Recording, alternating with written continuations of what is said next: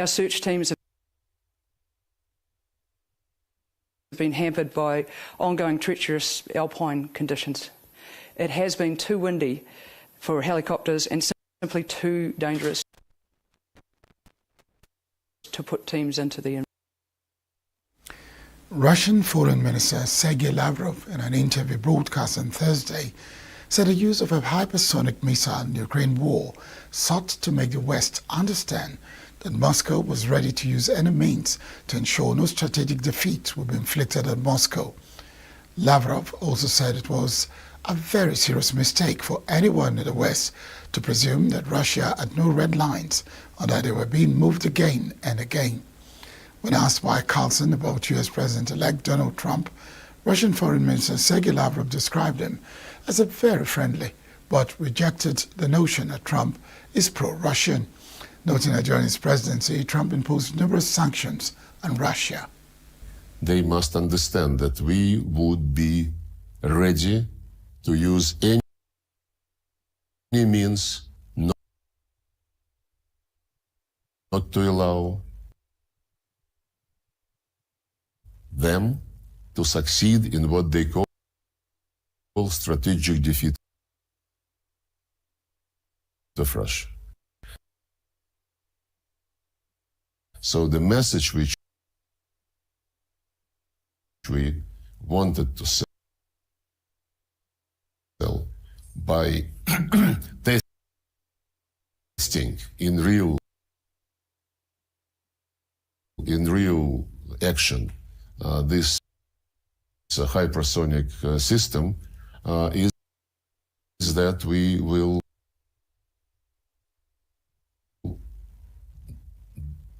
be ready to do anything to defend our legitimate interest. Some Westerners have been pronouncing lately that, well, don't believe that Russia has red lines. They announce their red lines. These red lines are being moved again and again and again. This is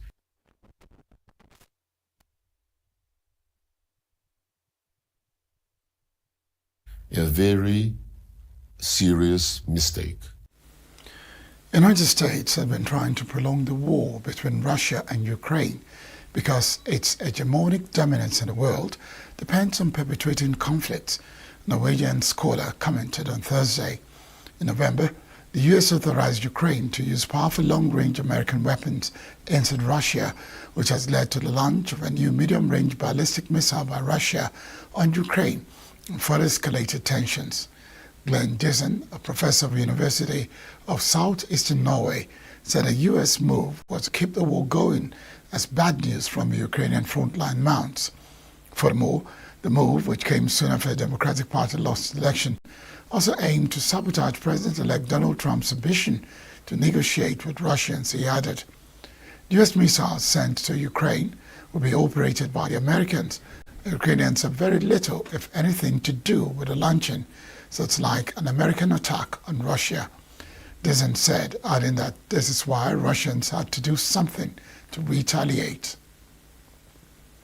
President Volodymyr Zelensky addressed troops and military leaders on Friday, a day of the armed forces of Ukraine. Speaking outside the Motherland Monument, a symbol of independence touring over the Ukrainian capital, Zelensky said that the Ukrainian army was a true guarantor of the country's security. Over 1,000 days of battle for the state, over 700,000 enemies killed. Zelensky continuing over footage of soldiers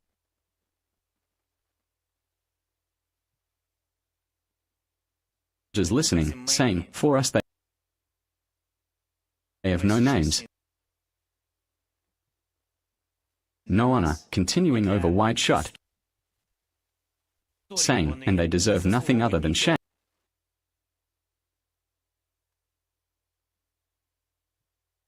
That's how they will go down in history.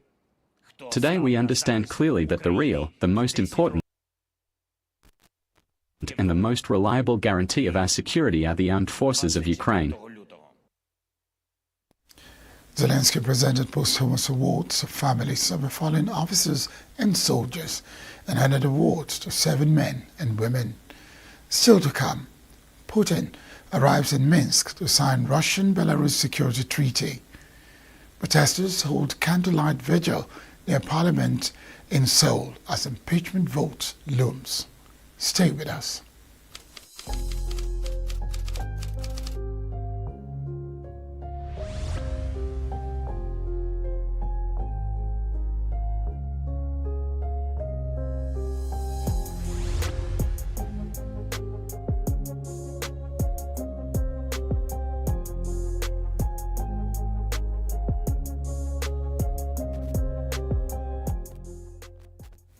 Russian President Vladimir Putin appointed Alexander Kinstein acting governor of Southern Kursk region on Thursday, saying crisis management was needed in the area, which has been partly occupied by Ukrainian forces since August.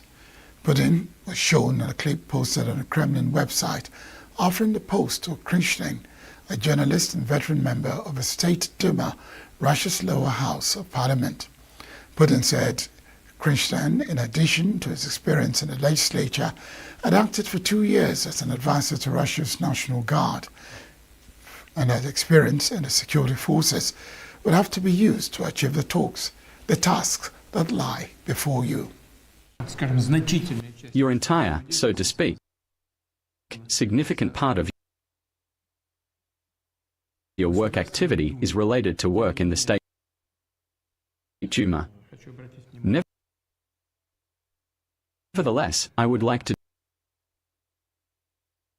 draw attention to 2 years from 2016 to 2018, when you worked as an advisor to the director of the Russian National Guard, the commander-in-chief of the troops of the National Guard of the Russian Federation. And in this regard, I would like to offer you the position of acting governor of the Kursk region, bearing in mind that crisis management is in demand there now, of course, in the situation in which the Kursk region is now. And as the territory is liberated from the enemy, of course, a lot will need to be done to restore housing and communal services, to restore the economy of this territory as a whole, but also the one that is now being liberated by our troops. But most importantly, it is necessary to organize work to help people who certainly need this help both in the current regime and in the near future. Are you ready? For me it is a great honor and great trust, for which I am immensely grateful and thankful to you. Ukrainian troops made a large-scale incursion into the border region of Kursk in August. Russia's military says some of the territory initially seized has been recaptured by Moscow's troops. Russian President Vladimir Putin arrived in Minsk on Friday for a summit with his Belarus counterpart Alexander Lukashenko and to take part in a session of the Supreme State Council of the Belarus-Russia Union State. The two leaders will conclude a treaty on mutual security guarantees in the interest of both countries, Kremlin spokesman Dmitry Peskov said, cited by the Russian news outlets. Putin approved changes last month which lowered the threshold for a nuclear strike on Russia and extended Moscow's nuclear umbrella to cover Belarus, a key ally.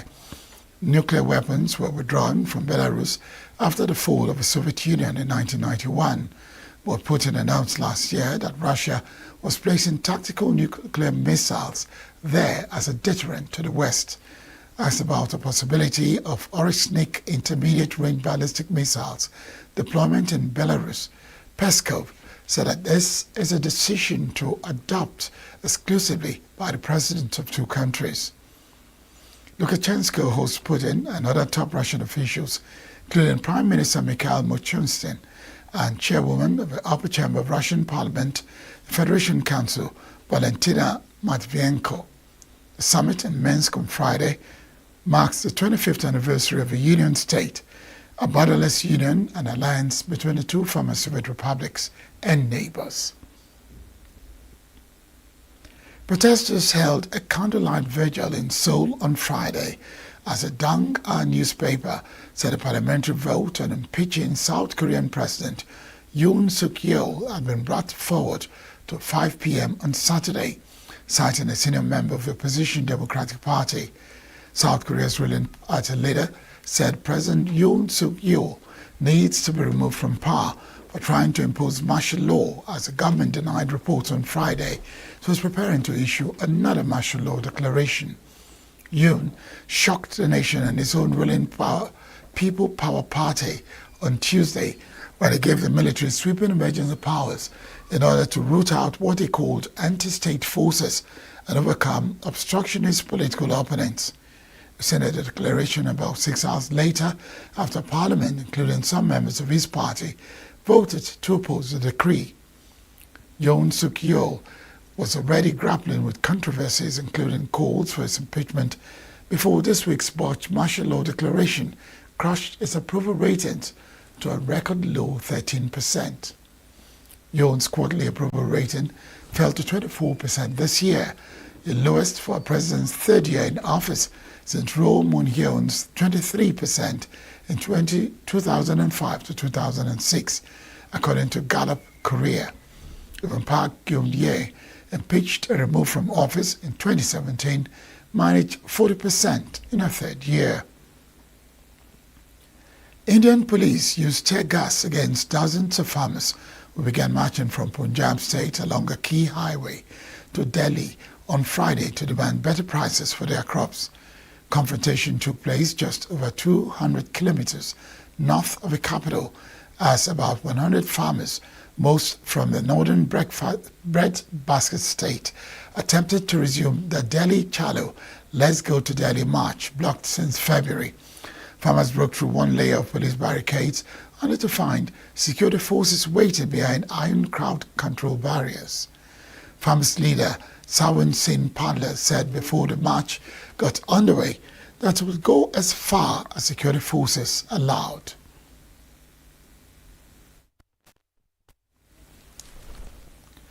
The farmers are demanding legal guarantees of more state support for crops and a debt waiver, and say the government must honor a promise to double their incomes.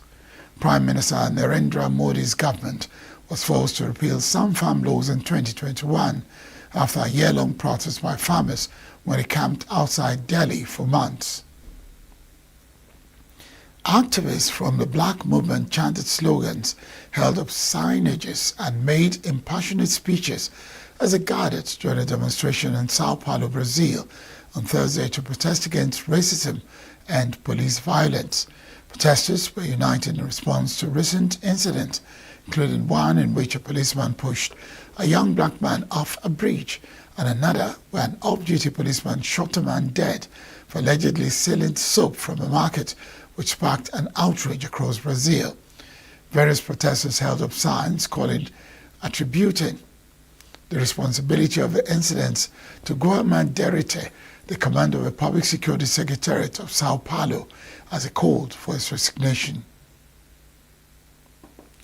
Dozens of people waited in line in front of a police station seized by rebels in Syria's Aleppo after the lightning assault last week. Insurgents led by the group Hayat Tahrir al-Sham opened centers for members of government security forces to defect and receive a temporary card that will protect them from possible retribution.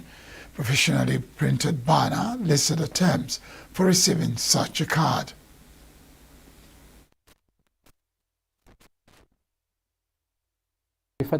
We have opened several centers in order to settle the situation of those who defected from the criminal regime. Of course, and praise God, we have now settled the situation of more than 1,000 cases, and there are still thousands of defectors waiting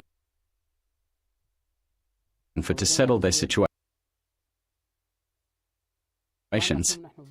Of course, we fill out a form with their personal data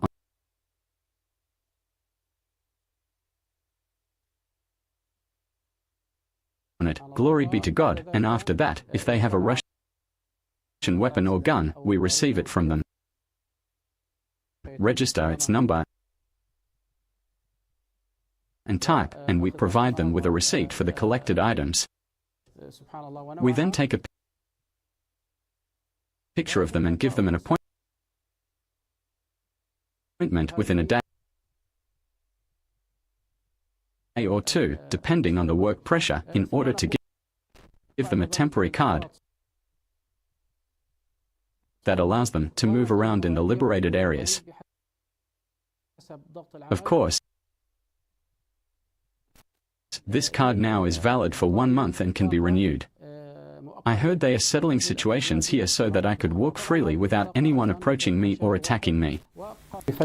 Syrian rebels have made their biggest battlefield gains since the civil war began 13 years ago, striking a devastating blow to President Bashar al-Assad.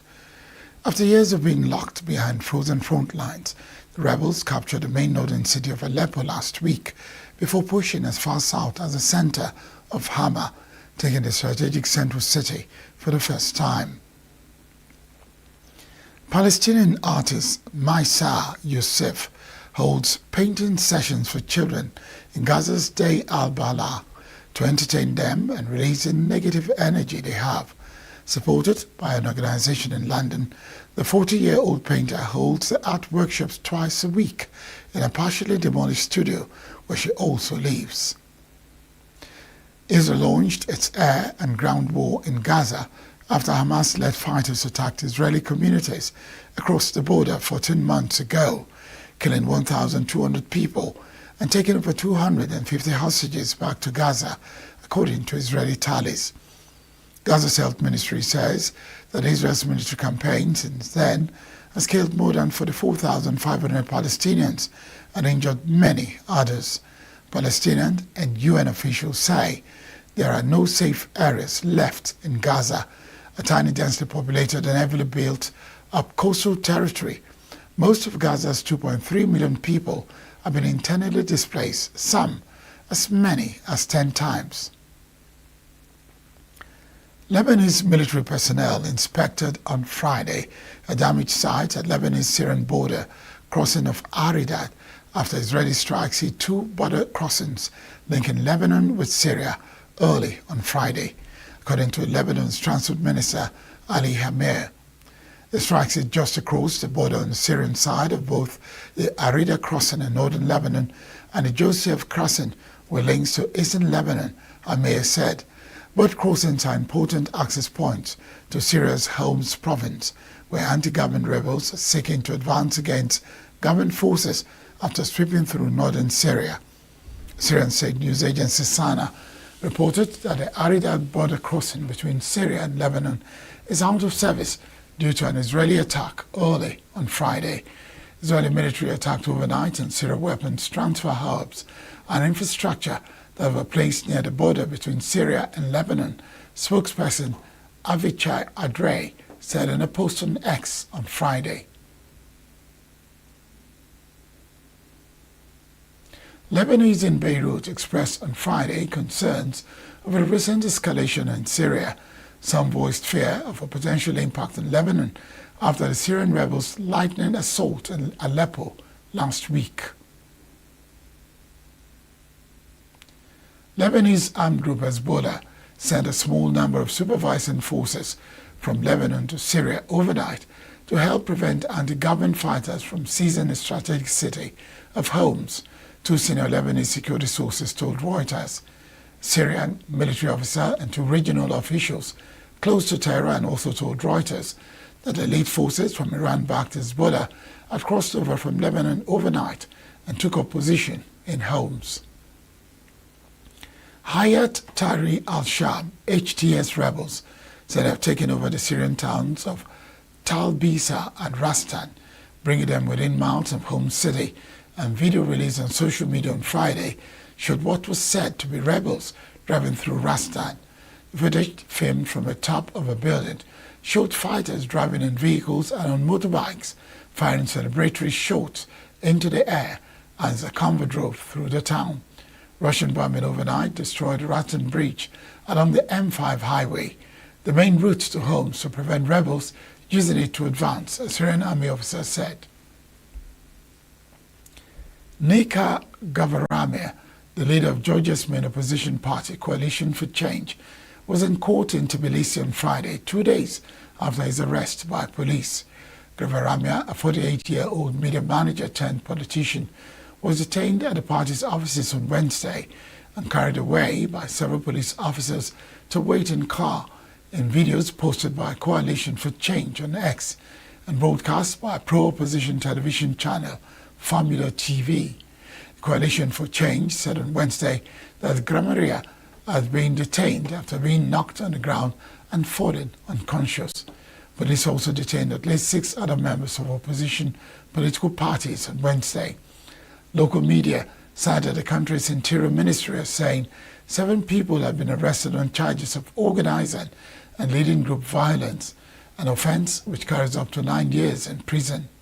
Tensions came as thousands of pro-EU protesters gathered, facing off against a large deployment of riot police who have used water cannon and gas to break up previous gatherings.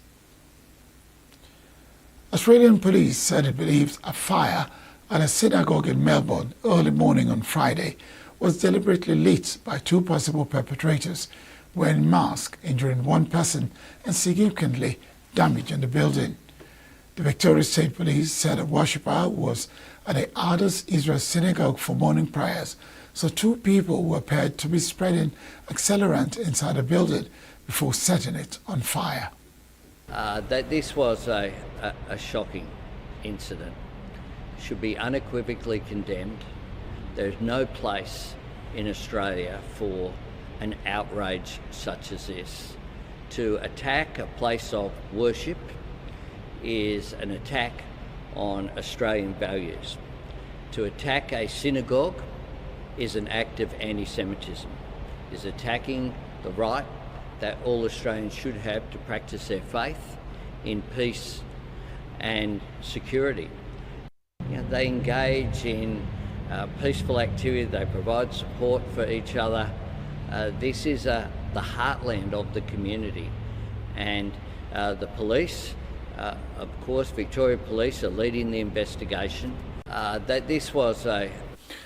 The Prime Minister Anthony Albanese, while speaking on the incident, said there was no place for anti-Semitism in Australia after an attack on a Melbourne synagogue that injured 1 and caused widespread damage.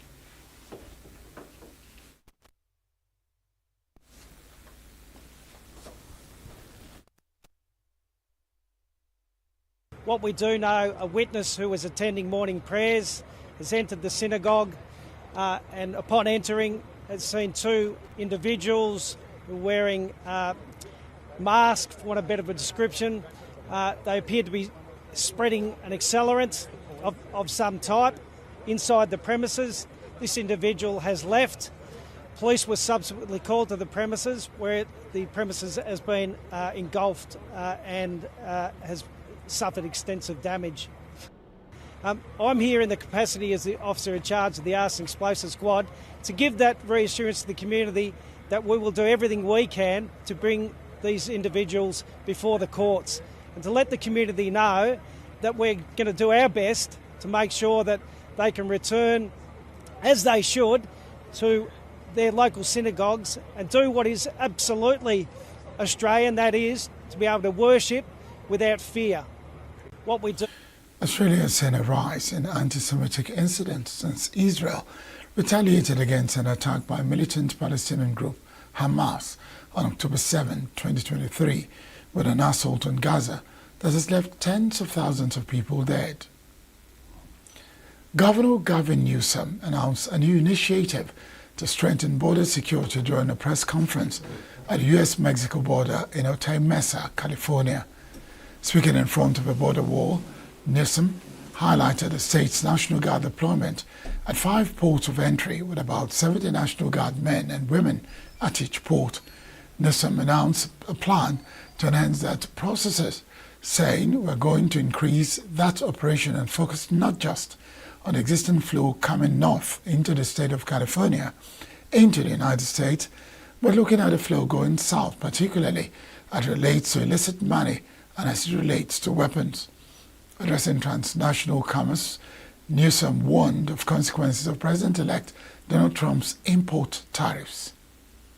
Today we're announcing we're going to increase that operation and focus not just on the existing flow coming north into the state of California, into the United States, but looking at the flow going south, particularly as it relates to illicit money and as it relates to weapons. Many of you may not know this.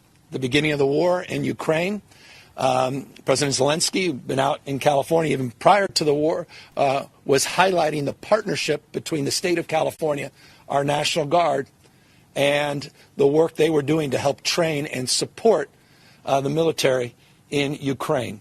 We want to build on that partnership with Mexico. Today we're... Ocean Beach in San Francisco, California was calm on Thursday after a light magnitude 7 earthquake hit off a sparsely populated stretch of northern California coast, prompting a tsunami warning that was later cancelled. No deaths or injuries were reported.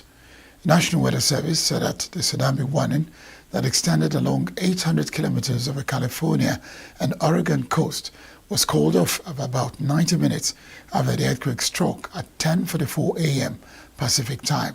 The quake, which hit a shallow depth of 10 kilometers, was centered about 63 kilometers west of the town of Ferndale, a sparsely populated portion of the northern California coast, the U.S. Geological Survey said. Some 4.7 million residents of California and Oregon had been under the tsunami warning before it was cancelled, National Weather Service said. South Korea's defense ministry apologized on Friday for the concerns caused by President Yoon Suk-yeol's martial law declaration earlier this week, and said that earlier reports of another martial law declaration were not true. Acting Defense Minister Kim Hyung-ho also said in a media briefing he would not obey any order to implement another declaration of martial law.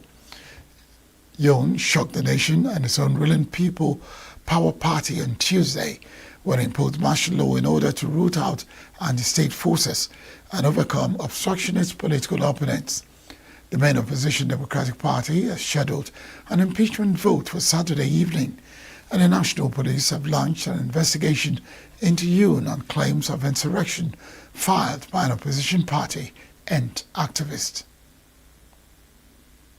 South Korea's ruling party leader said on Friday President Yoon Suk-yeol needs to be removed from authority for the safety of the country for trying to impose martial law, but stopped short of urging members to vote for impeachment.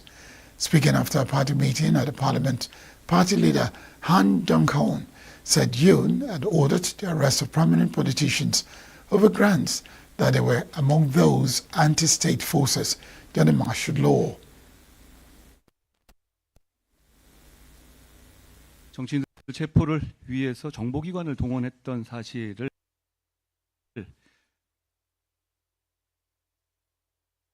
It was confirmed through credible source that the president mobilized intelligence agency to arrest politicians.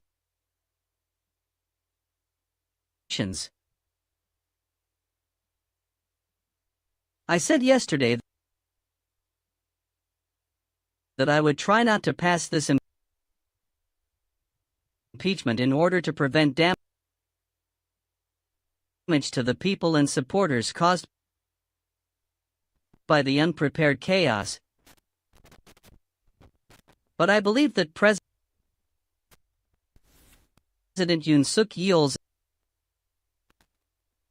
immediate suspension of office is necessary to protect the Republic of Korea and its people in light of the newly revealed facts. The main opposition Democratic Party leader Lee Jae-myung said a declaration of martial law was a rebellion waged by the president in order to maintain or extend its power.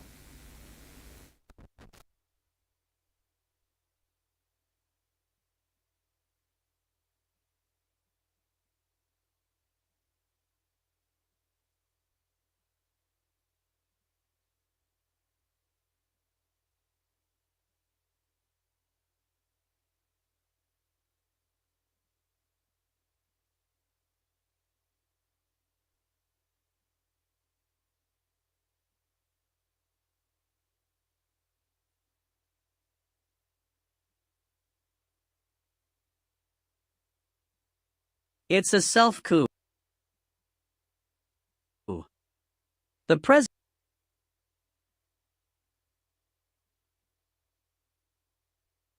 president, who threatened the life of the sovereign people due to unconstitutional and illegal acts, cannot be entrusted with national administration even for a moment.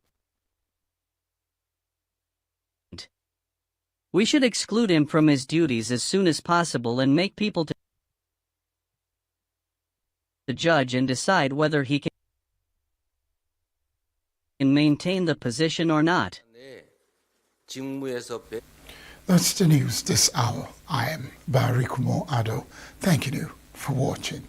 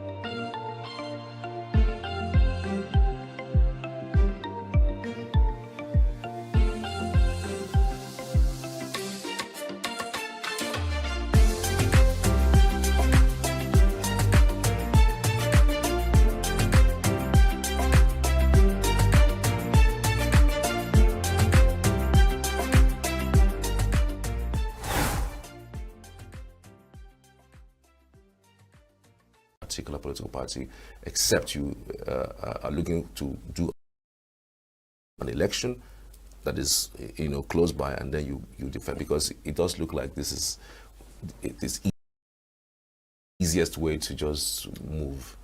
Sure, that is enshrined in our constitution. It is in our present constitution that if you leave a party and defect from another one, you lose your membership of the assembly, National Assembly or State Assembly. It's in our budget. It's in our laws. If you listen to the Labour Party person, they said they are going to contest it in court. But even after, some haven't said this, all those have voted in the past, who has ever been able to pursue that logical conclusion?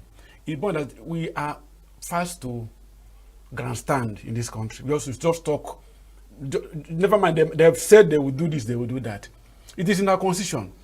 No, but the constitution is there. But what the constitution actually said was, yes, there must be some chaos within the party if and there the is, party yes, before it happens. If there is a crisis in the party that you are in, Yes. that is the only ground For upon defection. which you can defect. Yes. So there have been several defections when there were no crisis in the party. Some people left Labour even before there was crisis. In fact, in ENUGU State, how many people left? Was there any crisis that time? So even before even before going to crisis point, who has been able to prosecute this and say you are not a member, you have lost your what's happening in Rivers State, for instance?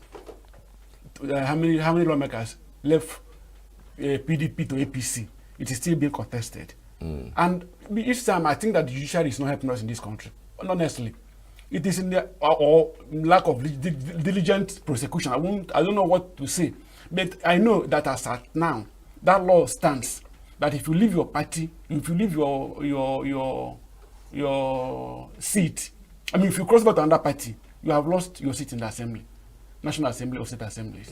So I think just that law has not been fully implemented. Just like the recording, committee can recall you and so on and so forth. I don't think that we are very diligent in following procedures in the court. That's what I think. You think sometimes political parties or maybe members of the party deliberately cause chaos in the party because they want to defect to another party? You don't rule that out. But there's a point I also want to pick from what you said. But why I'm saying that is I haven't seen any party that has gone to court to prosecute it to the end. Let's see. Is there anyone being handled in court now? There have been several defections. Some have left PDP. All these big wigs in APC. They are all from PDP. Omahi, Ababio, and so many of them. They were all members of PDP. Which of them have ever lost their seat because they defected? So if the law is, but what I'm saying it is not. It's a question of prosecuting the cases to logical conclusion. But if you think that if it is to make the law more easy to be implemented, well and good. Perhaps there are some lacuna that they see there. Another problem that may emanate, because the person who announces the vacancy of the seat is either the Speaker or the Senate, in case of either it's Senator or House of Reps. But I'm just wondering, really, what would happen if the Speaker announced that their seats are vacant? Because a Labour Party cannot institute any matter from outside the chamber, given that the person who is in leadership is actually of the APC, who has benefited the numbers, into their fold. Do you think it will ever happen? That's why you take recourse to the court. That's why you go to court and get the court to pronounce that you have lost your seat, because they are joining they are increasing their membership. They make the announcement with excitement. Our food is expanding, so they expect them to, because we are Nigerians anyway. because we are Nigerians. Well, that should have been the right thing to do. That should, because that declare their seats vacant. That's what the law. If in fact, if it was that the party in power, if it was the other way around, I'm sure they would have done that. They would have done that. But the president, oh, somebody is coming to my party and you are not. You are trying to declare the seat vacant. That's what we are saying. People are moving to where they feel that the bread is better buttered. That's it. Right. All right, so let's look at the tax reform bills. We won't be intimidated over tax reform bills, Senate decries. And it does look like the government is just head-bent on that particular reform bill. What is your take? There's too much, issue about this tax bill. The tax reform bill is in the National Assembly. And they have taken the right decision, if you ask me. The president who sponsored the bill has told them to rejig it, look at the contentious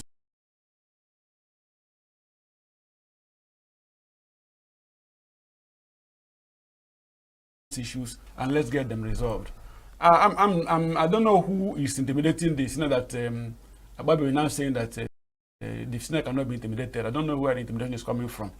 The president has said we are prepared to meet you at middle course. There have been so many issues about the bill. All I think is that it is good. That's democracy for us. Let all those who have issues surrounding the bill come up. They should also organize public hearings so that people will come, a large segment of the society will come and make their inputs and make their contributions and their interventions. And then probably we'll get the best version of the bill at the end of the day.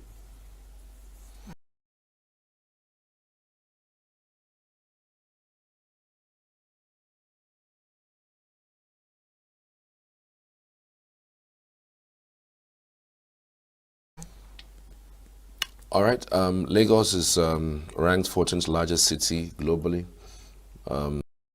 Even though it's a welcome development, one would think that it's not the same with ranking top when it comes to infrastructural development. It's still some decadence in Lagos. People still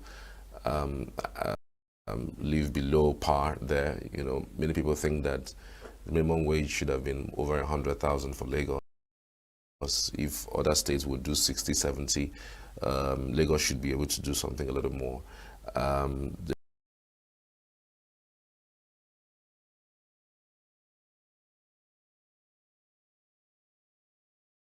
There's still, poor waste management system.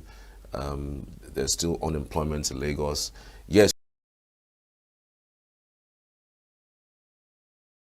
you could say Lagos can be ranked like a country in another country, given the population that it has. But then you would need to see some improvements that Lagos should have, given the standard that it has. Are you questioning the... I'm not, but I'm just saying it should have been better than... Yeah, well, the governance is a continuum. We look at where they've been in the past and where they are now. I think that Lagos has not been doing badly in terms of governance, if you ask me. I mean, there have been some remarkable improvements over the years in infrastructure and all that. But still, there are still work left to be done. It won't be done in one day, but just for those who are in charge of the state to keep, upping their games as we go on. I mean, Lagos, no doubt, is a rallying point for economic activities in the sub-region and so on. So they keep improving on that. But I think that statistics is very realistic. If you go there, you see that it is a hub for economic activities of all dimensions. And that's why they're reaping in a lot of internal revenue. And that's what most of the contentions in the tax reform bill, that it's easy going to make Lagos to be richer than it has always been. So these are the things. Because if the number of companies that are operating there, multinationals, all this and so on. And this, what the law is now saying that when revenue is derived from that state, it 60% goes to that state, like Lagos now. And the issue, one of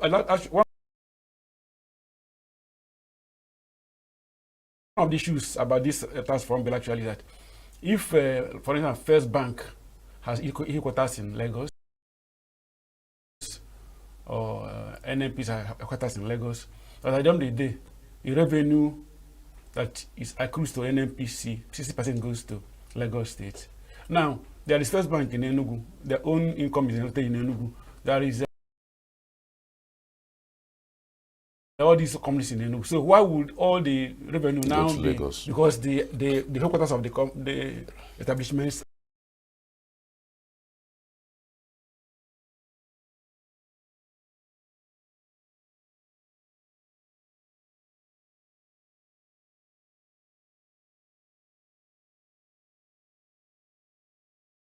are in Lagos. So these are things that really the tax bill should try to address, so that let them factor in where the revenue is coming from. If there is a company in ENUGU, what is the contribution to that money that is going to the headquarters? So I think that's one area of the tax reform bill.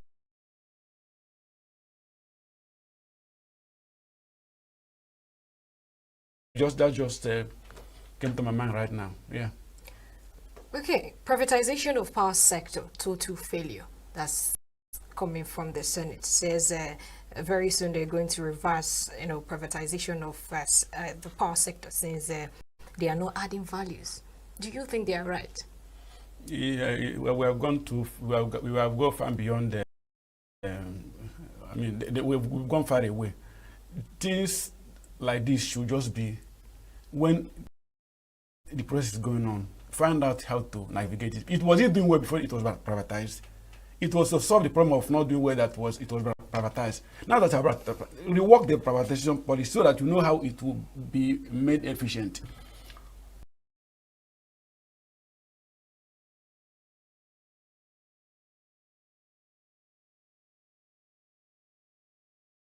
Privatization is not a bad policy at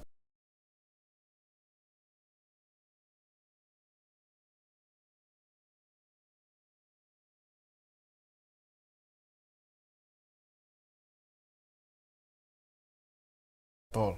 In a modern society, you must privatize, so, but if the persons handling it are not doing well, you find out what the problem is. They have their own issues, funding, right pricing, and so on and so forth. These things should be looked at from, the things should be put on the table, and then proper solutions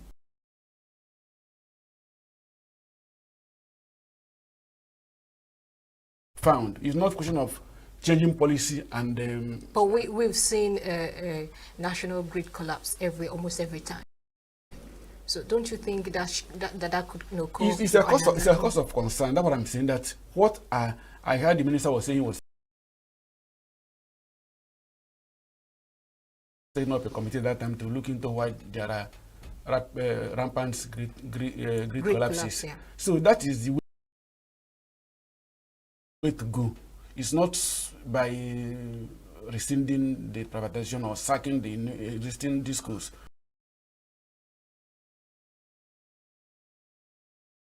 What are their problems? What are the issues? How can they be solved? That's the way to go, if you ask me.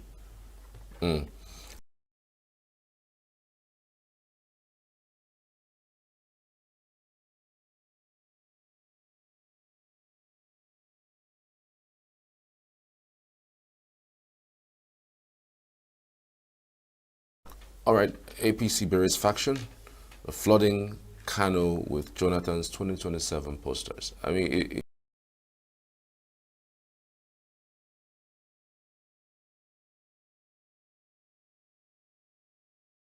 it it does look like the Northerners are very angry with this administration. Ever since this administration kicked in, some of its policies are, some people say, that skewed against the North. And given that the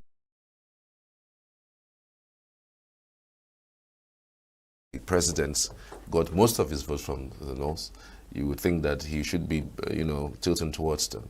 What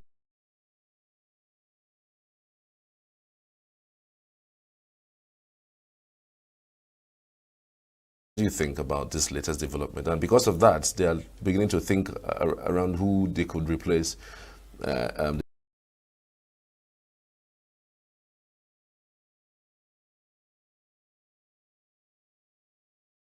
president with in 2027. So many names have actually cropped up in so many ways. One of them, of course, is Jonathan.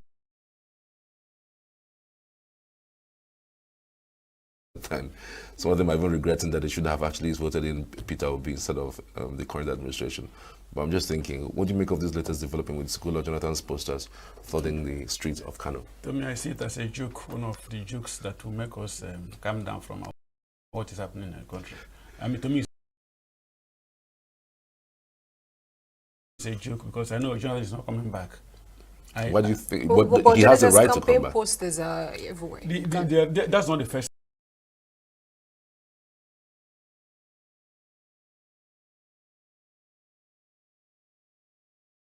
time his campaign posters have been pasted. So, don't be mad. Somebody can tomorrow print their own posters and paste and say that it must be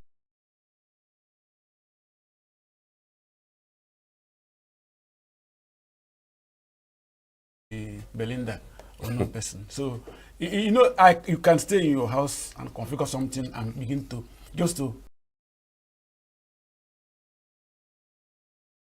make a point. It does not mean that the North have converged and say, okay, let us go for Jonathan. And that person must have been produced by a handful of people who, it depends on what their motive for doing that, right? So maybe to reach a printer somewhere or something. So me, to me, it's a joke. I'm not, the point I'm making is that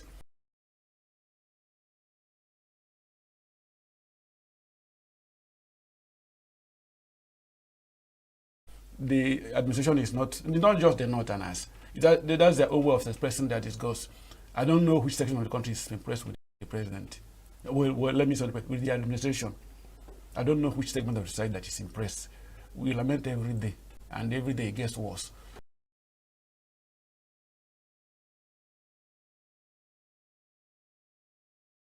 We were saying that Naira had appreciated to 1,000.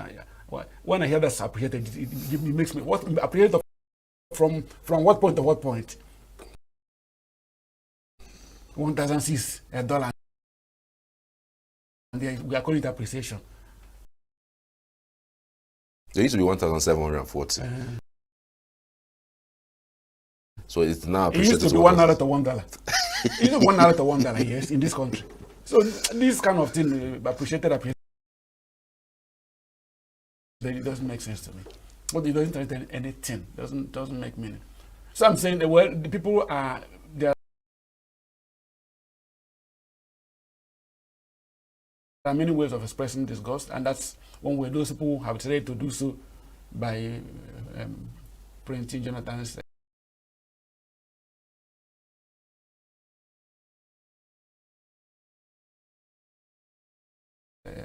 posters and pasting everywhere. But he has the right to come back. Who did not? Who has the right? Yes, he has because the right. He has done one term and it's for 6 years.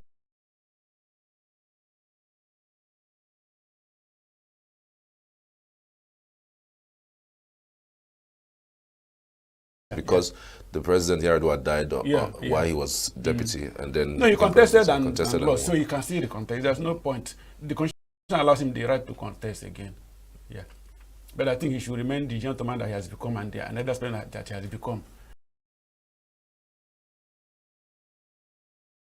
And I see he's somewhere in Ghana now to leading elders to monitor elections. I think that's a better route to play than coming to attempt to remain that we are seeing here.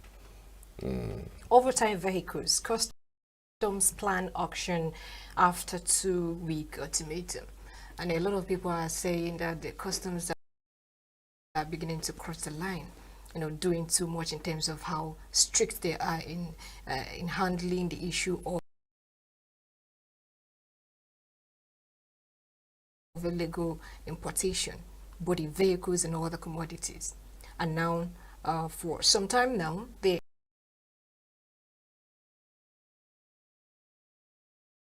have been working, but right now they said after 2 weeks they're going to place all those vehicles in auction.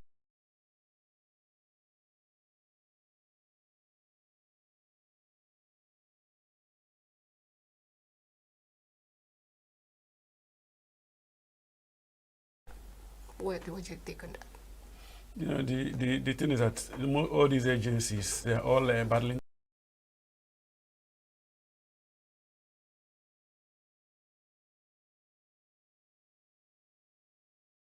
to, they excuse me, they are battling to rake in too much revenue for the government. And the other day there were National Assembly because they say we have surpassed our own by even before the end of the year. Immigration, they're all struggling to make more revenue for government so that they will remain. Maybe the chief executives will be, yes, we surpass our revenue targets. So, but when these things infringe on people's human rights and all that, customs should do their duties at the borders and not infringe on people's fundamental human rights.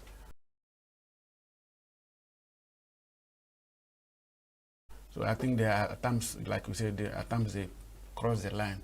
You know what they do. You'll be driving around the streets, somebody will tell you his customs, and they begin to look at your car. Did the car fly into the country? It came in through borders. Let them do something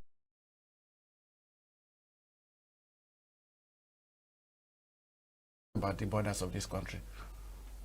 I mean, it's the same customs that would allow vehicles to pass through the borders, and they would just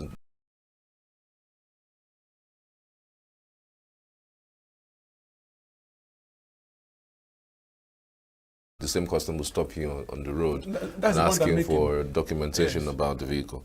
Anyways, Amnesty alleges 10,000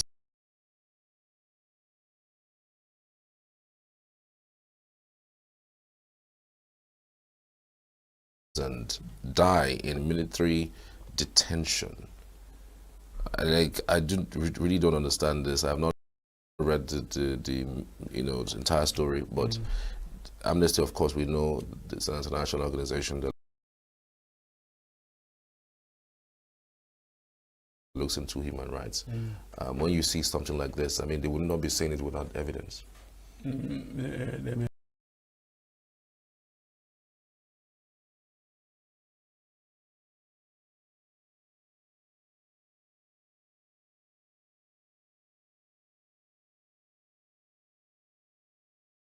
When I am very skeptical about data in this country, when we real figures, because I know we don't have it.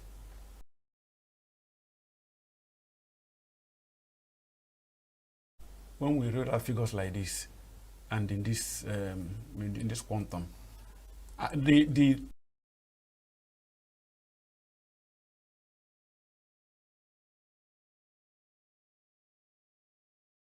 take away from it is that there must have been cases like that, even if it is not up to that figure mentioned, and it calls for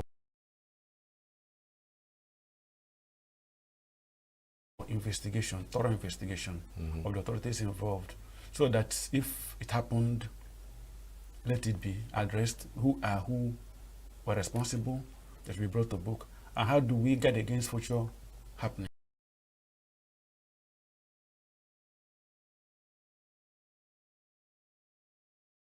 Future occurrences.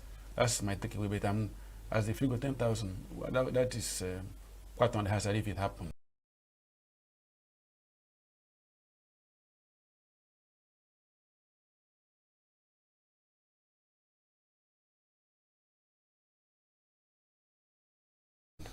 But then, without dismissing that, let's Amnesty is not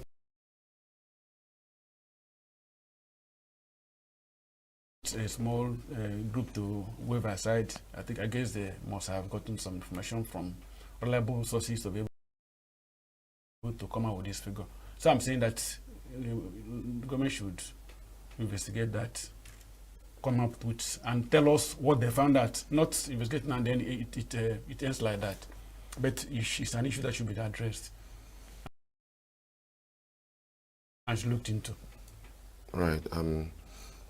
It's saddening, really. I mean, if you look at what's going on even within the country, you see how high-handed the military can be when they're dealing with civilians.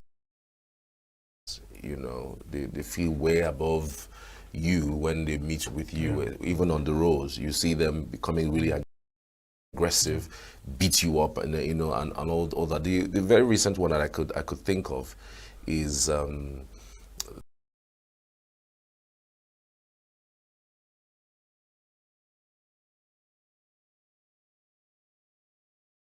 the one that happened recently, and the military officers at the time tried to intimidate the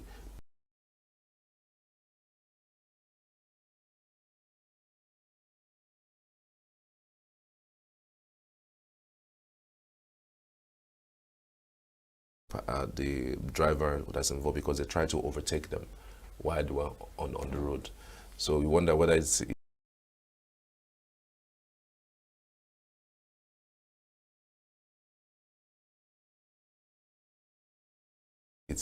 a rule, or it's in our constitution for you not to overtake a military vehicle when you're on the road with them. I think that they need to do more in terms of demilitarizing them, actually when they are with civilians. It's not fair. There was a story I think today or yesterday or so about the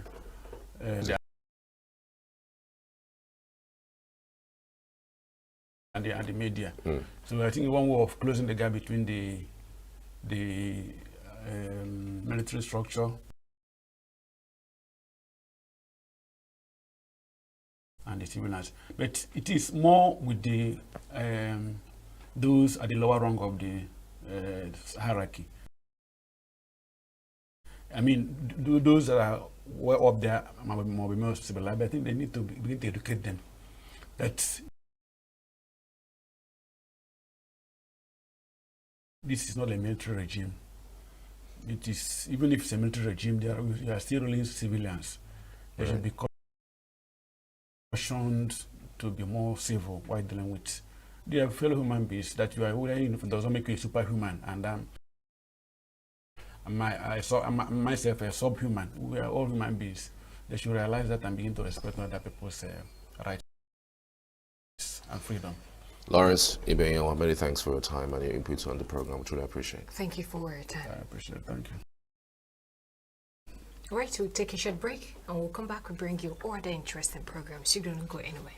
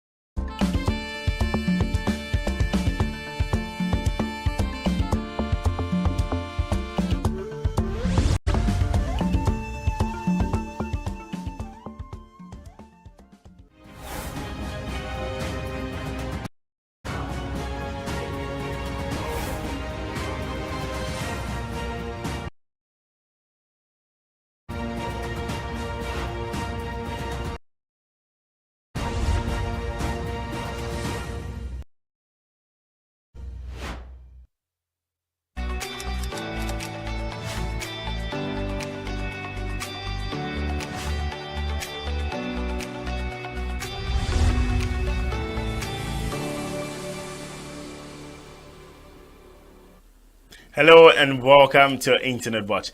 I'm your host Joshua Oritogun, here to bring you the latest buzz from the online world. So let's dive right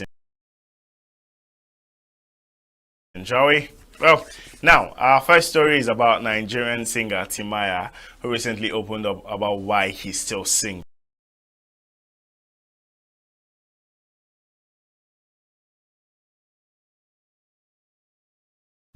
In a candid statement, he said, I have never been a marriage kind of guy. If I get married today and my wife disturbs me, I will leave the marriage because I don't like stress. Well, Timaya isn't holding back, is he? He seems pretty clear about his boundaries and what works for him. While some fans admired his honesty, others were quick to debate his perspective as social media does best. Well, what's your take on this? Is he being true to himself, or do you think he's missing out on something great? Don't forget, you can be a part of this conversation by using the hashtag internet watch, and by following us on all of our social media platforms at Signature TV News. Let's take a few comments in this conversation.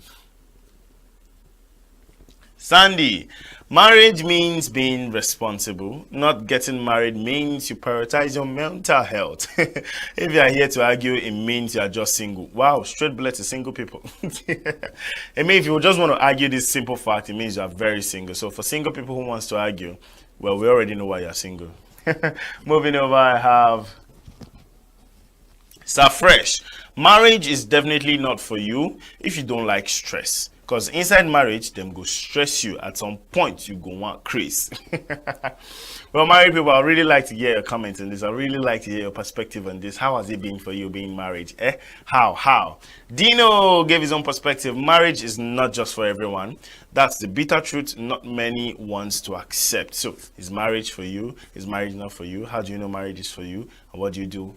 I don't know, please, by all means. Life issues. Fact. Marriage is not for everyone. Sometimes I'm even tired of my girlfriend to the point where I begin to imagine what if we were married. May God help us. Well, single people in relationship, you people still classify as single people. Do you get, like, let's just leave it.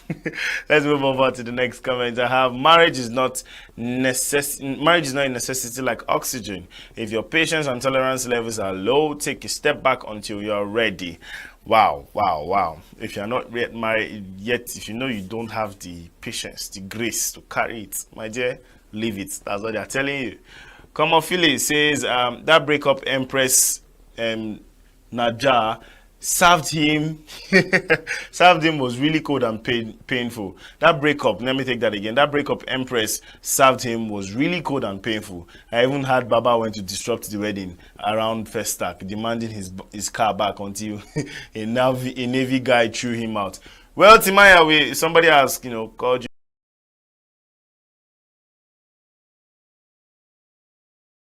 you out and said it's because, your Empress, your babe broke your heart the last time. That's why.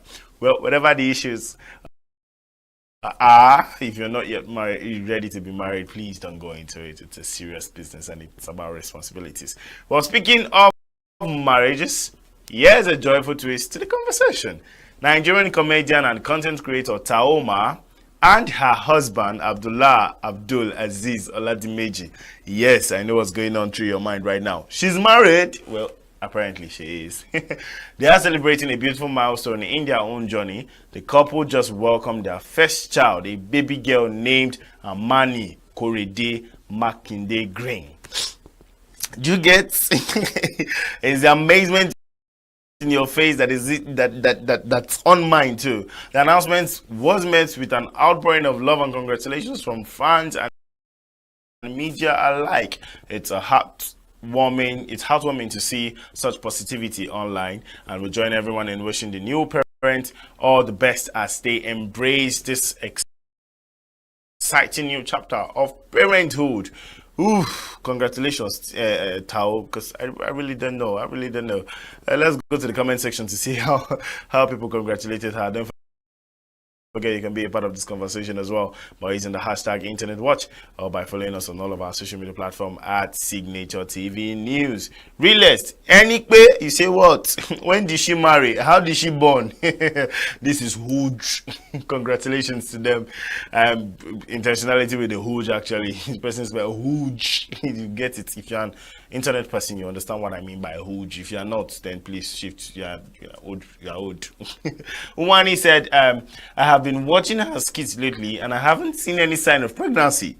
Did she hide it or tie it to the back? Congratulations to them. Anyways, congratulations to them. Congratulations, those online in-laws asking when she gets belle. Please let me know when she replies, because we really want to know. We really want to know. Kayode, just be successful and your stories would always amaze everyone. Congratulations to my baby girl. Well, obviously, Taoma's story is quite amazing. Everybody's surprised. Omo, when she marry? When she get belle? Like, that's the major question. When did she get married? When? Nigeria Trends gave their own opinion. Said, congratulations, Tao. In 3 years, Tao will stop acting both adult and kid Tao all by herself. Do you get it? It means by 3 years' time, Tao's baby will be old enough to do baby Tao. I've not seen a more private person like Tao. Congratulations to her, honestly. Being a celebrity and having everybody look at you at every point and having to be able to get married, keep that so very quiet and having a baby. Being pregnant for 9 months, how were you able to keep even your friends from posting about it? That was a very private life. Well, quite a contrast, isn't it? From Timaya's take on marriage to Taoma and Abdullah's joy in starting a family. It just goes to show that life and relationship are all about choices and timing. And that's a wrap on today's episode of Internet Watch. From Timaya's unfiltered thoughts on marriage to Taoma's heartwarming journey into parenthood, it's clear that life in the spotlight continues to give plenty to talk about. Remember, the internet is always buzzing, and I'll be here to keep you updated on the stories that matters. I mean, there are a lot of stories going on right now, but I didn't just want to talk about it. I'm going to come back with a full package of the story. So until next time, stay informed, stay inspired, and always keep the conversation going. I'm Joshua Ritogun signing off. See you on the next episode of Internet Watch.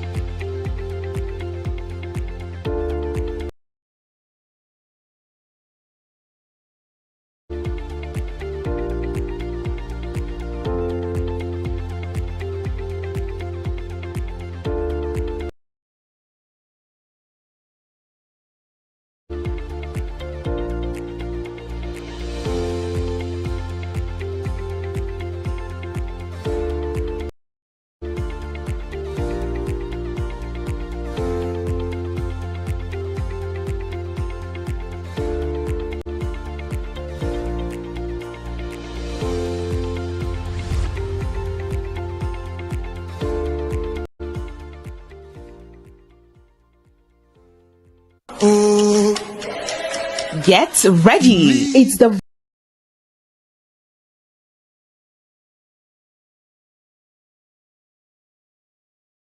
Voices in Praise Grand Finale. Join us as 20 gifted voices lift His name high, all for a chance to get amazing prizes. Witness pure talent and powerful praise as they compete for 1.5 million naira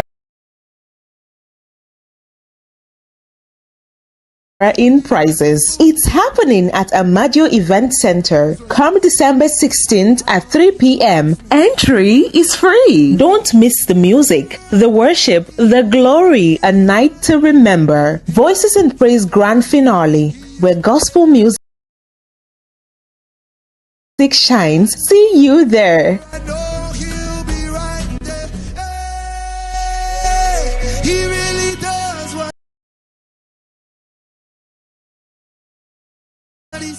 Eagles can live up to 70 years because they are mentally strong. After 40 years, every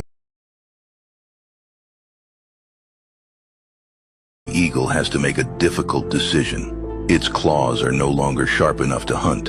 Its beak becomes bent and blunt, and its feathers become thick.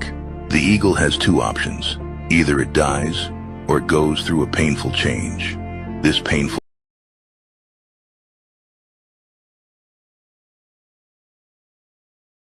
change is that the eagle must go to the mountain and hit its beak on a rock for 150 days until it falls out. When the old beak falls out, a new beak grows in. With a new beak, the eagle pulls out its claws. When the claws fall out, the new ones grow in. The eagle plucks out its feathers. This painful journey takes 150 days, but after doing this, the eagle gets a new life.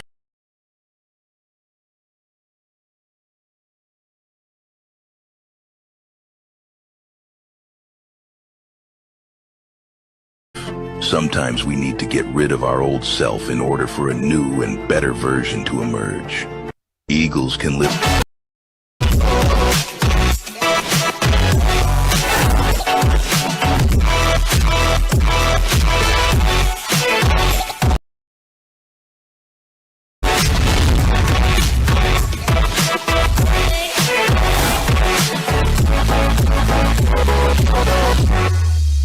This is Entertainment News, your daily program on Signature TV. I am Quincy Rowland, and on this program we bring you exclusive interviews and trending stories. So sit back, relax, and enjoy.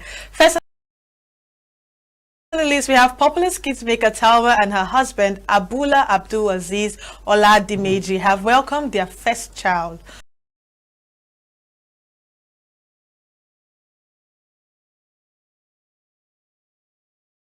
The content creator shared the joyful news on Instagram with a touching video featuring her newborn resting on her chest, captioning the post,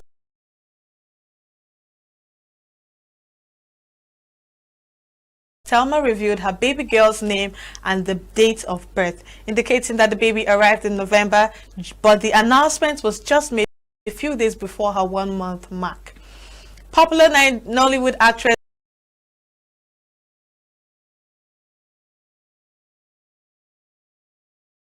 Mercy Aigbe has confirmed that fire gutted her residence in Lagos State. Mercy confirmed that the sad incident in a post on her Instagram page on Wednesday. She posted a video showing the damages caused by the fire. According to her, she's devastated but grateful to God that no life was listed. She wrote, "Devastated but thank God no life was lost. It is well." And on the next story, we have music star Davido has shared what he believes is the motivation of Nigerians seeking childbirth abroad. There has been a trending of upper and middle class Nigerians giving birth to their children abroad. Speaking in a recent podcast of the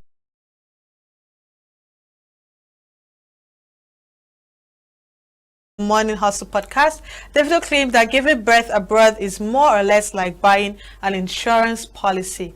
He said children born abroad have access to foreign citizenship, opportunities, good medical care, and quality education, among others. And on the foreign scene, we have crowds gathered to celebrate the lighting of Rockefeller Center Christmas tree in New York City. The tradition dates back to December 1933, when the first tree light event took place. This year, the tree dazzles with over 50,000 multicolor LED lights, according to NBC. The tree will be lit daily from 5 a.m. to midnight through mid-January. On Christmas Eve, it will shine for 24 hours, while on New Year's Eve, lighting will end early at 9 p.m. to accommodate the festivities in nearby Times Square, Rockefeller Center noted on its website. And we have tens of thousands are expected to attend France's Lyon Famous Music Light Festival on Thursday to watch Louis XIV's statues turned into Christmas snowball, or the projection of a child's dream on a building. This year is a special year for the festival, and to celebrate the 25th anniversary, the organizers brought back 6 of the most emblematic artworks of the past 25 years. In total, 32 installations created by artists from France and beyond will light up buildings, squares, and streets in the city. For Lyon residents, Laetitia Mazurich, that is also a good opportunity to forget about the struggle of the daily life. Comes for a traditional festival where Lyon citizens celebrate the Virgin Mary by putting a candle on their window sills. And we have German artist Werner Hartl uses only plant-based materials for his paintings, and instead of buying them at the local craft store, he receives it for free. Cow dung from a farmer next door to his rural studio set up in a former cow's shed. The artwork by the 46-year-old Munich-born dad of 3 deal with life in the countryside and addresses his love for the power of nature and animals. He said from his home south of the Bavarian capital. Cows are a recurring subject in his work, and cows are the source of his seemingly never-ending supplies of plants in the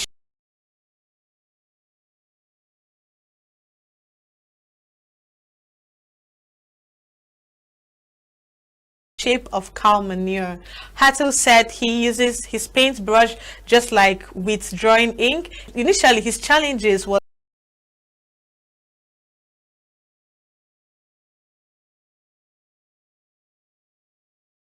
to control the droppings which fell uncontrollably from the paintbrush onto a space where I didn't want them to be.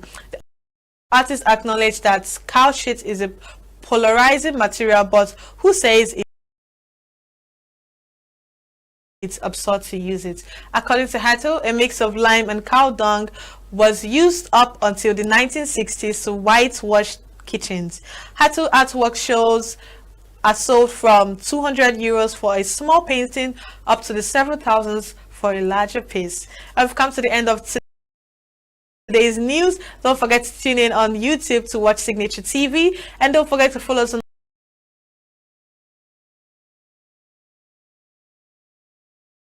all the social media platforms. I am Quincy Rowland. Stay tuned and stay entertained.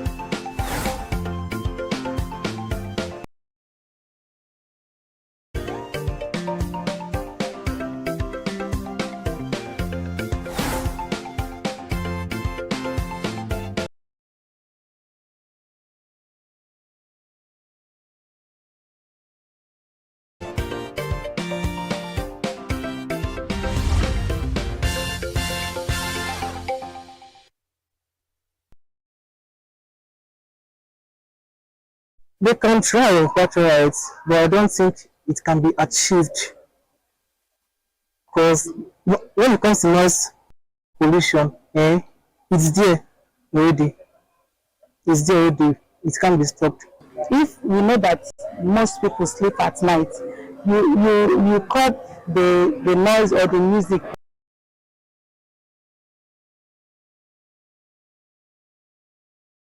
only for the daytime, because the daytime is usually for business. You get use the daytime for some of these things. Then night,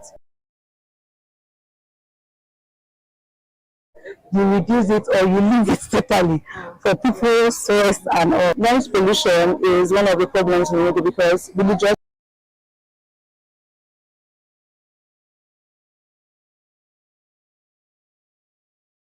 areas, clubs, bars tend to build in residential areas. So I think to regulate it, we need to like move them out of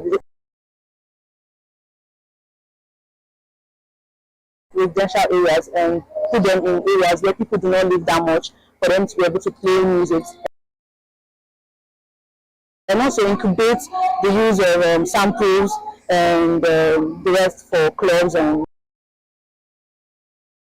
entertainment places. Basically, this is the first. I will applaud the government of ENUGU State for this.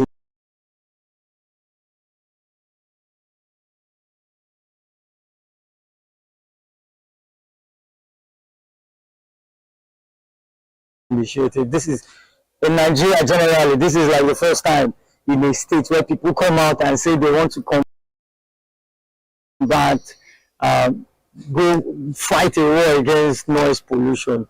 This is basically the first place now that I'm actually seeing it. And you're not combating corruption. You're not trying to fix one or two major things. You're going down to noise, which is applaudable. But I feel that generally, I think if the rate of noise in ENUGU State, speakers and everything is reduced, I think it's for the betterment of everybody, not just for the rich alone. I mean, it's a change of culture. That is pure Western culture, and I think it's for the betterment of everybody. It's for the betterment of everybody. It's a very good one. But they should allow us to play, but at a minimized volume. You know, there's no way you can run a bar without the music. You understand? But it should be moderate. Some are very lousy. Do you understand? Some bars their music is always very high. So depending on the location. For me, it's a no-no. You understand? Because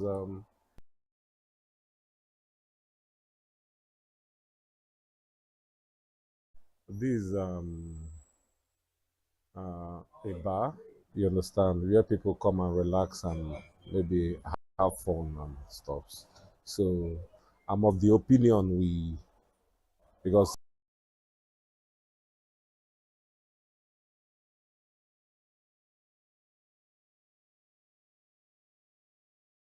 for me, I don't like noise, you understand, either.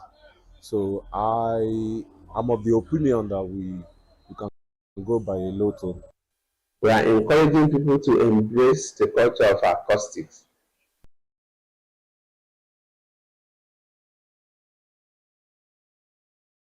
In layman's language, we say, make the place soundproof.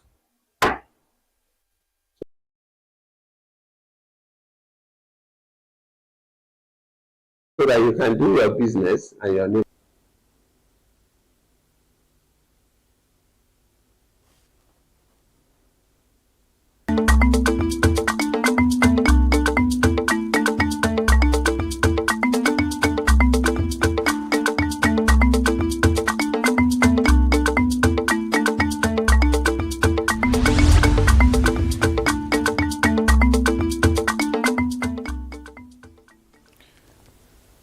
It's It's that time again, and we say welcome to Southeast News on Signature TV.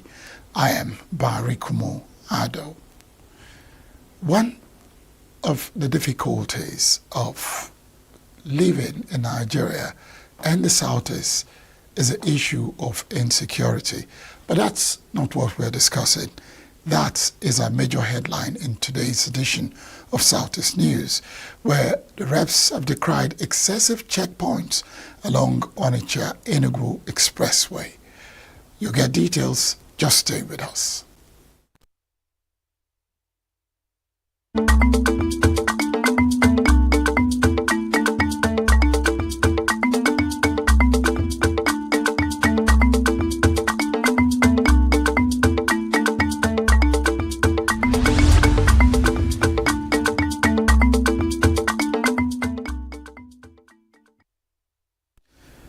The House of Representatives on Thursday expressed grave concern over excessive security checkpoints and extortion of commercial drivers along Onitsha-ENUGU Expressway.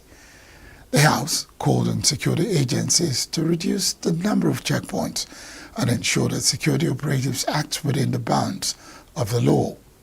The resolution was passed sequel to the adoption of a motion sponsored by Amobi Oga, who solicited the House intervention.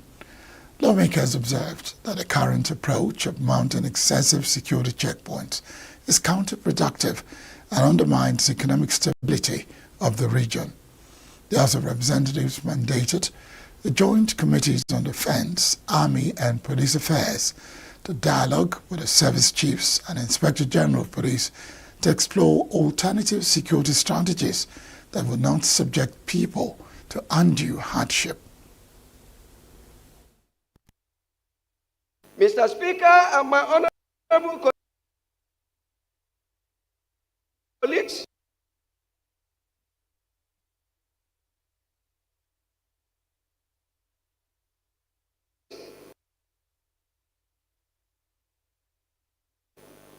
in as much as security is important,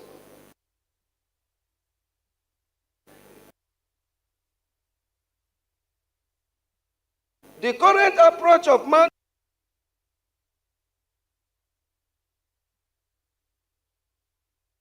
excessive security checkpoints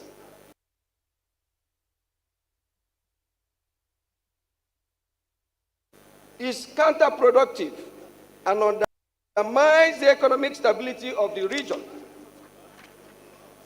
We advocate the use of modern and more efficient method of maintaining security that do not subject the people to undue hardship or violate their constitutional fundamental rights.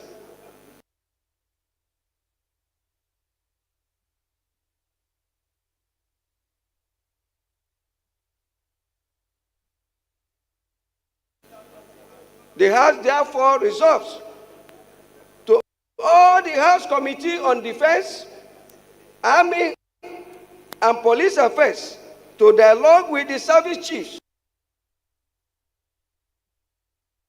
and the Inspector General of Police to explore alternative security strategies that will not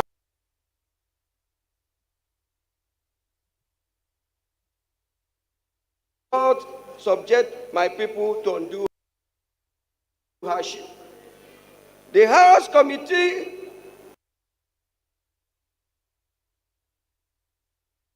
on road safety should also dialogue with the Corps Marshal of the Federal Road Safety Corps to regulate the number of each checkpoint on the Onitsha-ENUGU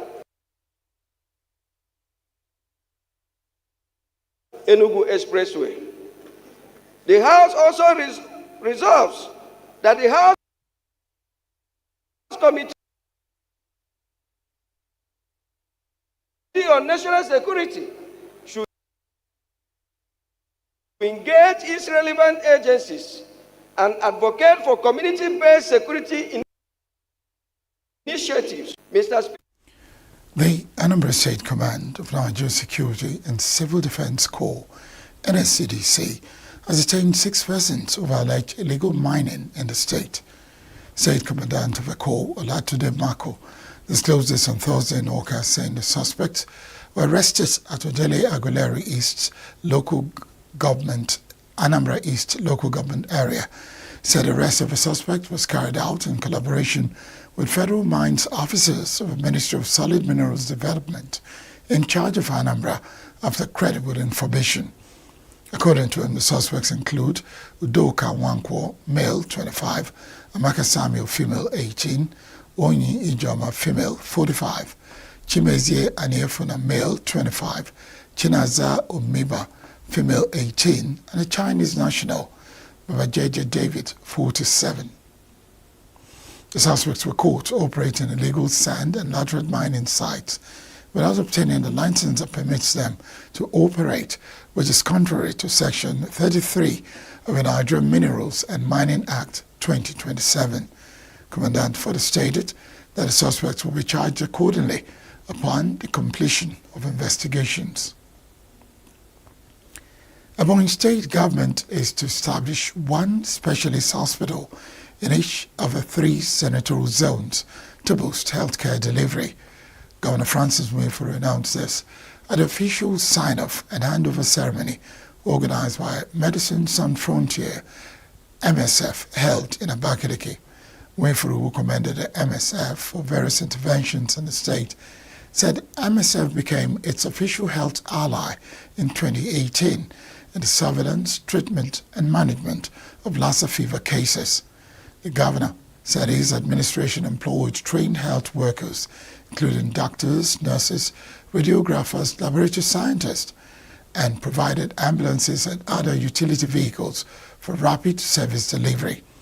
Earlier, Alan Godfrey, field coordinator of the Medicine Sans Frontier, MSF, emphasized the organization's commitment to providing health and humanitarian services to the state. The MFS called for government-sustained collaboration and a fight against Lassa fever. A civil rights organization, Civil Rights Concern, has given thumbs down to the performance of the 2024 budget of the Anambra State government. The group, after a review and evaluation of the 3rd quarter of the state 2024 budget, said it is nothing to write home about. Signature TV correspondent Ndu Okmaleze has the report.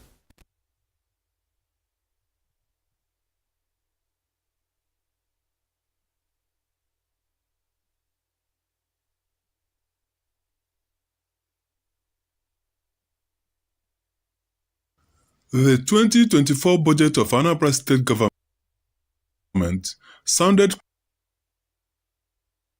quite ambitious and offered great hopes for citizens. And a little over 3 weeks to the end of this financial year, there are pointers to the fact that the high expectations may not have been met.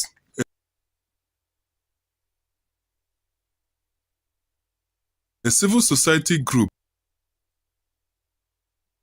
Civil Rights Concern,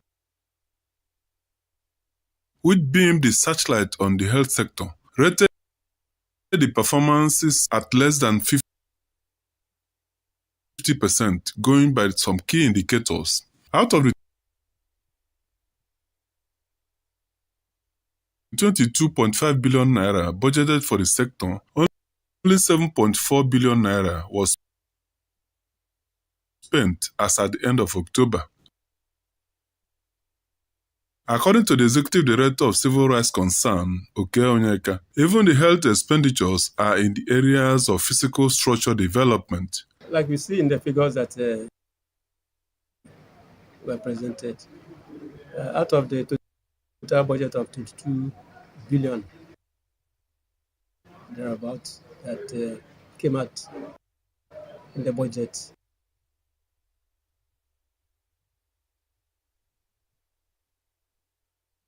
The government has been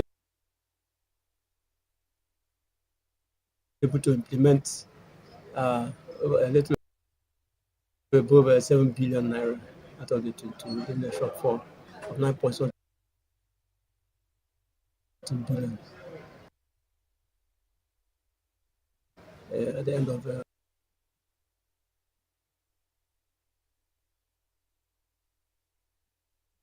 quarter 3. And so if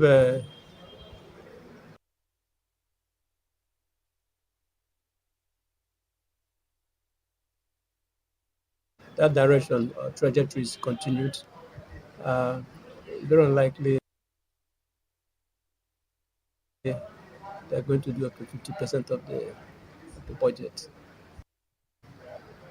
If you look at the details of what they prioritize in the health sector, you see that it's like the physical infrastructure. The physical infrastructure in terms of buildings of the health system.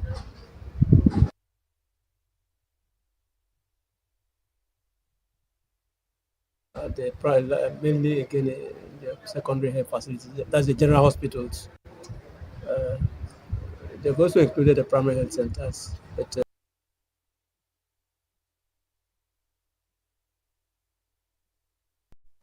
not much has really been done in that area. Mr. Onyeka said the implication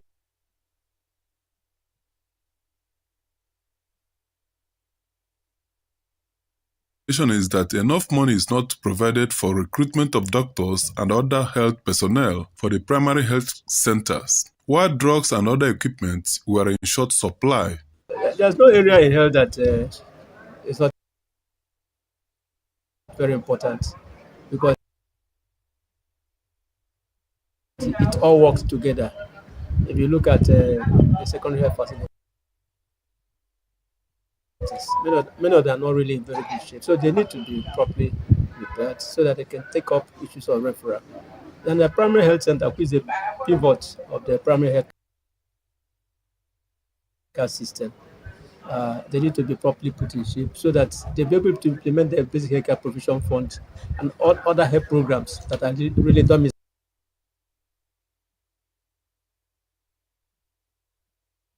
inside the basic health sector. Without it, a lot of challenges will arise, because it means that when people get sick, instead of going to the primary health, they may start going to general hospitals where there are doctors. And so the design of the health system is that the doctors should work at the primary health care.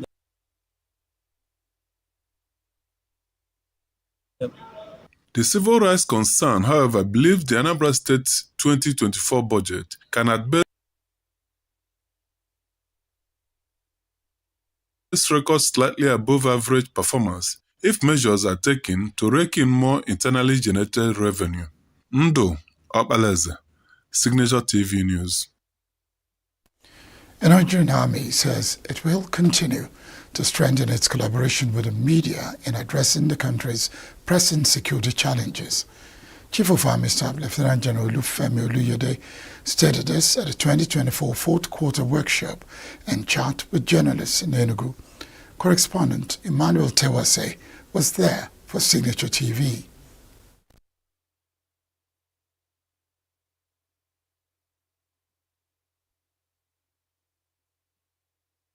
The media chart, which has its theme military and media relations for enhanced national security and development, provided a platform for participants to interact on the importance of civil-military cooperation in keeping the public informed without compromising national security. Lieutenant General Olukayode, who was represented by the General Officer commanding 82nd Division of the Nigerian Army, Major General Taiwo Dada, said the military remained committed in protecting law-abiding citizens and upholding their civil liberties.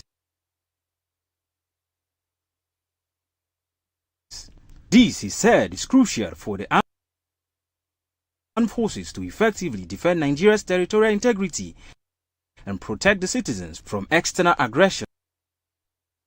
And this major challenge aims to foster dialogue, exchange ideas, and strengthen collaboration with the fourth estate of the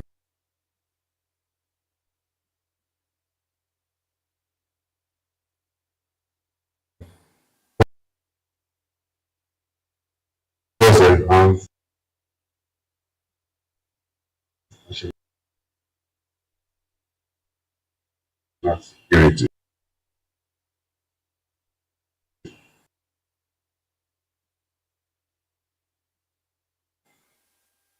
The theme of this event, military and media relationship, financial for enhanced business security and development, highlights the indispensable roles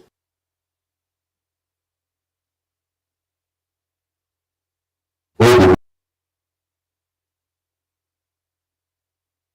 military and the media play in safeguarding our nation. The Nigerian is a public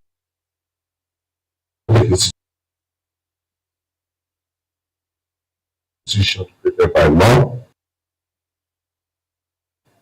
for the defense of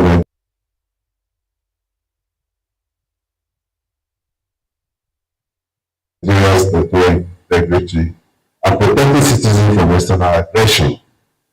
Additionally, we provide support to civil authorities when required as clearly enshrined in the Constitution of the Federal Republic of Nigeria.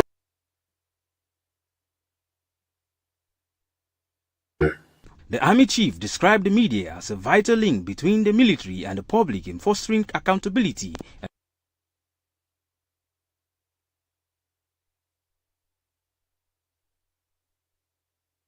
and trust. He therefore urged media practitioners to prioritize accuracy and fairness in reporting the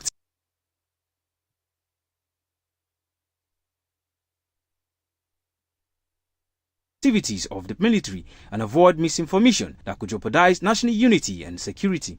The Permanent Secretary in the ENUGU State Ministry of Information,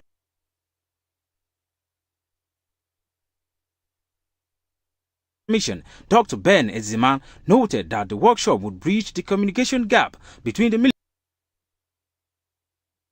military and citizens, forge a cordial relationship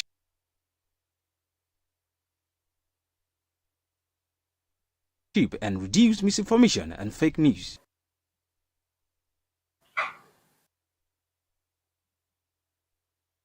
In the media,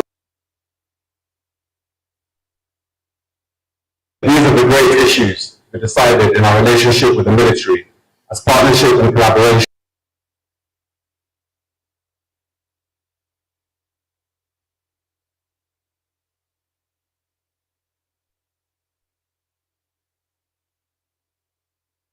Can only be possible on the basis of trust and respect.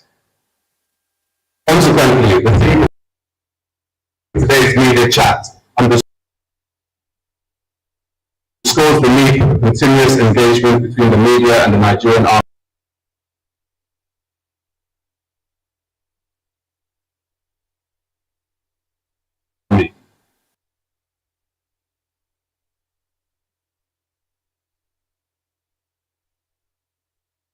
Such interactions foster transparency, understanding, and trust as our daily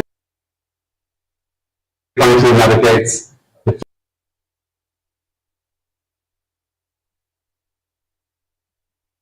plethora of diverse security threats across the country. Positive narratives and collaborative communication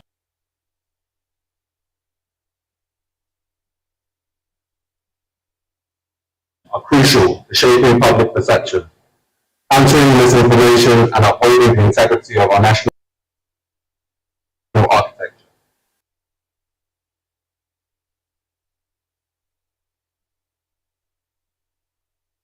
The guest speaker, Major General G.A. Omelu, emphasized the importance of effective communication management,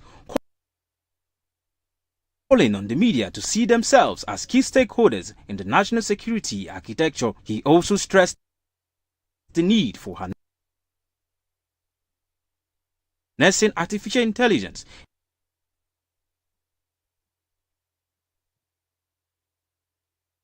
in security operations. Information management plays a key role in national security, in that it serves as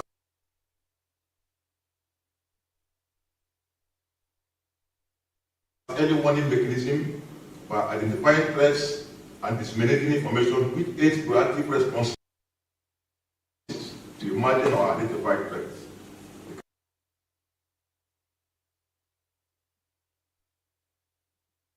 It can also play a vital role in eliciting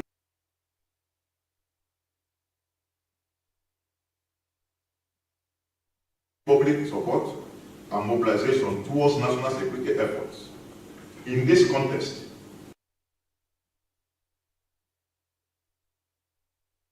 effective information management involves systematic collection and secure dissemination of information to support national security efforts and enhance public safety. Within this framework, information must be gathered from credible and reliable sources,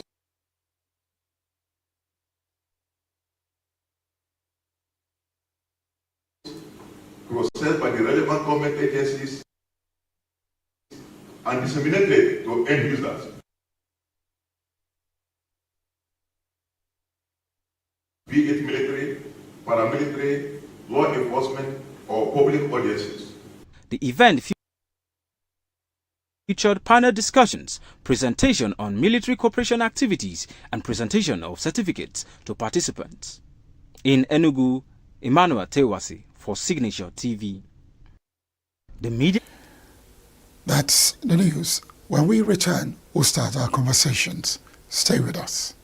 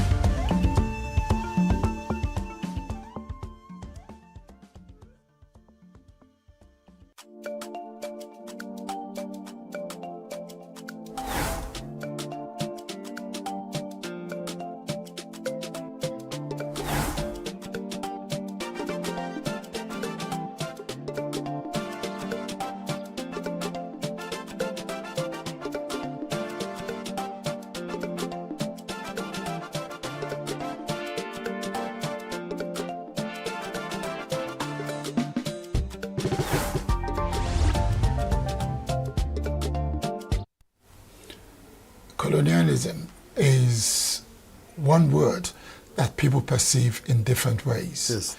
One of those ways is the processes they brought into Nigeria. The other is the things they took away from Nigeria. And there is a third leg that also shows that we don't know if we're in the middle or on the fence when it comes to colonialism. But one thing that colonialism brought to Nigeria, it's as a benefit and also as an export source of energy for our colonial masters, was coal. Coal was a gold in terms of energy in those days. And so when the British found coal in Nigeria, it did appear as if they were doing us some good. But in actuality, the coal was basically being mined to be taken abroad to service their industries. Well, as usual, I will tell you, I'm not the one to tell the story. With me, I have two retired coal mining engineers. They are going to introduce themselves. I am going to have fun today because they will be the ones telling you the story and I will just be having fun. But before we go into the story, just recently, ENUGU State rehabilitated and re-unveiled a statue that has been at the GRA area of the New Market Junction, where there was this incident long ago in Enugu in the 40s where some coal miners were killed when they were asking for their rights. And that became a spark that made people understand that no matter who you work for, you are entitled to certain rights. No discrimination, no racism. We'll also talk about that. Actually, they will talk about it. So, where do I start from? I have left to go, I have right to go. Let me start with the elder in the house, Engineer Jibrin Isani. Jibrin Akbar Sani. Jibrin Akbar Sani. From Kogi State. Is from Kogi State, but he has spent a whole lot of time doing the mining business. Yes. So you're welcome to this edition of Southeast News. Oh, that's really, thank you very much. Then, with me too, we have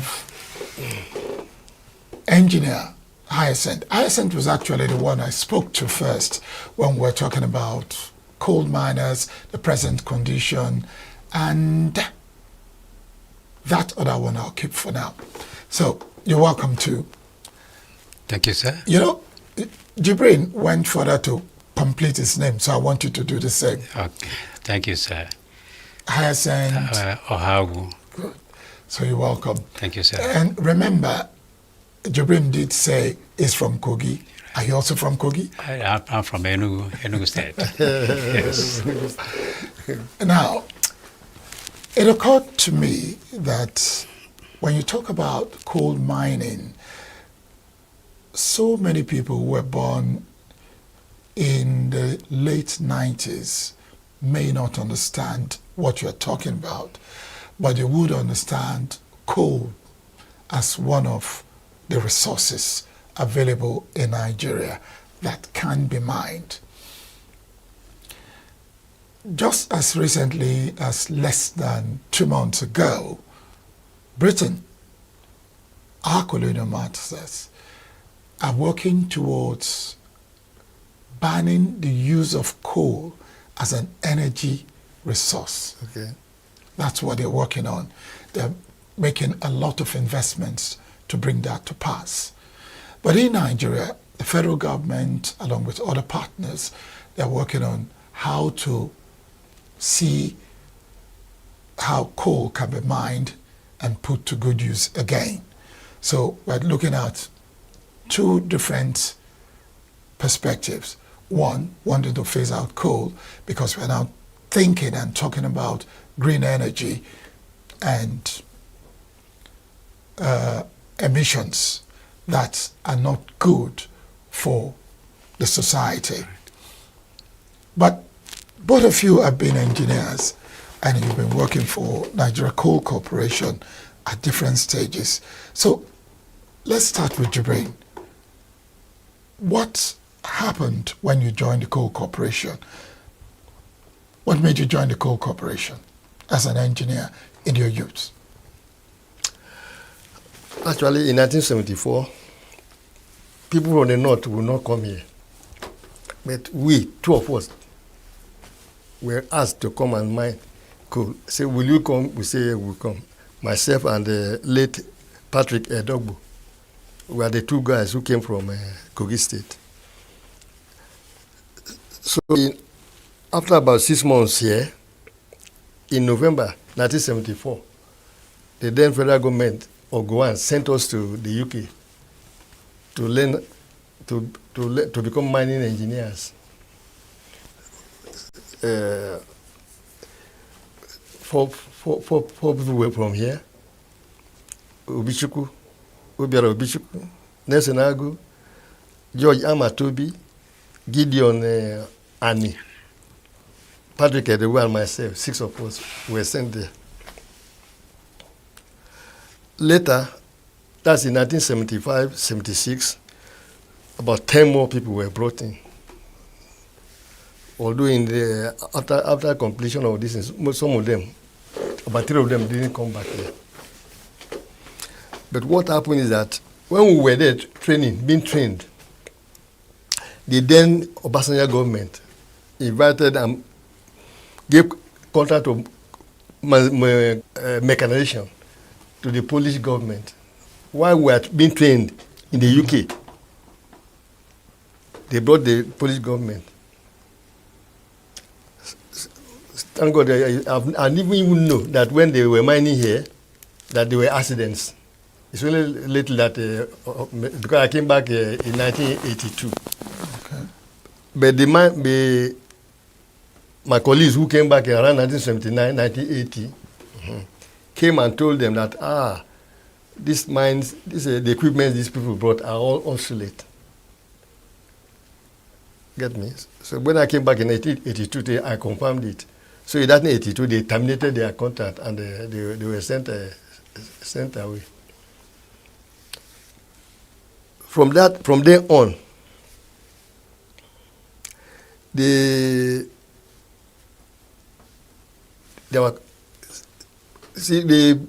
well-trained mining engineers had problem with the management. Why? Because like in 1971, when they came back, when Nesinagu and BC Olaiwola, all of them are late now. When they came back, they met a school administrator who is an accountant, who hasn't got any pit sense. So they can't talk anything, you see. So they were quarrel. They were all listening. This thing continued until when we all came back here. The management continued to be people who are not what they call professionals, mining professionals, like Professor Wu, like Professor Okereke or whatever. So you can't. If you talk to them about mining or whatever, they will not understand you. They think you are after their job. So in that process, all the mining engineers, well-trained mining engineers, were one after the other sacked. All of them, most of them, they are 8. All late. In mining, in coal mining, you have to get your first class. If you get your first class or second class manager certificate, then you can manage a mine. But all these well-trained people now are dead. We had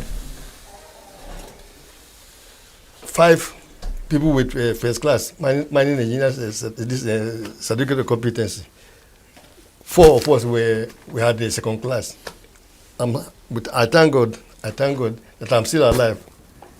Of all the 4 that had second class, I'm the only person remaining now. The first class gone, the second class gone. present, all the key, what they call, professionals, they are all dead and are dying. Why are they dying? Old age, payment of all the pension and this thing. Can you believe that we disagree in 2005, November, up till now, our civilian benefit has not been paid to us. Okay. The differential. So, what efforts have you made? It's a very long story. Because our mind, the people who are supposed to be our union members are taking their check-out dues but are not doing the job. Okay. But in July this year, there was an election, and a new minor executive is on. But the problem we have now is that up till now, the check-out dues have not been paid to the new executives by Pitad. Now, have you gone to Pitad? We're about to do that next week, inshallah. Because why I ask that question, I know that Pitad is supposed to take care of people who retired before the PENCOM law came into effect. Yes. So that's why I asked that question. Just hold on. Let me go to Hyacinth. Hyacinth, you heard what Jubrin said, that those who are qualified, who have the competency to manage these mines, most of them unfortunately are dead. Why do we have a situation where people with competence are not in the process of ensuring that these mines work? From hindsight now. Right. Thank you very much, Oga Barikomo. Let me start again to appreciate this station, and you in particular. I know you no more remember my face, because we attended. I remember I knew you way back in the early 70s from Radio Nigeria. You used to dispatch your team to come and prop up the students on quizzes and all that. With one other guy, what's that his name? Well, that's by the way. So the fact remains that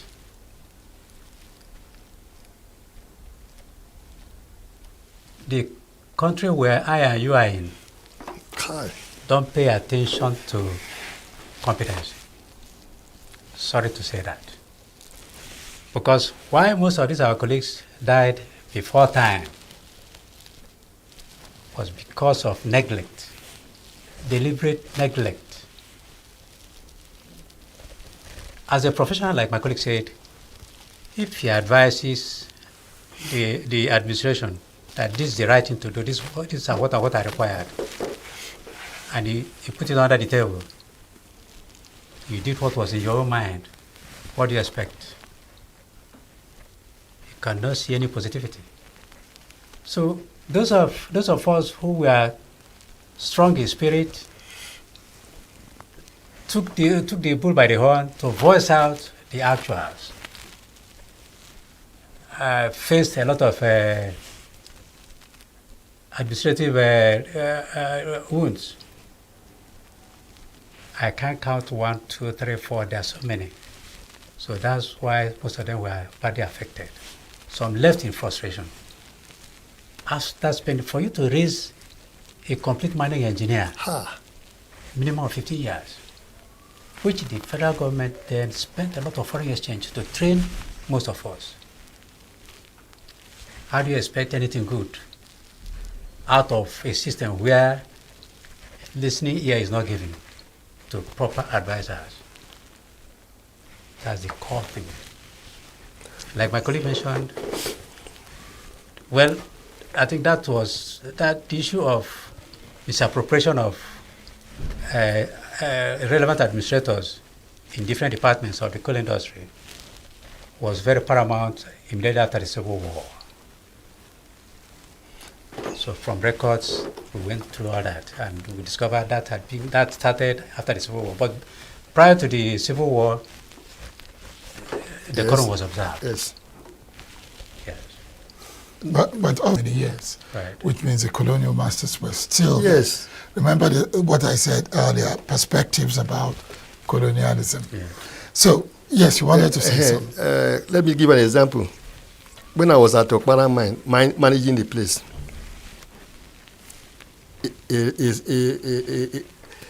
a professor came to visit the mine and asked me the question, "Manager, why is the production so low?"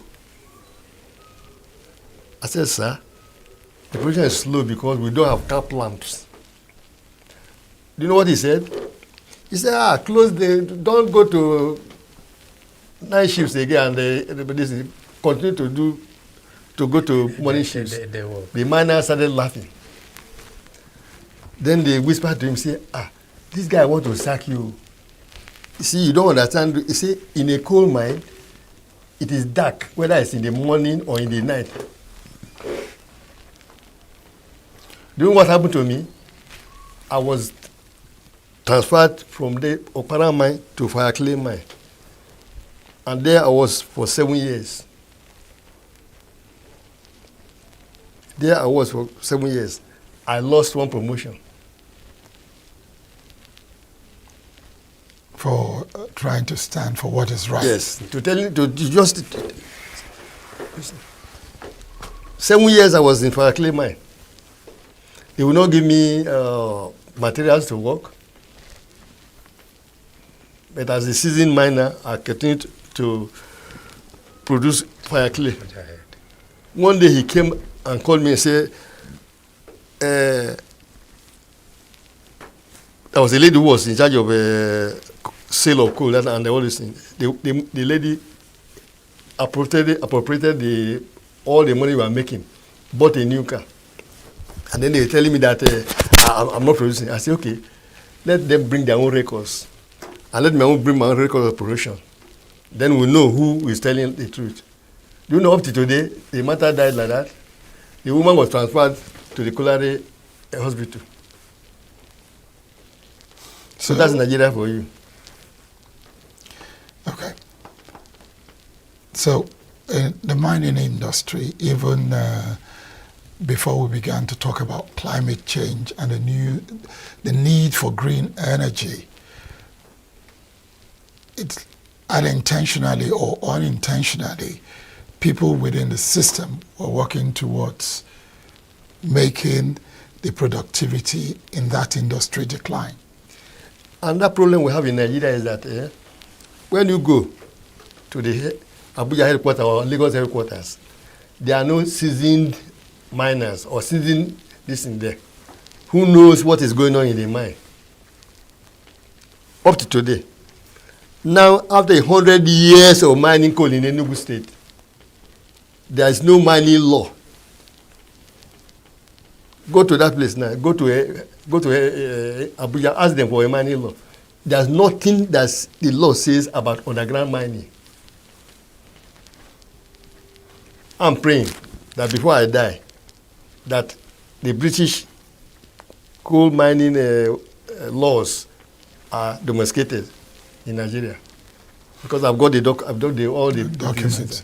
That's what I want to do for Nigeria. Okay, but I also thought that part of mining in Nigeria is, for coal in some areas, was open cast mining. Yes, some open cast mining. Yes, and which means the safety methods put in place or safety protocols put in place would also be different. The mining law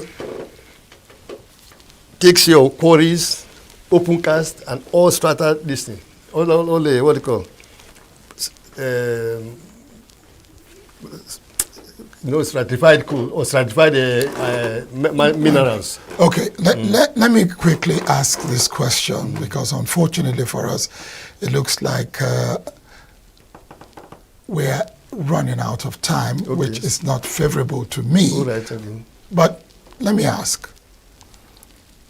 Good news, you said you'll be meeting Peter next week. Yes, inshallah, yes. Currently, what is the welfare of the retired coal miners? It's poor. Because the government has not said anything about monetization to give us increment in this monetization process. We have not had anything up to today. I sent. Well, Johnny, what he said, the welfare scheme is very poor. What to write home about? He has just mentioned about our entitlements, financial entitlements. What about other aspects like housing? Yeah. Like around 2003, when the federal government approved sale of federal government quarters occupied by federal staff to be sold to them, or those workers occupying them. It is only Nigeria Coal Corporation that is still not benefiting from that scheme. Why is that so? Okay. A lot of selfish characters came into play. Instead of carrying out the gazetted circulars or the federal government, it was upturned. They were not implementing what was indicated in the circular. But let me ask, right. While you are all in service, you are members of a union. Right. So what was the union doing to protect staff of coal miners? Because you remember the statue right. at Newmarket. Right. If you on your screen right now, you'll see that statue. That was a fight for their rights. Exactly. So where did the union lose it? That's where the problem started. The union, when Ezekwesili came, they knew what they were trying to do was to see if Ezani could be made general manager. Let him understand who Ezekwesili is. Okay, he's the minister of, he was the minister of mines and power at that time. Development. Instead of in the union to fight for the workers, they were fighting to see that Ezani was made this thing. So when they asked the workers, have you got a union? They said no. And then when they asked, they said, do you want the mine to be this proprietary? They say yes. And that's what have closed the mine since that time. Well, we have to go, but I need to say that we would, as Signature TV, would revisit this matter, probably not on a live show like this, but investigate more so that the public can understand all sides of the story. We'll definitely do that. But until then, I need to say thank you very much, Jibril Sani, for coming on. Engineer Jibril Sani. And thank you very much, Engineer Isan Toago, for also coming on to Southeast News. Thank you, sir. Barik Mado is my name. We'll be back next week. Until then, do have a great day.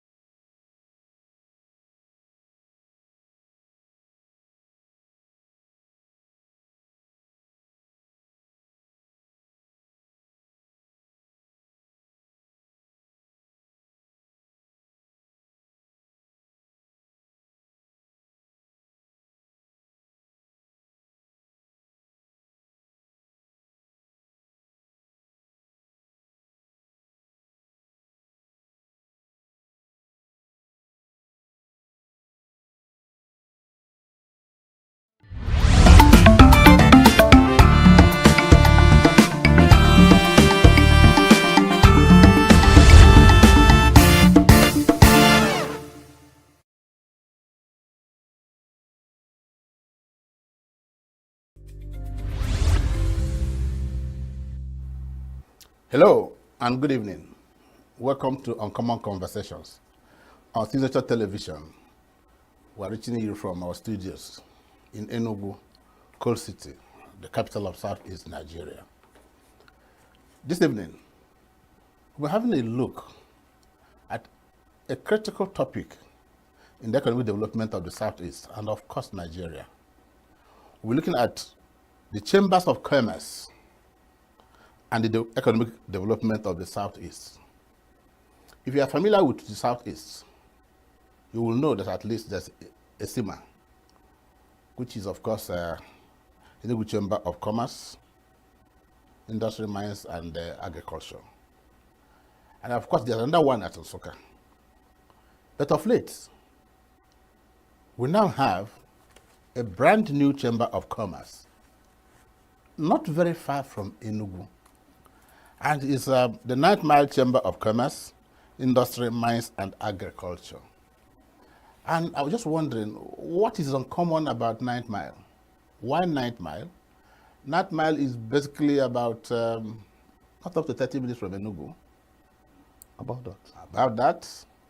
And so we'll be looking at economic potentials, the development benefits, and matters arising from this new Chamber of Commerce. And I have in the studio with me Surveyor Leonard Ugu is a surveyor. What is a surveyor, I believe? Land surveyor. Land surveyor. And is the president of the 9th Mile Chamber of Commerce, Industry, Mines, and Agriculture, NASIMA. Surveyor. Good evening, Uche. Good evening, viewers. Okay. What is the Chamber of Commerce? Actually, what is this? Chamber of Commerce is an association of organized private sector engaged in business, commerce, and trade. It's purely for private sector organizations.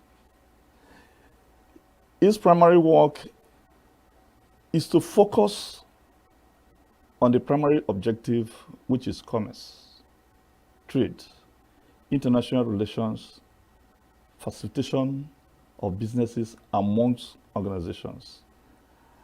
And it is that organization that can interface with government and advise government on her policies in such a way that it will benefit both the private sector and government.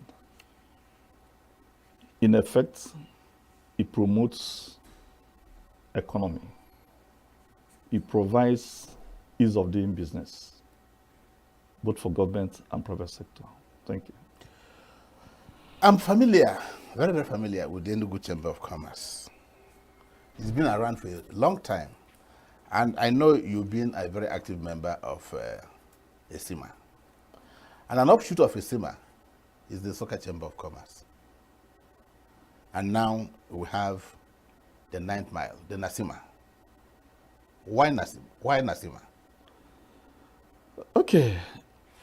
The ENUGU Chamber of Commerce, Industry, Mines, and Agriculture is a mother chamber in the whole of Southeast Nigeria. As time goes on, we had Onitsha Chamber of Commerce, Newi Chamber of Commerce, Aba Chamber of Commerce. As long as commerce is growing within any area, there is need to have Chamber of Commerce. Just like in Lagos, Lagos has more than 10 chambers of commerce because of its large landscape of commerce and trade. Never mind that Lagos Chamber of Commerce is the mother chamber of commerce in the whole Nigeria, West Africa, if not the entire Africa. But as time went on, there was a need for all these other city chambers to come up. Okay. In the same way, ENUGU has grown. Day by day, it continues to expand its landscape in commerce and business. And if you can see with me, 9 Mile is an economic hub of this ENUGU state. You think of the industries coming up there, macro industries like Nigerian breweries, like the Pepsi, the Coca-Cola. Just of late that he folded and went to Aba. You have other big industries like aluminum, water plants. 9 Mile has grown more than being having a chamber of commerce. Last month or last 2 months, we inaugurated Mbise Chamber of Commerce. We have Olo Chamber of Commerce, and we have Uwere Chamber of Commerce. You think of Umma here, Chamber of Commerce, and Aba. The same thing if you go to Rivers. The Rivers has 4 Chamber of Commerces.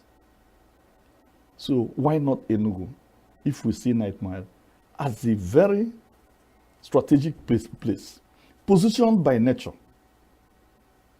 as an economic hub that needs to be, its potentials to be tapped. There is free trade zone there. There is Lion Business Park there. And of late, just last week, we started hearing that the motor park spare pass is moving down to 9 Mile. And if you have all these businesses, why shouldn't 9 Mile Chamber of Commerce come to be? Okay, we'll come shortly to talk specifically about 9 Mile or Nasima. But those who are watching this program, who may not be familiar with the activities of Chamber of Commerce, tell us, what do they do? Chamber of Commerce is bestowed with a lot of activities. In the first place, Chamber of Commerce facilitates trade, commerce, and industries. It facilitates.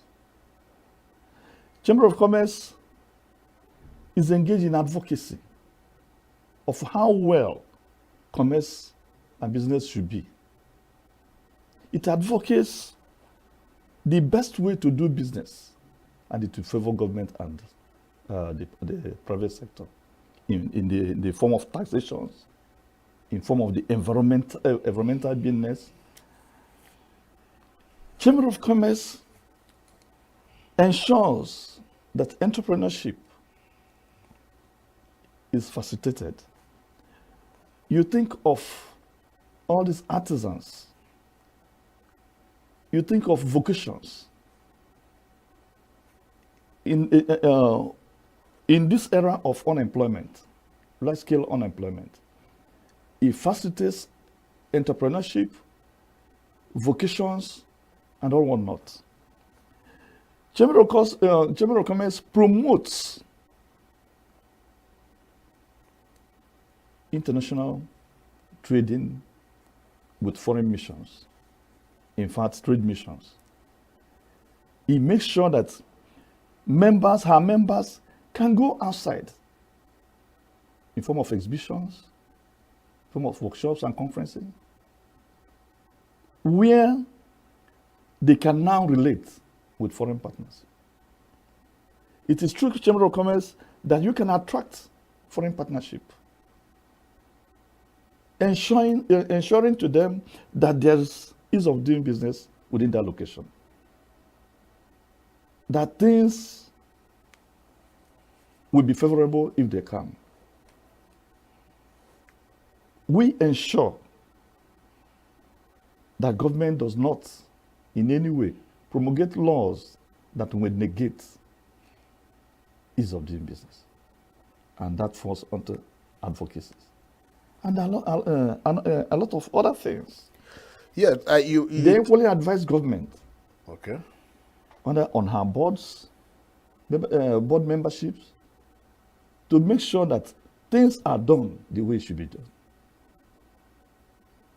in line with rules and regulations governing that parastatal agency. So we have a lot of things to do. Well, you said a lot, but I'm excited. I'm excited about one or two things. Yes. I'm excited when you talked about one of the pivotal functions of or activities of a Chamber of Commerce is to interface with government. Perhaps in the areas of development, I heard you talk about taxation and other things. Well, Nasima might be young, but you've been part of the ENUGU Chamber of Commerce. Of course. So to what extent, if any, were ENUGU Chamber of Commerce, and by implication, Nasima, consulted by ENUGU State Government in its current drives, one on taxation, and two on the construction of motor parks? You say you're expecting one in 9th Mile? Yeah, this auto spare parts. And then, you talk about auto spare parts. And now, were you part of the consultation before the demolition that happened in Enugu happened? Or did you just wake up like other Nigerians and saw that demolition? As a critical stakeholder in commerce and industry in the state. Well, I was a member of council in ESIMA. I rose to the position of vice president, specifically in charge of allocation, especially during trade fairs. Yeah. And I stayed there for about 4-5 years. So I wouldn't say that most of the things happening in ESIMA, that I wasn't part of it. Okay. Before the coming of NICIMA, the 9th Mile Chamber of Commerce, I was able to move out there, having come from that area. How old is NICIMA? NICIMA is just a year plus. Okay. Is it older than this government in the current government in Enugu State? Or Slightly. Slightly older? Slightly older. Okay. So, well, every government has its own methodology, its approach to issues. The government has just stayed 1 year in office, and we know what is happening in the country in terms of economic dryness. During the campaign period, ESIMA organized a town hall meeting with all political... Yes, I was actually supposed to moderate one of the sessions. Okay. Yeah. It was there they told us how prepared they were. And the present governor of the state happened to be the first person to appear. And he foreclosed. He told the public his plans, his master plan, how he intends developing Enugu State. And it's not far from that. We had a closed-door meeting with him and advised him the best way of carrying this. That was ESIMA? ESIMA, yes. Okay. And in fairness to him, most of the advices given to him by ESIMA were in line with what he's doing. So ESIMA you could beat your chest and say you are part of the consultation. I said during his campaign period, I would say that we contributed to most of the things he was doing during the campaign. You know, somebody will roll out his program. Then you can now advise. But what I want to know is whether he consulted with ESIMA now that he's executing. Okay. 9th Mile is just very young. Just very young. Just about 2 weeks ago or 3 weeks ago that we paid courtesy call on the principal stakeholders of the government, most of the commissioners, like the Commissioner for Industry and Investment, Commissioner for Agriculture, the Chief of Staff. It was the former Secretary to the State Government that we paid courtesy call on. So I will not blame him much if 9th Mile is not consulted. For now. For now. But the one I know I'm talking of, that's in one way or the other, he consulted us during his campaign period when I was a member of ESCOM. But whether he consulted the present council, I wouldn't know. Okay, you are president. Are you money alone? In my own chamber? Yes, are you money alone? So I cannot what's the structure of Nasima? Every chamber of commerce, we derive our structure from NASIMA, the National Association of Chamber of Commerce. It has its own format.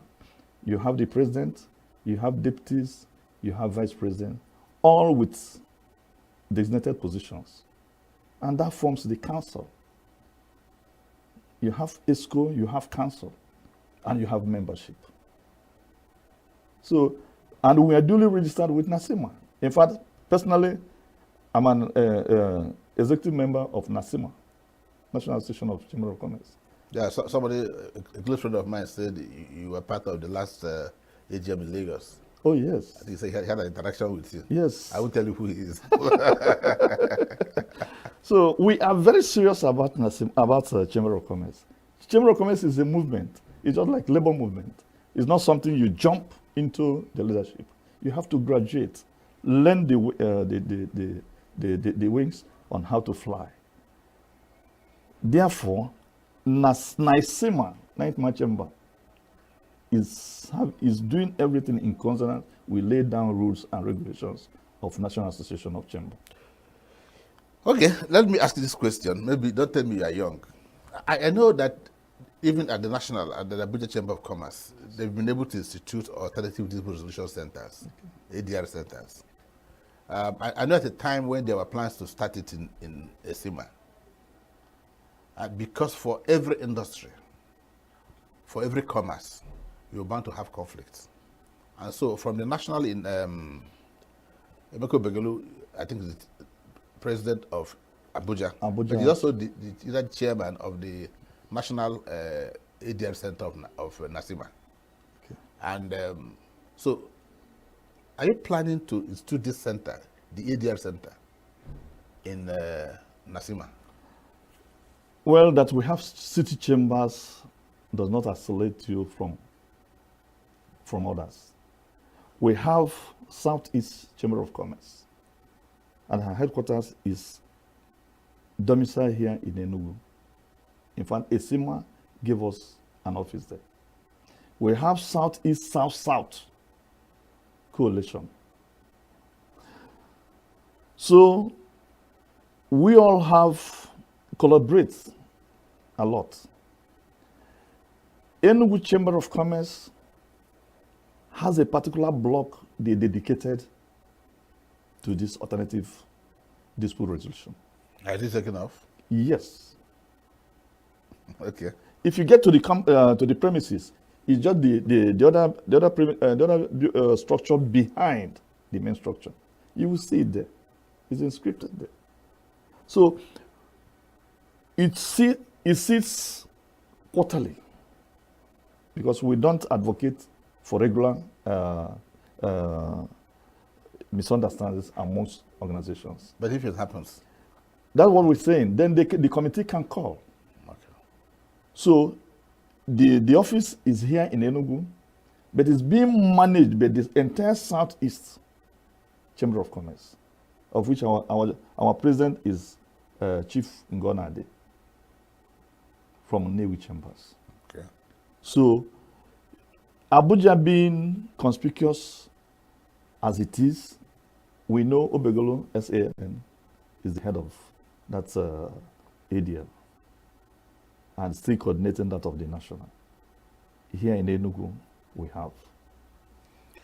Okay. How many local government area? Okay. What's your area of coverage for Nasima? Is it just 9 Mile? Is it just with the local government? What are the component areas that are involved in this Nasima? Well, the word 9 Mile does not limit it to Nguo. That's why I want to know. That's why I want to know. We call it 9 Mile Zone. And this zone consists of the local government, Eziagi local government, Oji River, we can say 2/3 of Oji River, the municipality of Oji River local government, then Enugu North local government, part of it that spans towards Songo is still Enugu North. So within this radius is what we call 9 Mile Zone. You think that's viable? Oh, very, very viable. Convince me. Why it is viable is that if you now think of 9 miles, the kind of industries going on there. You think of cashew industry in Oye, is in Ezeagu. Even the Lion Business Park, 2/3 of her land is more in Ezeagu local government. Then you now think of the mega industry coming up at Ubnofianach. I think there are about 2 or 3 now coming up that axis. And you know that even Oji River municipality was made urban during the time of military. We have SME industries and MCAs, medium industries within that sphere. And if you add all this with the land mass, it's more than to be a city chamber area. On paper or in reality? In reality. In reality. I am telling you, 9th Mile remains the collection center for cashew business in the southeast, the entire southeast. Okay.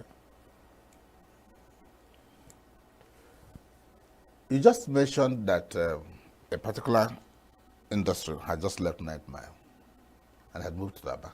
Yes. And that's Coca-Cola. Coca-Cola. Yes. Was it politics or was it for economic reasons? Well, I would say it's mainly for economic reasons. So 9th Mile is not viable? It was at the time the infrastructural facilities around 9th Mile was too bad. Their vehicles normally fall off into the ditch, the Ugonyama. They were having a lot of losses. Behind them, there was an ecological devastation around there, trying to chop into their premises.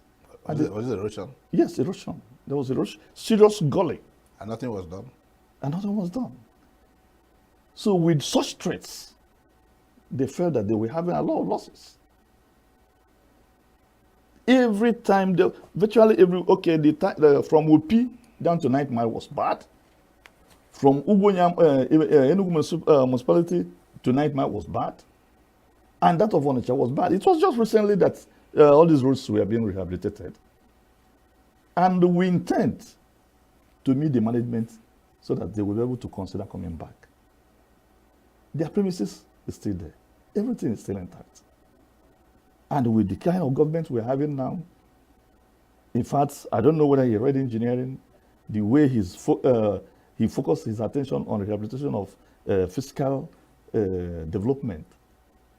We know that we'll be able to assist whatever fears that company is having that moved them to Aba, that they will surely come back. I know for sure. That's a very good, that's a positive note. Yes. Let me hope that happens. But let me just talk about something that is important. And when this flyer went out, someone asked me, please ask Salio. For too long, we've heard about the 9th Mile Free Trade Zone. 9th Mile Free Trade Zone. It's not for 1 year, not for 2 years. For pretty long, we'll be hearing about it. And each time I drive past 9th Mile, I'll be looking at where it is. What's the story about it?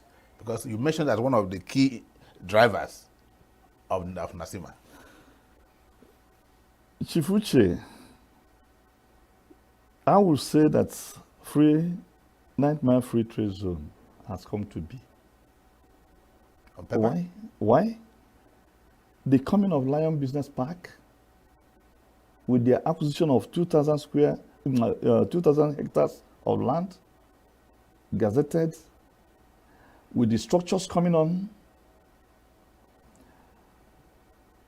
Nasima has just written to His Excellency for us to convocate a conference on deriving the benefits of free trade zone, making sure that that thing on paper translated comes into being. All the foreign trips the present government is making in quest of investments is only free trade zone that can warehouse it.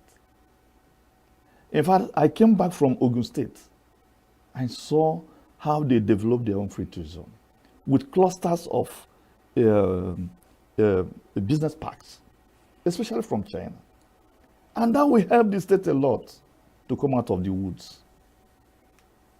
rising from about 4 billion to 30 billion of expectation of this present government. The only way is to create an enabling environment which the free trade zone has provided. They have vast land spanning to Ezeago, to Oji River, to Udi. We have quite enough. Then you go up north of Udi, the Ebe, the Egede, and that's the only way this insecurity could be reduced. So, what I'm trying to say is that, yes, before now, before the coming of Lion Business Park, that was dormant.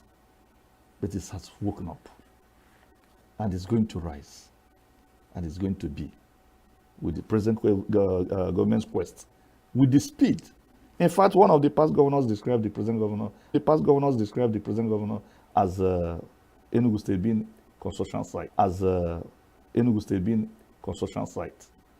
construction site in the sense that here and there you see construction going on. And I think we need to encourage him. As president of NASIMA, what policies are you hoping to bring to bear on this young Chamber of Commerce that will make it uncommon, that will make it different from the rest?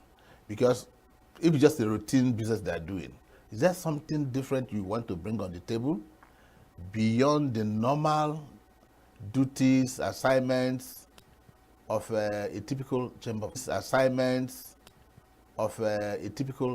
commerce?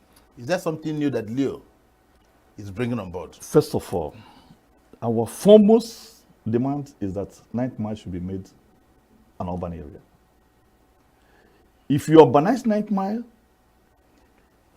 there will be infrastructural development that will be in line with the way of doing business. The way things have developed there, haphazardly, randomly, unplanned, and NASIMA is ensuring that there should be a formal planning. You just said that there should be a formal planning. You just said that 9th Mile is about 30 minutes to Enugu. It's not about 30 minutes. Let me just take your word. So when 9th Mile is developed to that status, with the presence of MBL, with the presence of all these mega industries, you see that it will be a mega city that can even stand alone to generate economic growth for the state. There is an ICT village being developed around Egede,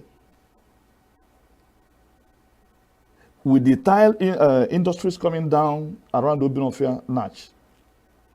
When this is properly planned and harnessed, then the state will not be crying of lack of funds.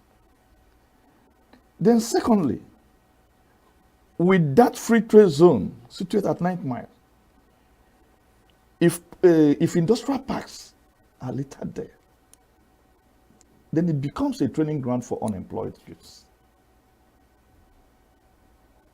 One of our patrons is just a retiree of African Development Bank. We want to harness the gains of African Development Bank in terms of grants, in terms of one-digit loan that can help farmers to grow their products. It may interest you that so many individuals are doing a lot of agri-industrial packaging for supply of packaged food items for African markets in Europe and United States of America. I know 2 or 3 people doing such things, Gary, the spices around Ezeago. And you know the water the position in 9 Mile is not second to none. You don't treat it. And that's why if you're coming up from Ugonyama down to 9 Mile, you have left and right, all kind of water industries springing up. So NICEMA wants to organize these people into a single purpose of how to generate economy. Okay, that's a very positive. And to generate employment for the teeming population of Enugu State. Samuel, that's a very positive remark you've made. And with that, you hold your thought. We'll just take a short break. When we come back, I'll be asking you a lot of questions, like your relationship with the constituent local governments. Have you been able to, have a one-on-one discussion with the local governments you mentioned? And then what is your relationship with the Soka Chamber of Commerce and ESIMA? Do you have exchange programs? Just while you think about that, we'll just take a short break. Don't go anywhere.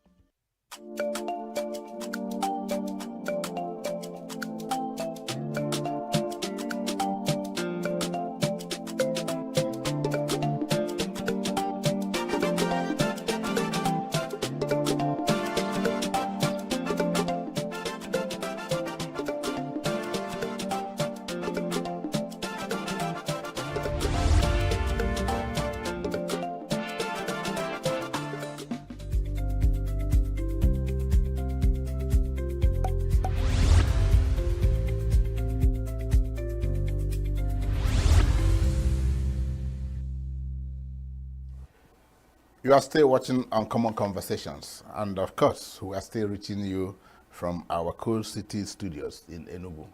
Of course, as always, Enugu is the capital of Southeast Nigeria.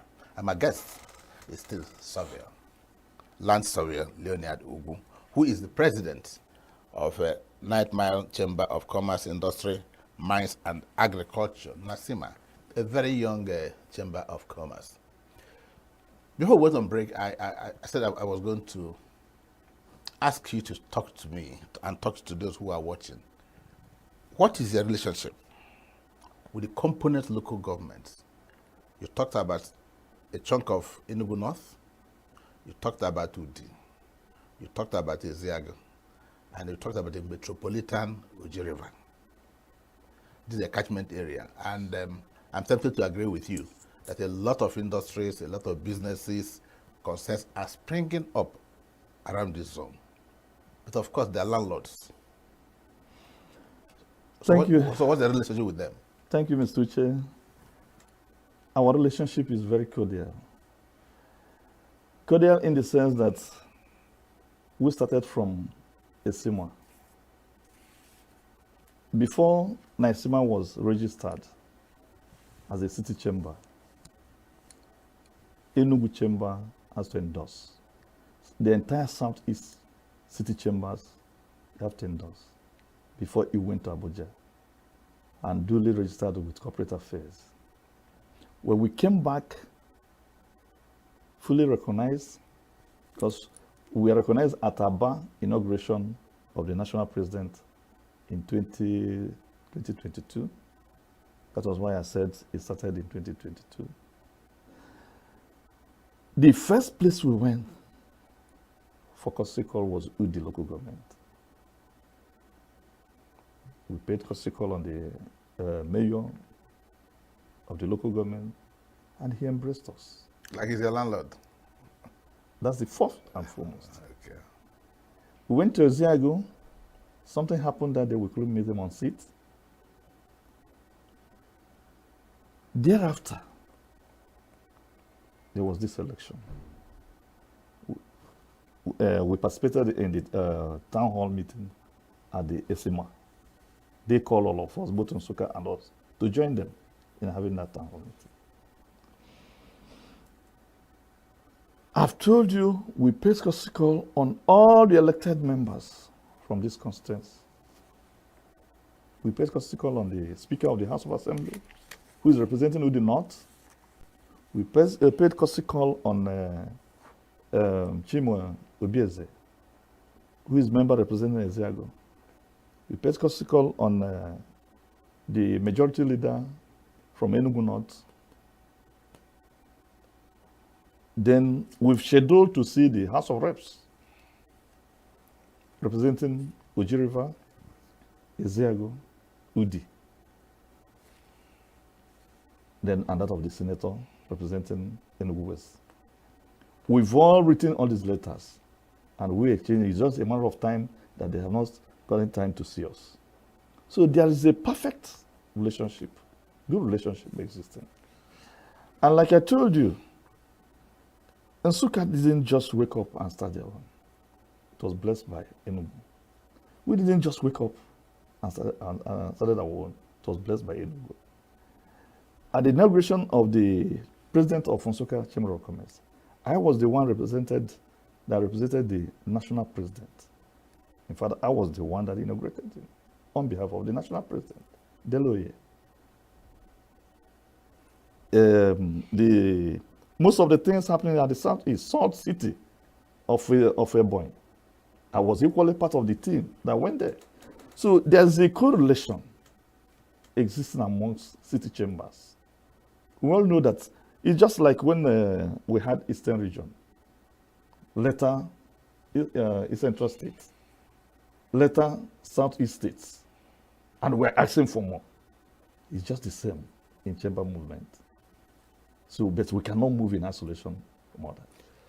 Well, you just explained human relationship, and basically, I think I need much more than that. Relationship could be physical, it could be developmental, it could be human. Yes, the human angle you've done. You paid courtesy calls, and then you made visitations, and you've had interactions. I want to go further to talk about relationships in terms of infrastructure, because when you are making your opening statement, you talked about why the Coca-Cola left. That has to do with poor infrastructure around the area. So I'm now asking, the other is land allocation. Because if you want to do business in 9th Mile, you just can't do it on air. Land has to be available. The land tenure system, the land allocation system, then taxation. If you have multiple taxation, state, local government, and all that, that would certainly discourage people from trying to do, so the ease of doing business. I want you to look at the relationship in these perspectives. One, infrastructure, because that's the relationship. You are saying we need water, we need road, we need this to attract people. We need a favorable land allocation policy to attract people, because if I want to invest there, I can't do it on my head.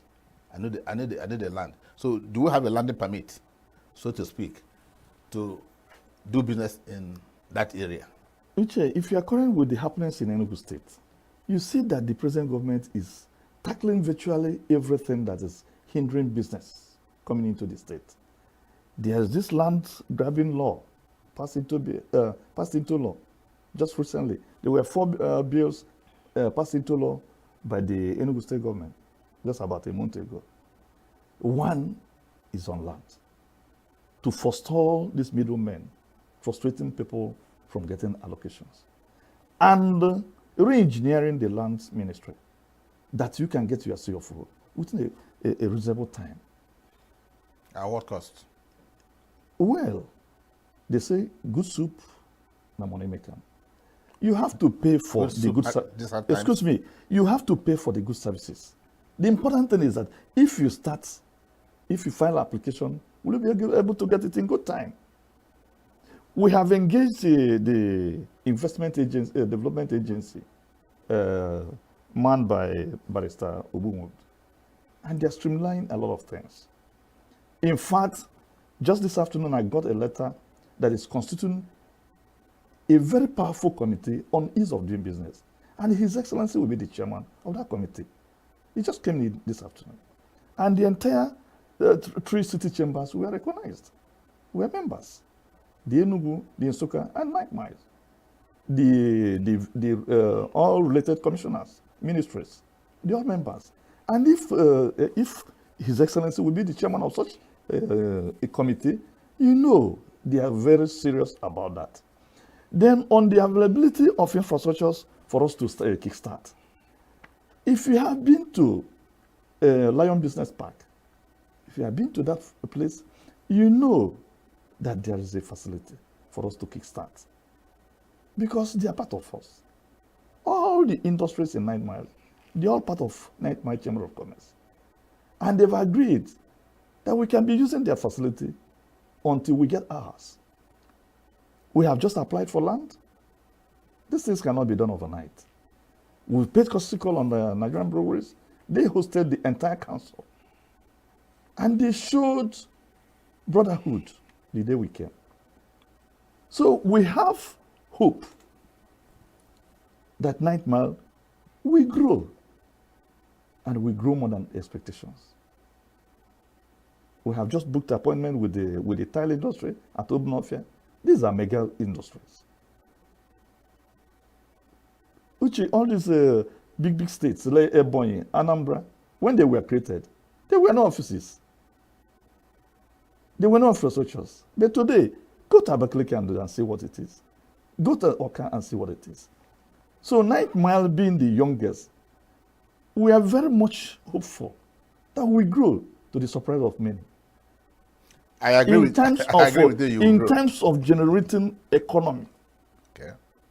In fact, most of these industries I'm talking of, do you know how much is contributing to the IGR of Enugu State? And when it's well organized, there is infrastructure, because we are advocacy organization. We are drumming to the ears of the government that these are the things you should do. Remember that it's not 9 Mile that constitutes Enugu State. But we I'm not talking about the viability of the Chamber of Commerce. But we are saying that there will be a lot of produce, agricultural produce, ICT. The Dr. Ife, a land that is consulting an ICT village. If that comes into being, there will be a lot of money. Is that the one about Obioma? No, not Egede. Okay, Egede. Up there, with the north. And a lot of other things coming up. And we think of housing. When these industries come up, where will they live? That's why the first thing I'm aiming at, as a land surveyor, as former president of International Right of Way, the first thing I was aiming at is making sure that 9 Mile becomes an urbanized. So that the capital territory can move in. It's not just collecting revenue. Like the swimmer, they have office in 9 Mile. Every office in Enugu has a sub-office in 9 Mile collecting revenue. Okay. So some of this revenue you are collecting should be in turn used to develop 9 Mile. That's what we're saying. Okay, I have just one question that has been itching my mind. Okay. A company, XYZ, has just been registered. Tell me one compelling or 2 or 3 or 4 compelling reasons why I should register with Nasima. Oh. What, a must reason. What I stand to gain, what I stand not to lose by being a member of Nasima. Because for all this, companies have to register with you, industries have to register with Nasima, yes, for you to be a strong. So I just said, I've registered a new company, and I'm thinking, where should I go? Tell me one reason I should come to Nasima, or 2 or 3. Any reasons that's convincing? First and foremost, you have to know your environment. And the Chamber of Commerce is an organization that houses other private sector organizations. And as such, you have to familiarize yourself with the environment, with other members already existing. You need contact, networking. Then depending on your product, is it local? Is it foreign? If it's local, 9 Mile is endowed with natural resources. Is it water? Is it agriculture? Is it network road? Remember that it is a bypass for you to go to the north. It is a bypass to the south, a bypass to the city. It is naturally located. Then you need international partnership. It is only through the Chamber of Commerce that you, through the trade missions that you can go out for exhibitions, for partnerships, for B2B business meetings. It gives hope to see a foreign company that is doing same with you, that you can partner with. It creates an avenue for you to see one-on-one. Then for advocacy, you cannot talk to government alone. You need a body, a credible body, to talk to government on your behalf. You can't do it alone. And the only body recognized by law, by convention, is Chamber of Commerce, to talk on your behalf. This issue of multiple taxations, that is the prime work of Chamber of Commerce. Limiting local governments within the ambit of their own law, and state government, and even federal.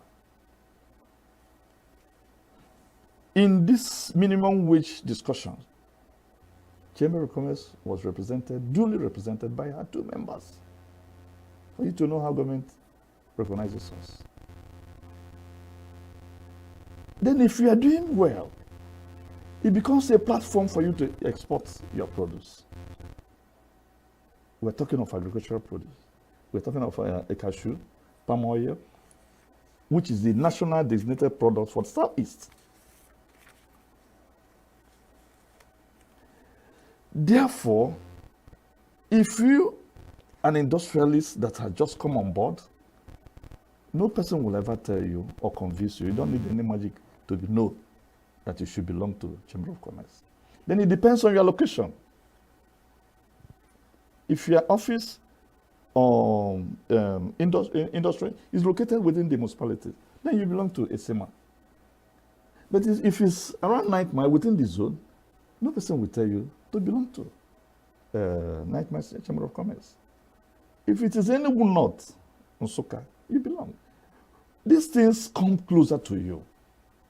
If you are resident at Nsukka, for you to travel from Nsukka to ENUGU to attend meeting, you know what it costs, both in security and infrastructural decadency along the road. So it's better for you to start at Nsukka. The same thing, 9 Mile area, you stay at 9 Mile. From Oji to 9 Mile, you know, it is quite easier with the express. Then the municipality towards Emene, they can manage that. Remember, it's a coalition. We all come together through the Southeast Chamber of Commerce, where we share ideas, experiences, and intervene in any problem each of the independent city chambers is having. Okay, good explanation. If that company wants to belong to Nasima, what is the process, or what are the process for admission? Very simple. Or they just walk in and because I have a retail company and VAM, I'm a member. One, Chamber of Commerce does not need number. It needs qualitative member. You must be registered with corporate affairs. Okay. You must be a limited liability company. Or a professional. A medical doctor can register. So you have corporate membership, then you have individual membership. Yeah, that's what I wanted to know. So corporate membership, you must be registered with CSC. You must submit your shareholding.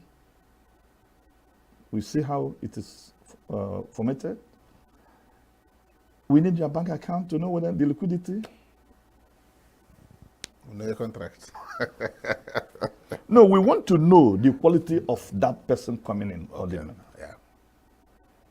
Then if you're a professional member, an individual, we need to know, have your certificate of registration as a professional. then we need due diligence. Like a broker journalist now. Yes, we need due diligence. So what do you want? To know What do you want from me? whether he's an obedient member of that profession, whether he's coming in to disintegrate us or to unite us. Okay. So these are the due diligence that we need to do. Then from there, you take off. Why I say that, in as far as we need membership, that is not just everybody's come. We need qualitative people. We need serious people. We need serious-minded people. Before you can be on your own, you must be a serious-minded person. If you don't work, you don't eat. Therefore, you have to be waking early in the morning, getting to your office, working lately to make sure that it's not like civil service. There's a flip side to Night Mile. It's not two-man. Some in terms of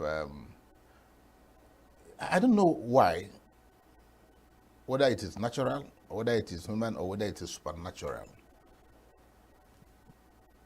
Night Mile seems to be prone to a lot of accidents. Whether you are coming down Ugoyama or whether you are descending from the roundabout,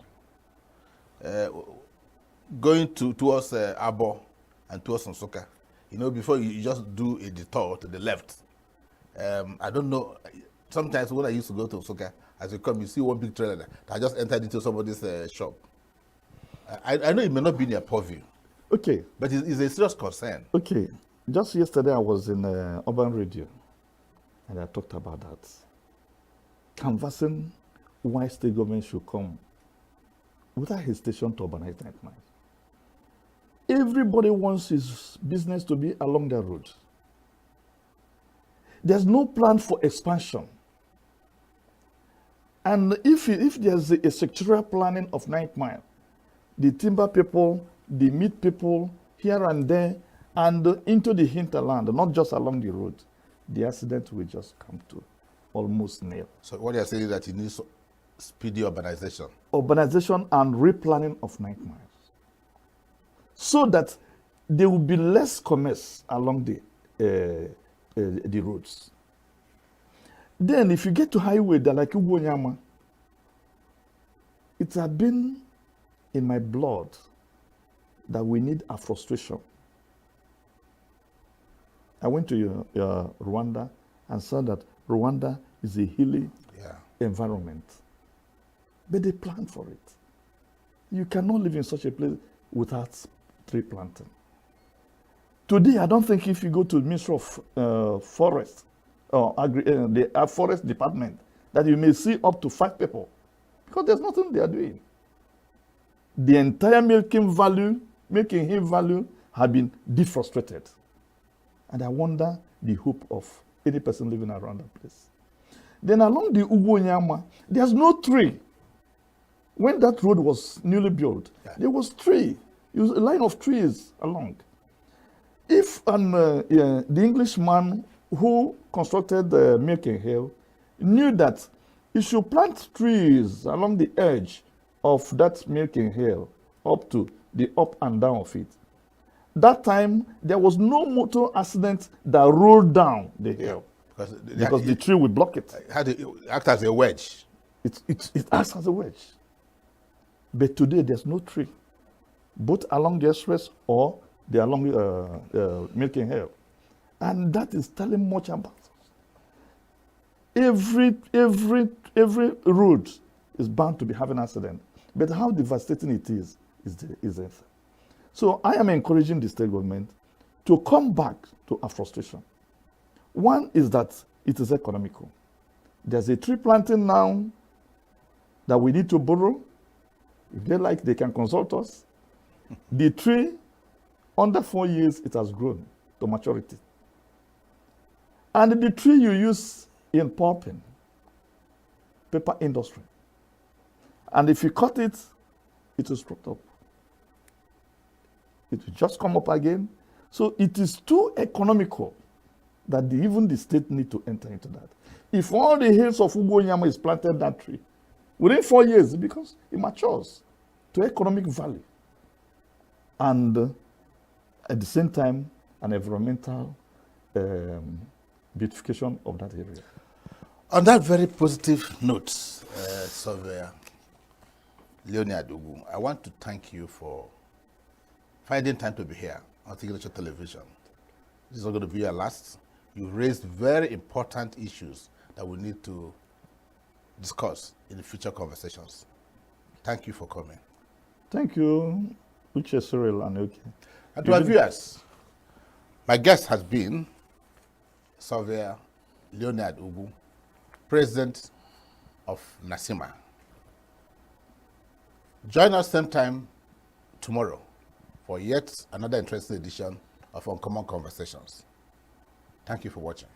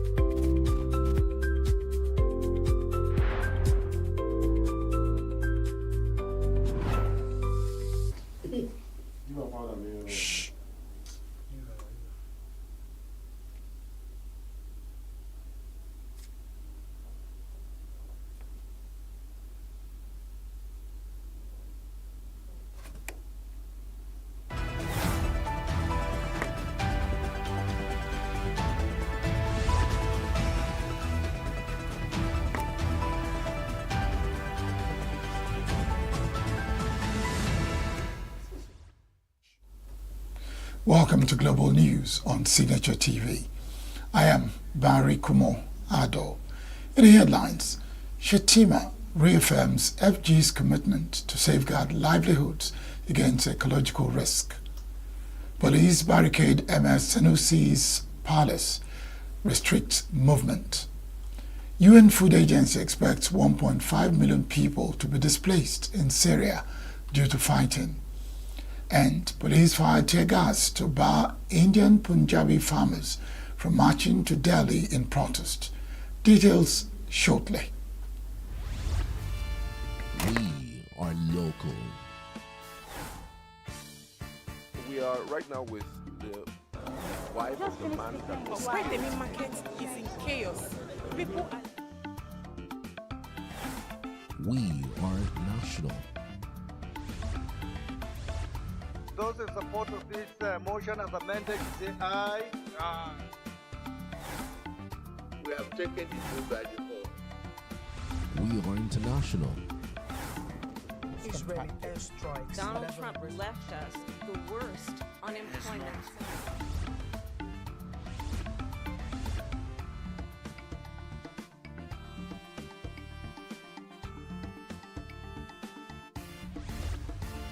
Signature TV, news in your pocket. Vice President Kashim Shettima has reaffirmed the federal government's commitment to safeguard lives and livelihoods from ecological and other risk. Shettima gave the assurance at the launch of a 2024 hazard risk countrywide analysis aimed at strengthening disaster preparedness and mitigation efforts across the country. Analysis by the National Emergency Management Agency, NEMA, with technical support from UNICEF, offers details of Nigeria's vulnerability to hazards and public health emergencies. Commended NEMA, development partners and other stakeholders for their dedication to the report and unity of purpose to build a safer Nigeria. The Deputy Speaker, House of Representatives, Benjamin Kalu, pledged to leverage the findings from the report to enact laws that impact crisis management and disaster mitigation. Chairman, Senate Committee on Special Duties, Kaka Lawan, pledged Senate support to the actualization of NEMA's mandate and other related agencies in disaster and crisis preparedness. NEMA's Director General, Dr. Zubaida Omar, restated the need for preparedness and a swift all-actors response to efficiently manage emergencies in the country. The journalism community in ENUGU has come together to pay tribute to the late veteran broadcaster Jikato for his indelible contribution to the media industry. At a ceremony to mark the graduation of the 2023-2024 academic year, the West African Broadcast and Media Academy WABMA observed the contributions of Jikato to the institute. Signature TV correspondent Chinemere Mikegbonam was at the event.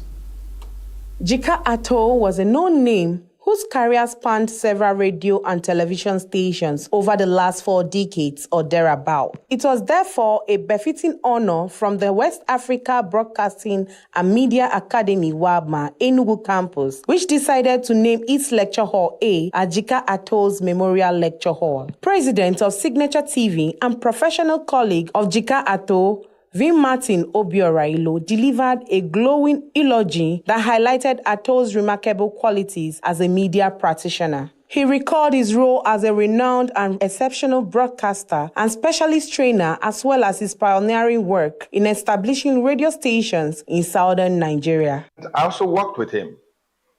For a long time, I produced Kakaki, where he was presenter. He was presenting with Tosin Dokbesi. So I produced them for a pretty long time.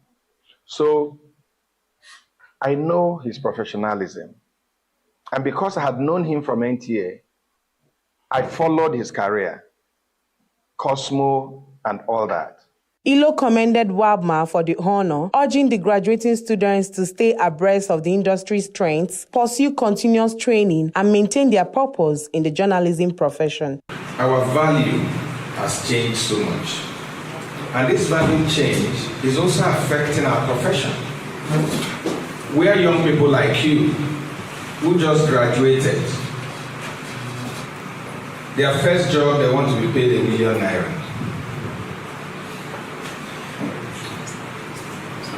They are in a hurry. They want to buy a car. They want to have a house. In 1996, I have been in broadcasting for more than 12 years. In 1996, Jika had been in broadcasting probably for more than 20 years. But we went to share a flat. Other media experts in attendance offered words of encouragement and appreciation to the WABMA graduates and the academy.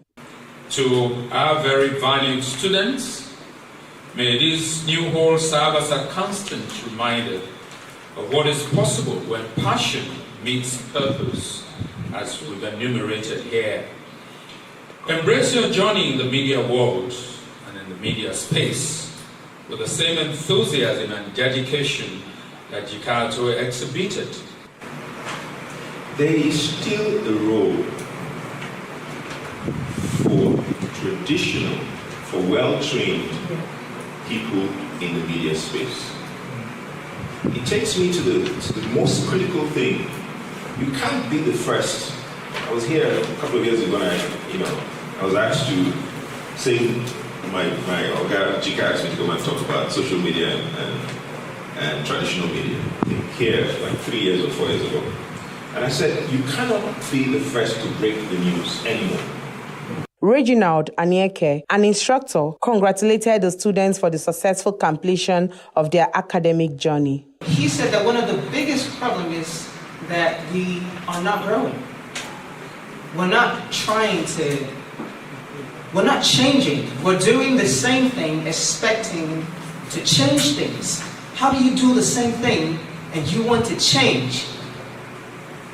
So, the same thing applies to everyone in any field that you find yourself. If you are in the same field and you're not learning about the advancement of that field, you're not going for trainings every now and then. The speech by the best graduating students met all the expectations of other graduating students as they took turns to share their experiences. But WABMA helped me to refine my passion and my interests. Nothing prepared me for the bulk of unlearning and relearning that I had to do. I thought I was coming to learn. I thought I was coming to pick new knowledge and to advance in the field. But nothing really prepared me for the level of relearning and unlearning. And that was the hardest part of the job. Which we have studied you may not make any headway. So I had to make a move. So let me connect what I had, the theory, into digital form, which actually I'm using it right now. I'm using it. In one of the ventures I'm doing, I'm using the digital material. Based on my diction, how to pronounce it. And I wouldn't just say that I'm that pro now, but then there's a difference between the way I talk and the way I talked before. The highlight of the event was the presentation of certificates to the WABMA graduates. This renaming of the lecture hall serves as a lasting tribute to Jika Ato's exceptional work and contribution to the broadcasting industry. Chinemerem Ikebunam, Signature TV News. The National Orientation Agency, NOA, has advised Nigerians to reject shortcuts to wealth and embrace integrity and hard work. The agency also encouraged Nigerians to make the most of the opportunities provided through government initiatives to make life more meaningful for the citizens. The NOA Director General Lanre Issa Onilu gave advice at a news briefing on the nationwide sensitization campaign against get-rich-quick syndrome in Owerri.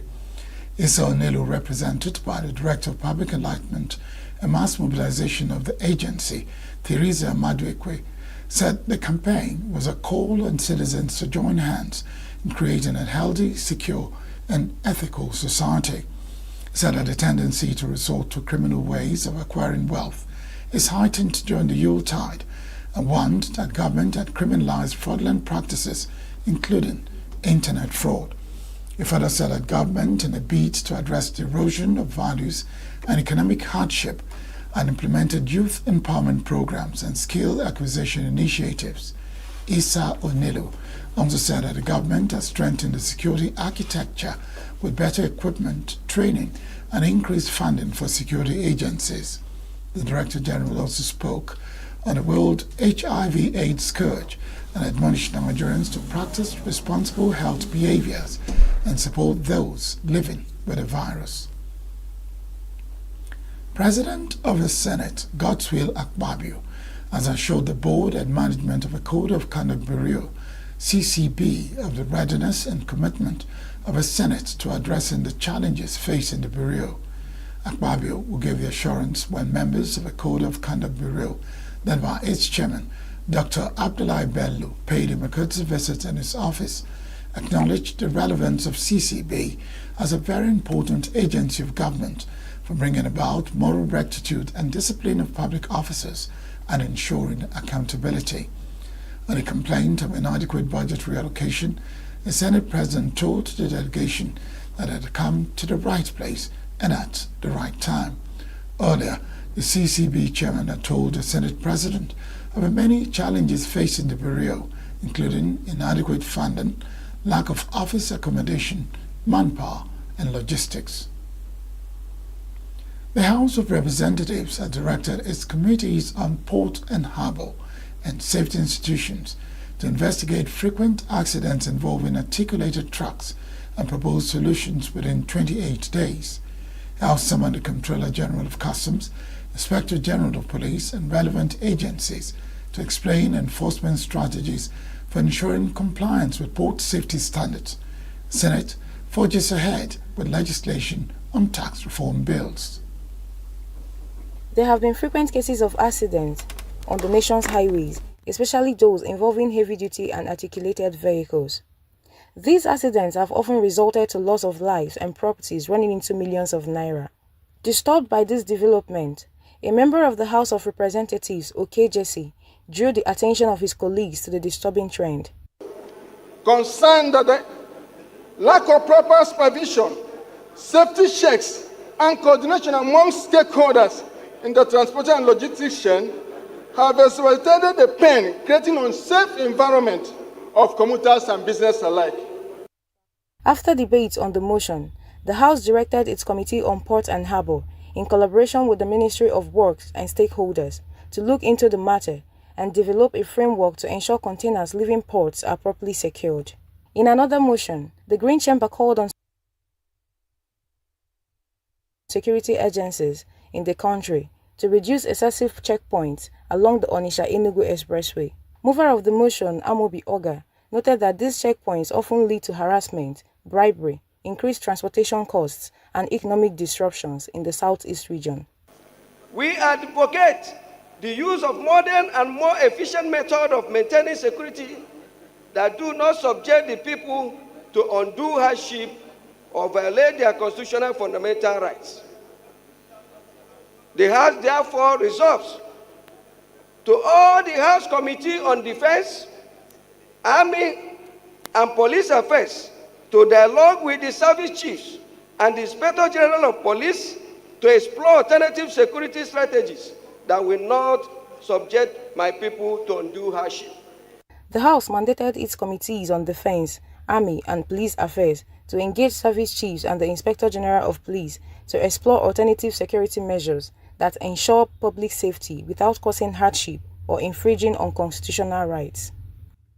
And in the Senate, members insisted that the contentious tax reform bills have not been suspended or withdrawn as erroneously reported.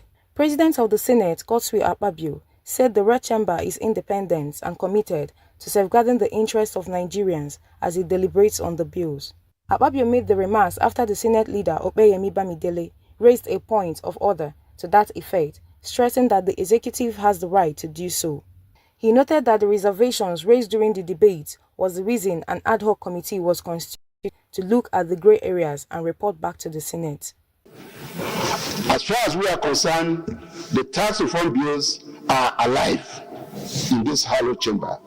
They are receiving consideration at various levels, and we are open to discussions, to negotiations, to interface.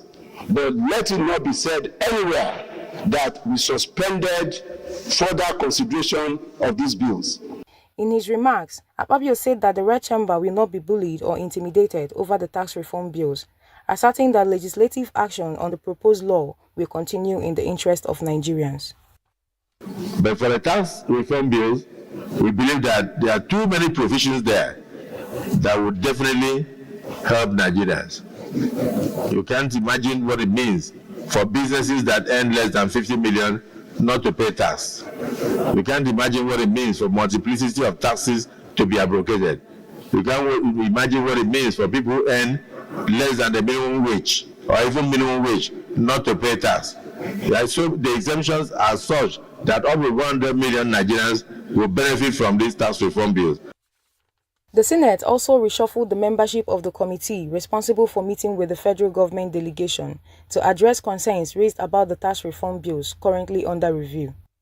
Tahir Mungono, Senate Chief Whip, was removed from the committee and replaced by Kaka Shehu, Senator representing Borno Central Senatorial District.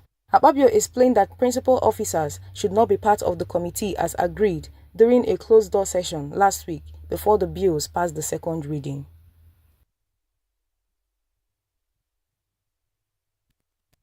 Meanwhile, the Minority Whip of the House of Representatives, Ali Issa, and Deputy Minority Whip George Ozodinobi have criticized the defection of 4 members of the Labour Party in the House of Representatives to the ruling All Progressive Congress APC.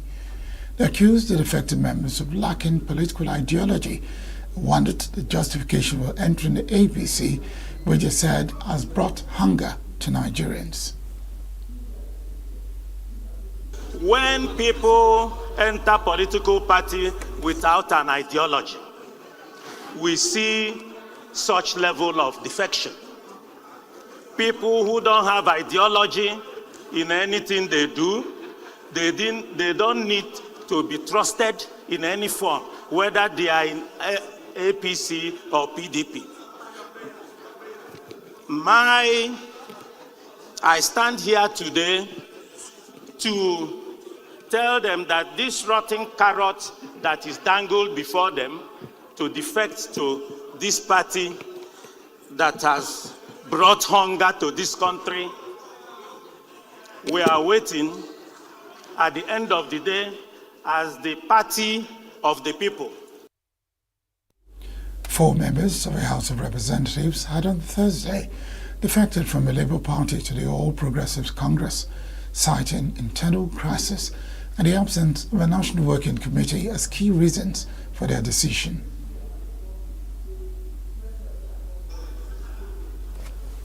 We have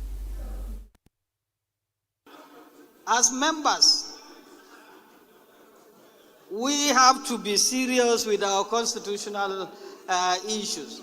I know the Speaker is somebody that respects the laws, and I'm sure in a moment he will declare some seat vacants, because the Constitution clearly stated that if you are sponsored by a political party to a House of Representatives or Senate, and you decide to move to another party, the House shall declare your seat vacant. And apart from that, Mr. Speaker, I sympathize with some of them that feel it's important for them to move to APC with the situation we are in this country.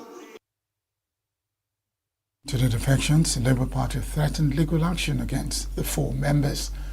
Spokesman of the party, Obiora, said the party leadership is undaunted by the defection, but has instructed its legal team to commence legal action against the defectors and to also commence the process of regaining in line with the 1999 Constitution and 2022 Electoral Act. He refuted claims that the LP is in crisis, saying there is absolute peace in the Labour Party as no one elected on the ticket of the Labour Party has a constitutional protection to the camp from the party, along with the party's mandate. The 38th meeting of a Joint Ministerial Monitoring Committee of the Organization of Petroleum Exporting Countries, OPEC, has reaffirmed commitment on critical strategies to ensure stability in the global oil market. The virtual meeting, which held on Thursday, brought together ministers and heads of delegations to deliberate on critical strategies aimed at ensuring sustained stability in the oil market. Discussions underscored the unwavering commitment of OPEC and non-OPEC member countries to the principles of Declaration of Cooperation. Speaking on the outcome of the meeting, Heineken Okpobri, head of the Nigerian delegation, reiterated Nigeria's commitment to the DOC. The Okpobri underscored the critical role of collaborative efforts in ensuring a balanced and sustainable oil market.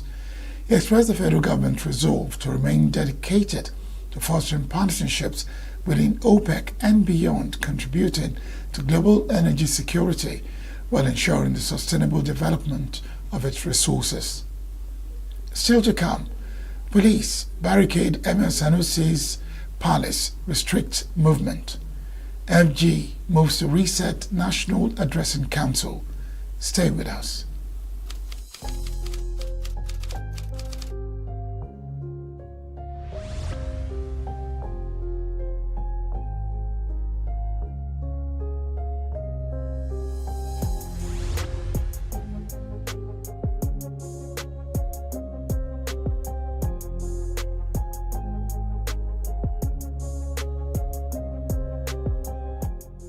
Parents mostly should caution their children, sit their children down and then talk to them about this gender-based violence, especially the sexual aspect of it.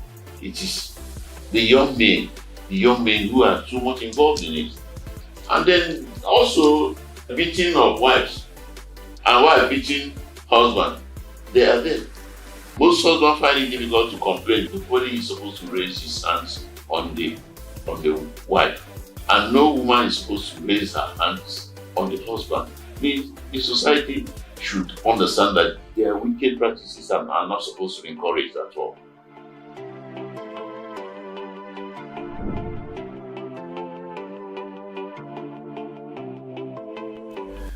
Welcome back. Daredevil gunmen have attacked a police checkpoint at Ajali, Orube North local government area of Anambra State, maiming 1 police personnel and 1 AVG operative, as well as burning down 2 operational vehicles belonging to the AVG. According to a press statement signed by the Anambra State Police Public Relations Officer, SP Tochukwu Ikenga, a vigilante team in Anambra State Joint Security Team, however, intercepted the armed men at Umuchu Agwata local government area and recovered 1 suspected stolen vehicle from them.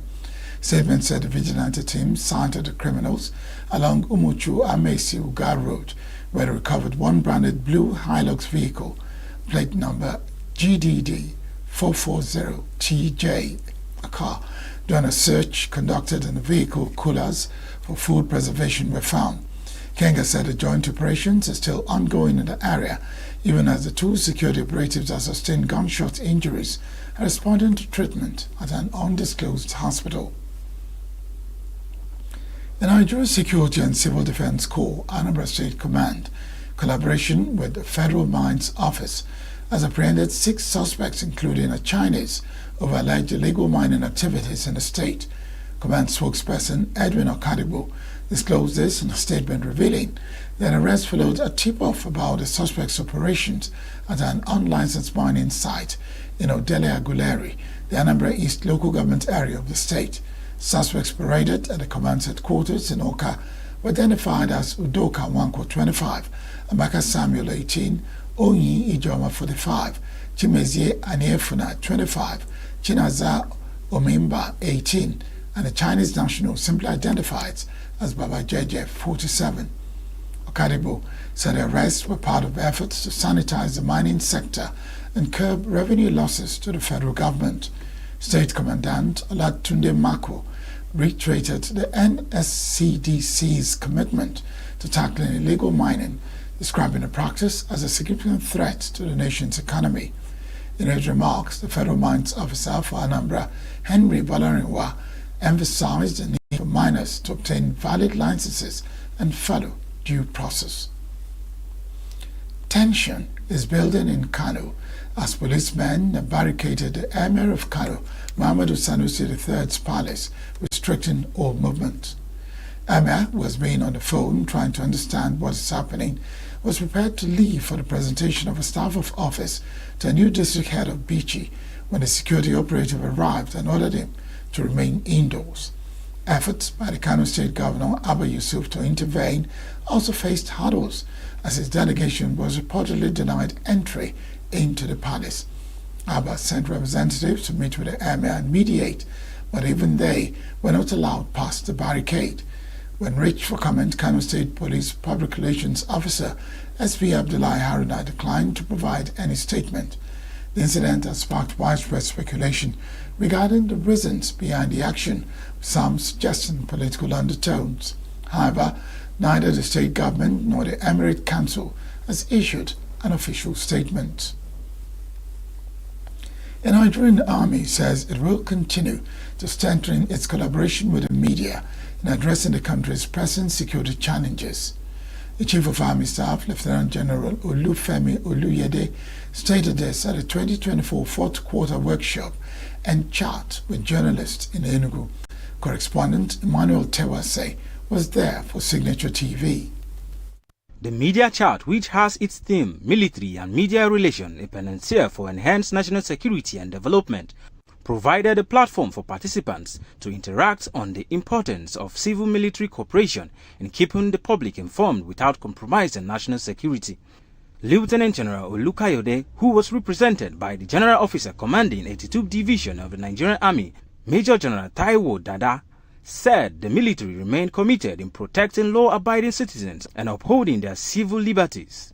This, he said, is crucial for the armed forces to effectively defend Nigeria's territorial integrity and protect the citizens from external aggression. And this media chart aims to foster dialogue, exchange ideas, and strengthen collaboration with the fourth estate of the realm towards the enhanced national security. The theme of this event, military and media relationship, panacea for enhanced national security and development, highlights the indispensable roles both the military and the media play in safeguarding our nation. The Nigerian Army is a public institution created by law for the defense of Nigeria's territorial integrity and protecting citizens from external aggression. Additionally, we provide support to civil authorities when required, as clearly enshrined in the Constitution of the Federal Republic of Nigeria. The Army Chief described the media as a vital link between the military and the public in fostering accountability and trust. He therefore urged media practitioners to prioritize accuracy and fairness in reporting the activities of the military and avoid misinformation that could jeopardize national unity and security. The permanent secretary in the Enugu State Ministry of Information, Dr. Ben Eziman, noted that the workshop would bridge the communication gap between the military and citizens, forge a cordial relationship, and reduce misinformation and fake news. In the media, these are the great issues we decided in our relationship with the military, as partnership and collaboration can only be possible on the basis of trust and respect. Consequently, the theme of today's media chat underscores the need for continuous engagement between the media and the Nigerian army. Such interactions foster transparency, understanding, and trust as our dear country navigates the plethora of diverse security threats across the country. Positive narratives and collaborative communication are crucial for shaping public perception, countering misinformation, and upholding the integrity of our national architecture. The guest speaker, Major General G.A. Omelu, emphasized the importance of effective communication management, calling on the media to see themselves as key stakeholders in the national security architecture. He also stressed the need for harnessing artificial intelligence in security operations. Information management plays a key role in national security, in that it serves as early warning mechanism by identifying threats and disseminating information which aids proactive responses to emerging or identified threats. It can also play a vital role in eliciting public support and mobilization towards national security efforts. In this context, effective information management involves the systematic collection and secure dissemination of information to support national security efforts and enhance public safety. Within this framework, information must be gathered from credible and reliable sources, processed by the relevant government agencies, and disseminated to end users, be it military, paramilitary, law enforcement, or public audiences. The event featured panel discussions, presentation on military cooperation activities, and presentation of certificates to participants. In Enugu, Emmanuel Tewasi for Signature TV. The African Union Inter-African Bureau for Animal Resources, AU-IBA, and the Nigerian government are collaborating to advance the pastoral livestock initiatives and value chain in Nigeria. The director of AU-IBA, Dr. Huyam Sailit, stated this at the first APMD Analytics and Implementers Engagement Workshop in Abuja. Saleh was represented by the APMD project coordinator, Professor Ahmed Ebel Tage, said that the African Pastoral Markets Development Implementation Plan will reflect stakeholders' shared commitment to the transformation of Africa's pastoral sector. Pastoral livestock plays a pivotal role in Africa's social and economic dimensions, providing food, income, and security for millions.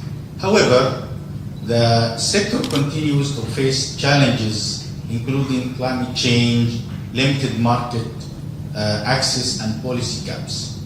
And the implementation of the APMD will give us the opportunity to overcome these barriers by fostering collaboration and embracing innovations. We can unlock new pathways for sustainable growth. This analytics and implementers workshop marks an essential step in developing the detailed implementation plan and strengthening pastoral communities and stakeholders' contribution to the process of sector transformation. Pastoral livestock plays a pivotal role. The Director of Animal Husbandry Services, Federal Ministry of Livestock Development, Winnie Light Solari, underscored the importance of markets for pastoral communities. Said the workshop was to reposition Nigeria's pastoral markets to meet contemporary needs of sustainable and service provisions. That we are going to have only pastoralists there or livestock farmers there, but it's called pastoral markets because we want to lay emphasis on the importance of markets for the pastoral community. As we are aware, most of the time they are left out in markets. The middlemen pick up the animals and trade, and they are not part and parcel of the market. This will also help them understand that they need to also modernize their... A community leader in Sadana local government area of Taraba State, Ado Jibo, said the meeting would address the challenges in the pastoral livestock sector and proffer solutions. Jibo said a pastoral livestock market in Nigeria was underdeveloped as the pastoralists had not been able to harness the full potential of the market. Are well developed, of course. There will be improvement in dairy industry in terms of milk and milk products, because we are losing a lot of foreign exchange currently that is importing some of this because of the supply and demand gaps. An emir from Nasarawa State, Ibrahim Jibril, said the workshop was a good intervention by the government and other stakeholders. Said that if the interventions were adopted, it will go a long way to address the issues of livestock development.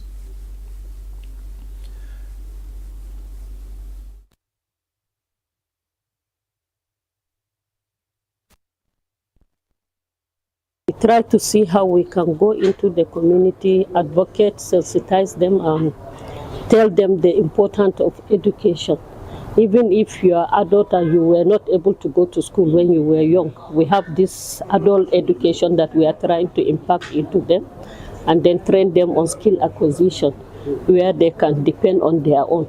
Like the women, where they can have something doing to support their husbands and then to be able to send their children to school.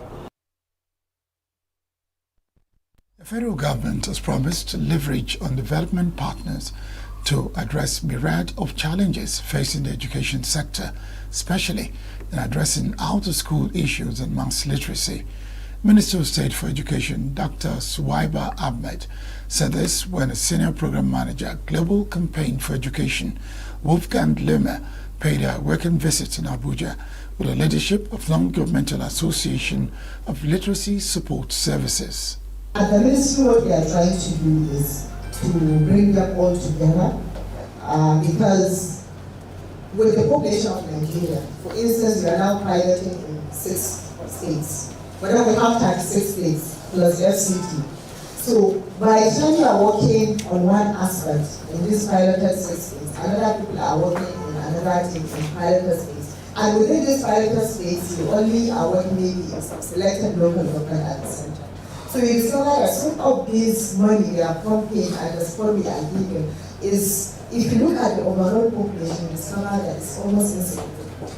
And that is why the impact. Senior Program Manager, Global Campaign for Education, GCE, Wolfgang Lemmer, said GCE was initiated for the purpose of equal education for all.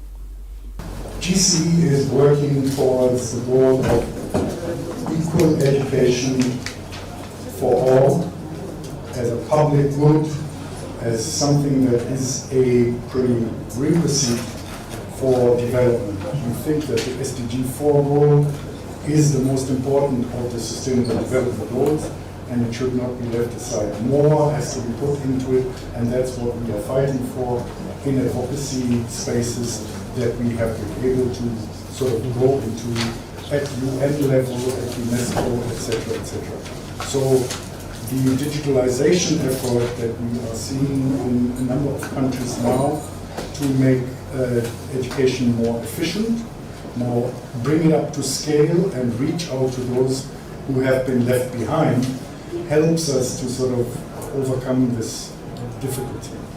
National President Noah Emmanuel explained that a digital literacy initiated in 6 states was aimed at providing basic digital training to 1,200 learners across diverse geographics. Emmanuel called for the support and collaboration of the ministry in the actualization of the project. We are committed to absolute transparency, accountability, and diligence in the execution of this project. We are committed to ensuring that this project leaves a legacy of empowerment, knowledge, and inclusivity for our communities. The federal government has taken critical steps to reinvigorate the National Addressing Council (NAC) to ensure a country defined by order, trust, and opportunity.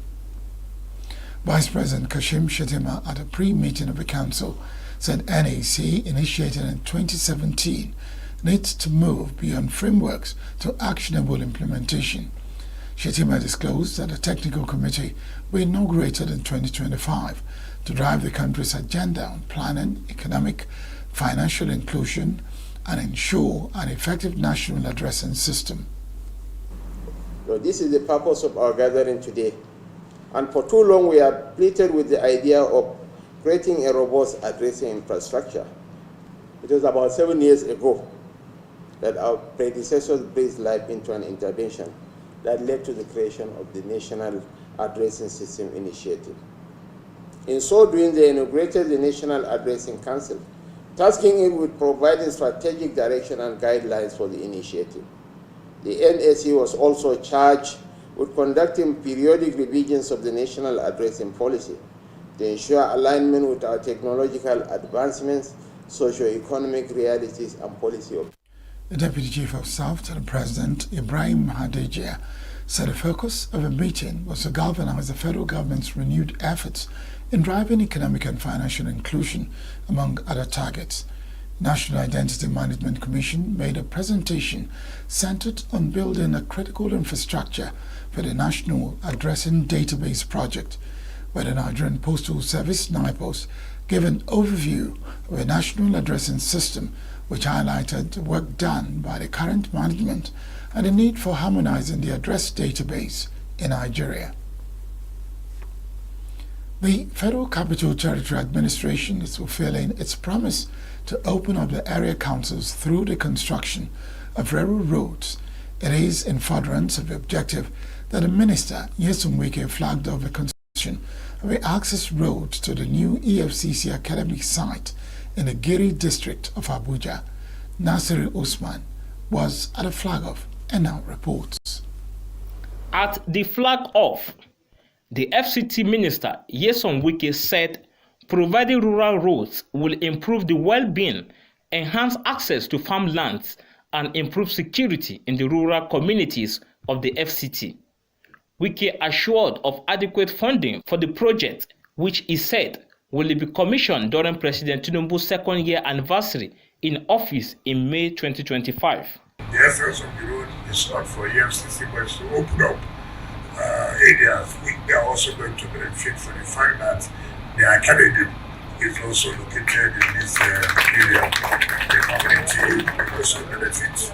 People will now come and build houses, farmers will bring their produce to the city. That's the whole essence of opening up everywhere. So thank Mr. President for giving us this opportunity to contribute towards the infrastructure development of FCT.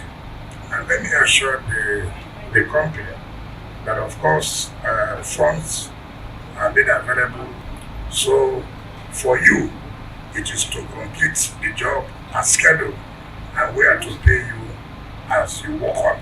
We are going to commission this project during the during the second year anniversary of Mr. President, which is May next year. The chairman of the Economic Financial Crimes Commission, EFCC, Ola Olukoyede, commended the minister for the road project and promised to support the government to achieve the renewed hope agenda of the Tinubu administration.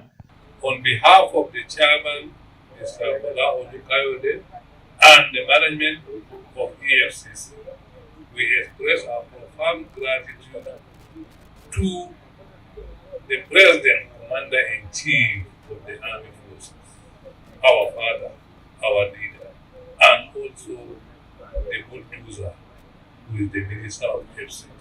In his remarks, the chairman, Senate Committee on FCT Area Councils and Ancillary Matters, Senator David Jimkuta, acknowledged the development efforts of the FCT administration and its support for President Tinubu in actualizing Renew Hope agenda.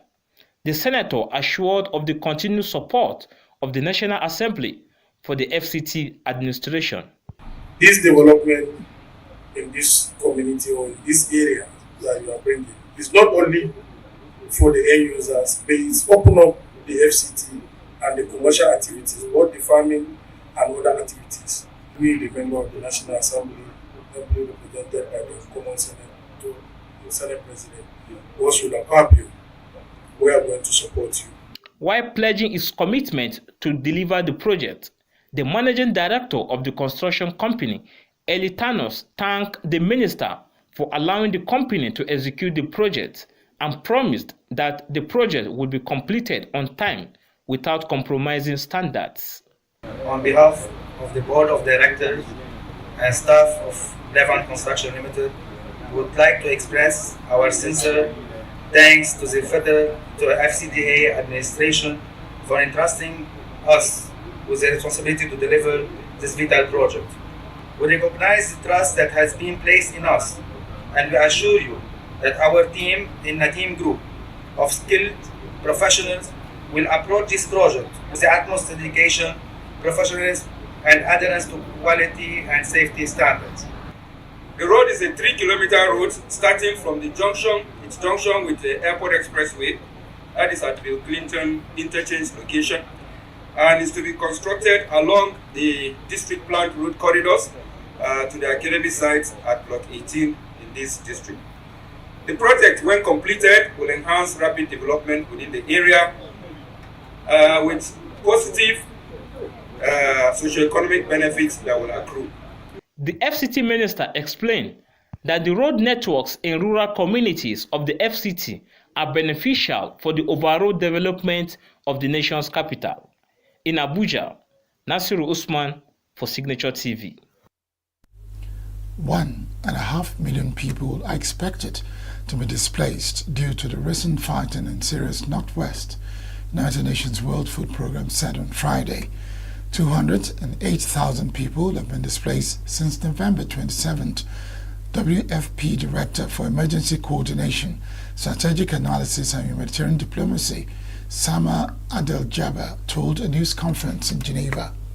Abdel-Jabbar also warned that Syria is at a breaking point and that before the recent crisis, 12.9 million Syrians were food insecure, while 3 million classified as severely food insecure. So in the first few hours after the 27th of November, we saw that the number went up from 48,000 to almost 280,000 people who got displaced so far. And if the situation continues evolving in that pace, we're expecting collectively around 1.5 million people that will be displaced and will be requiring our support. The situation in Syria was not easy before this escalation. So we're looking at a crisis on top of crisis, and that's why we're really emphasizing the urgent need for funding, flexible funding, so that we can actually support all the efforts for the humanitarian partners to pre-position and be able to ready for any scenario that basically in terms of displacements that could evolve in. Blown civil war in Syria after years of frozen front lines risk further destabilizing a region ablaze from conflicts in Gaza and Lebanon. Palestinian artist Maysa Youssef holds painting sessions for children in Gaza's Day al-Bahr to entertain them and release the negative energy they have. Supported by an organization in London, the 40-year-old painter holds the arts workshop twice a week in a partially demolished studio where she also lives. Israel launched its air and ground war in Gaza after Hamas-led fighters attacked Israeli communities across the border 14 months ago, killing 1,200 people and taking over 250 hostages back to Gaza, according to Israeli tallies. Gaza's health ministry says that Israel's military campaign since then has killed more than 44,500 Palestinians and injured many others. Palestinian and UN officials say there are no safe areas left in Gaza, a tiny, densely populated and heavily built-up coastal territory. Most of Gaza's 2.3 million people have been internally displaced, some as many as 10 times. Russian President Vladimir Putin arrived in Minsk on Friday for a summit with his Belarus counterpart Alexander Lukashenko and to take part in a session of the Supreme State Council of the Belarus-Russia Union State. The two leaders will conclude a treaty on mutual security guarantees in the interest of both countries, Kremlin spokesman Dmitry Peskov said, cited by the Russian news outlets. Putin approved changes last month which lowered the threshold for a nuclear strike on Russia and extended Moscow's nuclear umbrella to cover Belarus, a key ally. Nuclear weapons were withdrawn from Belarus after the fall of the Soviet Union in 1991, but Putin announced last year that Russia was placing tactical nuclear missiles there as a deterrent to the West. Asked about the possibility of Arsenic intermediate-range ballistic missiles deployed in Belarus, Peskov said that this is a decision to adopted exclusively by the presidents of the two countries. Lukashenko hosts Putin and other top Russian officials, including Prime Minister Mikhail Mishustin and Chairwoman of the Upper Chamber of Russian Parliament, Federation Council Valentina Matvienko. The summit in Minsk on Friday marks the 25th anniversary of a union state, a borderless union and alliance between the two former Soviet republics and neighbors. President Volodymyr Zelensky addressed troops and military leaders on Friday, the day of the Armed Forces of Ukraine. Speaking outside the Motherland Monument, a symbol of independence, towering over the Ukrainian capital, Zelensky said that the Ukrainian army was a true guarantor of the country's security. Over 1,000 days of battle for the state, over 700,000 enemies killed. Zelensky continuing over footage of soldiers listening, saying, "For us they have no names, no honor," continuing over wide shot, saying, "And they deserve nothing other than shame, that's how they will go down in history." Today we understand clearly that the real, the most important and the most reliable guarantee of our security are the armed forces of Ukraine. Zelensky presented posthumous awards to families of the fallen officers and soldiers and handed awards to 7 men and women. Australian police said it believes a fire at a synagogue in Melbourne early morning on Friday was deliberately lit by 2 possible perpetrators wearing masks, injuring 1 person and significantly damaging the building. The Victoria State Police said a worshipper was at the Adas Israel synagogue for morning prayers, so 2 people were paired to be spreading accelerant inside the building before setting it on fire. That this was a shocking incident, should be unequivocally condemned. There's no place in Australia for an outrage such as this. To attack a place of worship is an attack on Australian values. To attack a synagogue is an act of anti-Semitism, is attacking the right that all Australians should have to practice their faith in peace and security. You know, they engage in peaceful activity, they provide support for each other. This is the heartland of the community, and the police, of course, Victoria Police. The Prime Minister, Anthony Albanese, while speaking on the incident, said there was no place for anti-Semitism in Australia after an attack on a Melbourne synagogue that injured 1 and caused widespread damage.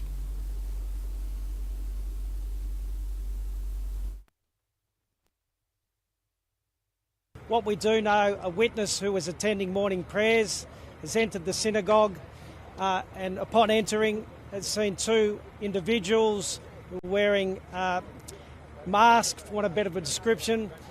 They appeared to be spreading an accelerant of some type inside the premises. This individual has left.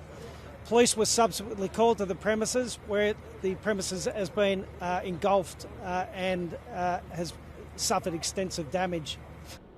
I'm here in the capacity as the officer in charge of the Arson Explosive Squad to give that reassurance to the community that we will do everything we can to bring these individuals before the courts, and to let the community know that we're going to do our best to make sure that Australia has seen a rise in anti-Semitic incidents since Israel retaliated against an attack by militant Palestinian group Hamas on October 7, 2023, with an assault on Gaza that has left tens of thousands of people dead. That's the news this hour.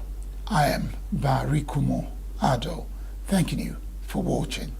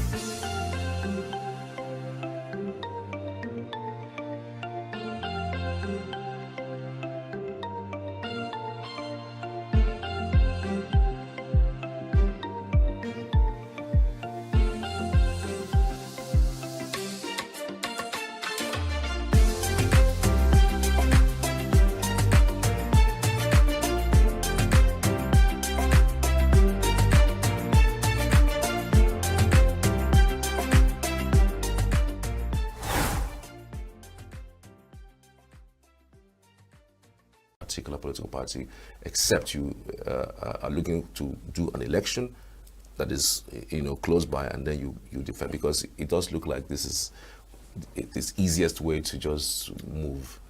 Charles, that is enshrined in our constitution. It is in our present constitution that if you leave a party and defect under one, you lose your membership of the assembly, National Assembly, State Assembly. It's in our budget. It's in our laws. If you listen to the Labour Party person, they said they are going to contest it in court. But even after, some haven't said this, all those have voted in the past, who has ever been able to pursue that logical conclusion? It's more that we are fast to grandstand in this country. We also just talk. Never mind, they have said they will do this, they will do that. It is in our constitution. No, but the constitution is there. But what the constitution actually said was there must be some chaos within the party if and there the is, party yes, before if there it is, happens. if there is a crisis in the party that you are in, yes, that is the only ground for upon defection. which you can defect. Yes. So there have been several defections when there were no crisis in the party. Some people left Labour even before there was crisis. In fact, in ENUGU State, how many people left? Was there any crisis at that time? So even before that even before going to crisis point, who has been able to prosecute this and say you are not a member, you have lost your what's happening in River State, for instance? How many lawmakers left PDP to APC? It is still being contested, and each time I think that the judiciary is not helping us in this country. Honestly, it is in the or lack of diligent prosecution. I don't know what to say, but I know that as at now, that law stands that if you leave your party, if you leave your seat, if you cross over to another party, you have lost your seat in the assembly, National Assembly or State Assemblies. So I think just that law has not been fully implemented. Just like the recording, committee can recall you and so on and so forth. I don't think that we are very diligent in following procedures in the court. That's what I think. You think sometimes political parties or maybe members of the party deliberately? We don't rule that out. But there's a point I also want to pick from what you said. But why I'm saying that is I haven't seen any party that has gone to court to prosecute it to the end. Let's see. Is there anyone being handled in court now? There have been several defections. Some have left PDP. You know, all these big wigs in APC, they are all from PDP. Omahi, Ababio, and so many of them. They were all members of PDP. Which of them have ever lost their seat because they defected? So if the law is, but what I'm saying it's not, it's a question of prosecuting the cases to logical conclusion. But if you think that if it is to make the law more easy to be implemented, well and good. Perhaps there are some lacuna that they see there.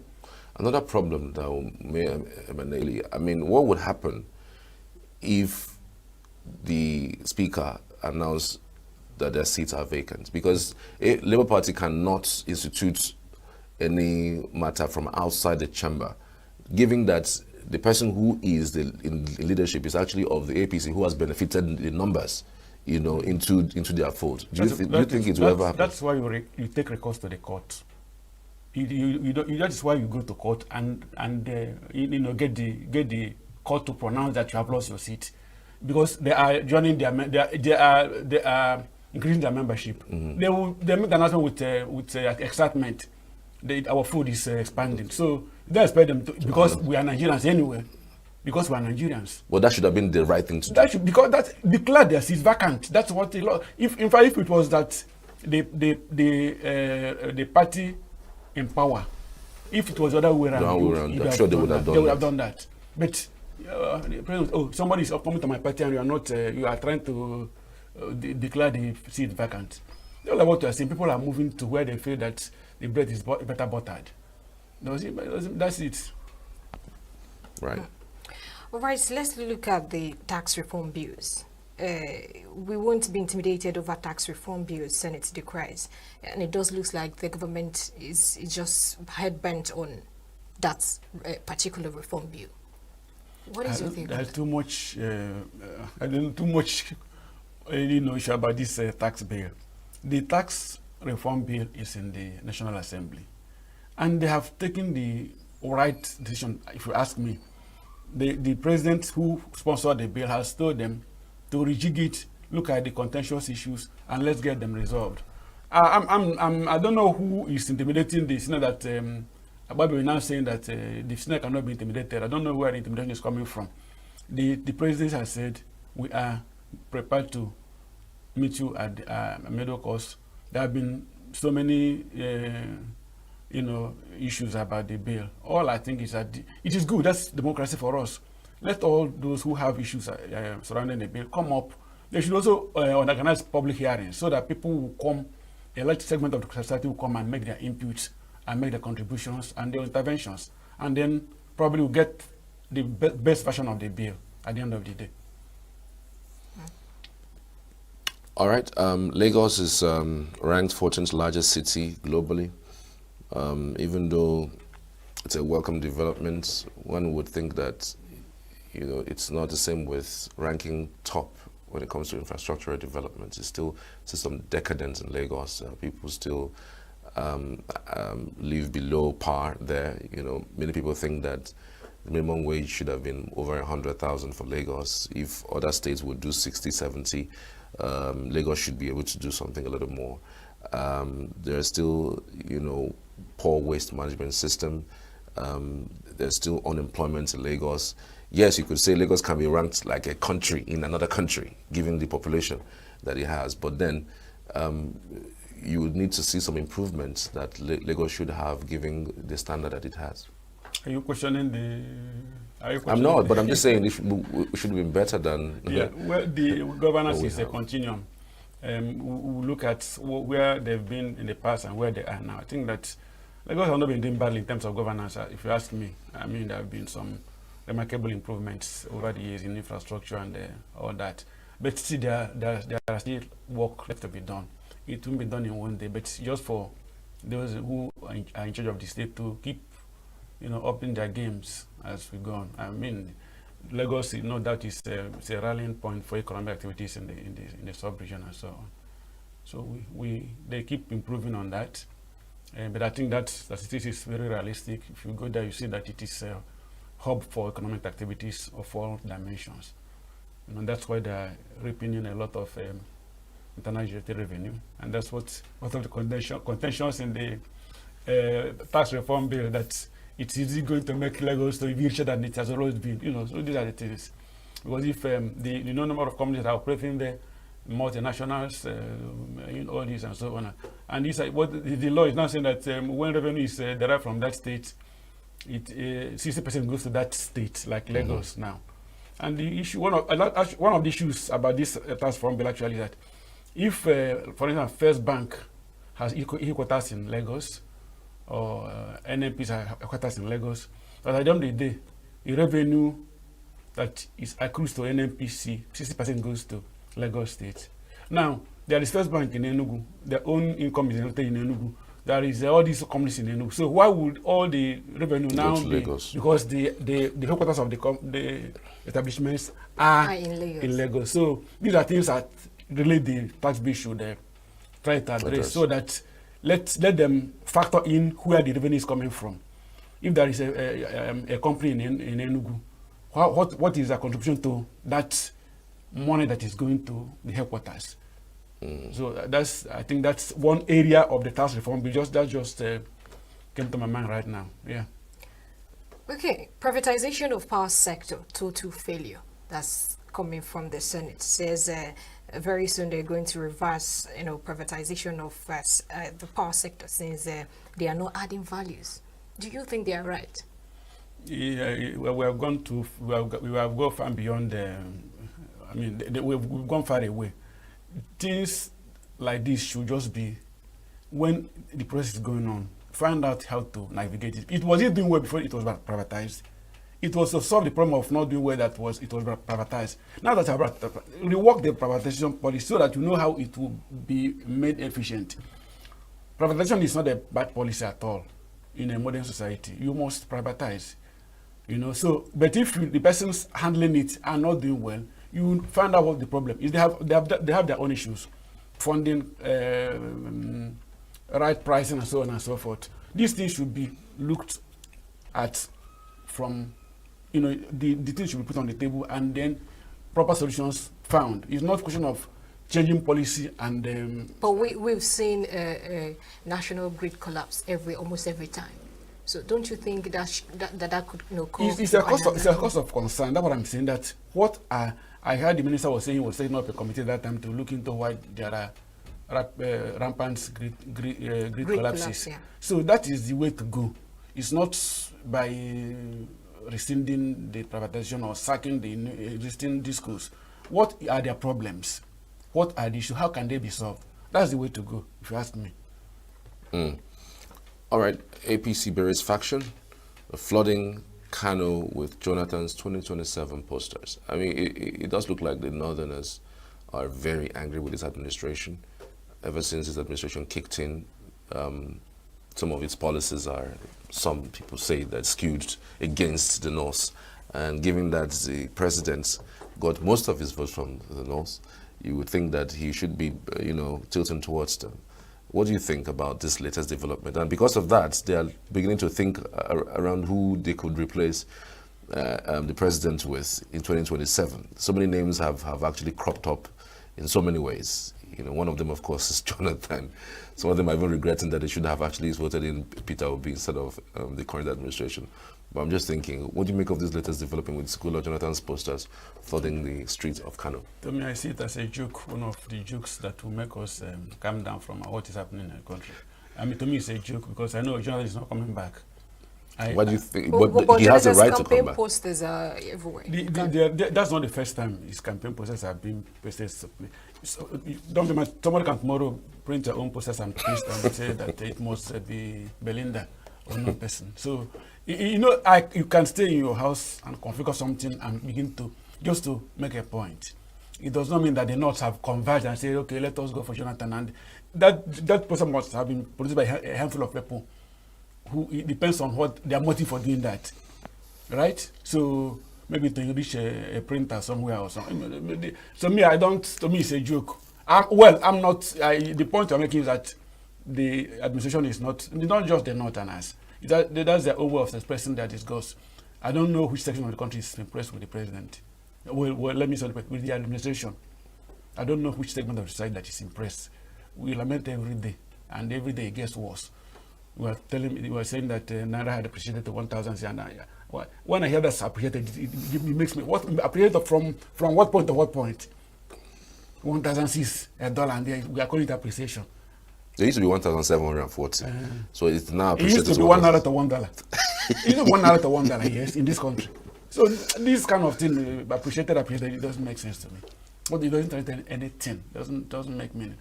So I'm saying, the people are.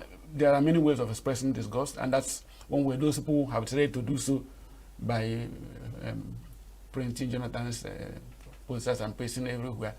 But he has the right to come back. Who did not? Who has the right? Yes, he has because the he has done one term at least for 6 years. Because the president Yar'Adua died while he was deputy, and then he contested and lost. So he can see the contest. There's no point. The constitution allows him the right to contest again. Yeah. But I think he should remain the gentleman that he has become and another person that he has become. And I think he's somewhere in Ghana now to leading elders to monitor elections. I think that's a better role to play than coming to return to the mines that we are seeing here. Overtime vehicles, customs plan auction after 2-week ultimatum. And a lot of people are saying that the customs are beginning to cross the line. Doing too much in terms of how strict they are in handling the issue of illegal importation, both in vehicles and other commodities. And now, for some time now, they have been working. But right now, they said after 2 weeks, they're going to place all those vehicles in auction. What do you think on that? The thing is that all these agencies, they're all battling to, excuse me. They were battling to rake in too much revenue for the government. And the other day they were in National Assembly, because they say we have surpassed our own by even before the end of the year. Immigration, they're all struggling to make more revenue for government so that they will remain, maybe the chief executives will be, yes, we meet our we surpass our revenue targets. So, but when these things infringe on people's human rights and all that, customs should do their duties at the borders and not infringe on people's fundamental human rights. So I think there are at times, like we said, there are times they cross the line. You know what they do. You be driving around the streets, somebody will tell you his customs, and they begin to look at your car. Did the car fly into the country? It came in through borders. Let them do something about the borders of this country. I mean, it's the same customs that would allow vehicles to pass through the borders, and the same custom will stop you on the road and asking for documentation about the vehicle. Anyways, Amnesty alleges 10,000 die in military detention. I really don't understand this. I have not read the entire story, but Amnesty, of course, we know it's an international organization that looks into human rights. When you see something like this, I mean, they would not be saying it without evidence. They may have when I am very skeptical about data in this country, when we roll out figures, because I know we don't have it. When we roll out figures like this, and in this quantum, the takeaway from it is that there must have been cases like that, even if it is not up to that figure mentioned. And it calls for investigation, thorough investigation of the authorities involved, so that if it happened, let it be addressed. Who were responsible? That should be brought to book. And how do we guard against future happenings, future occurrences? That's my takeaway. But as the figure 10,000, that is quite on the hazard if it happened. But then, without dismissing that, let's. Amnesty is not a small group to wave aside. I guess they must have gotten some information from reliable sources to be able to come out with this figure. So I'm saying that the government should investigate that, come up with, and tell us what they found out. Not investigating and then it ends like that. But it's an issue that should be addressed and should looked into. Right. It's saddening, really. I mean, if you look at what's going on even within the country, you see how high-handed the military can be when they're dealing with civilians. You know, they feel way above you when they meet with you, even on the roads. You see them becoming really aggressive, beat you up, and and all that. The very recent one that I could think of is the one that happened recently, and the military officers at the time tried to intimidate the driver that's involved because they tried to overtake them while they were on the road. So we wonder whether it's a rule or it's in our constitution for you not to overtake a military vehicle when you're on the road with them. I think that they need to do more in terms of demilitarizing them. Actually, when they are with civilians, it's not fair. There was a story I think today or yesterday or so about a pally between military and the civilians and the media. So I think one way of closing the gap between the military structure and the civilians, but it is more with the those at the lower rung of the hierarchy. I mean, those that are well up there might be more civilized, but I think they need to begin to educate them that this is not a military regime. It is, even if it's a military regime, they are still ruling civilians. They should be cautioned to be more civil while dealing with their fellow human beings. That you are doesn't make you a superhuman, and myself a subhuman. We are all human beings. They should realize that and begin to respect other people's rights and freedom. Lawrence Ibenyo, many thanks for your time and your input on the program. We truly appreciate it. Thank you for your time. I appreciate it. Thank you. All right, we'll take a short break and we'll come back and bring you other interesting programs. You don't go anywhere.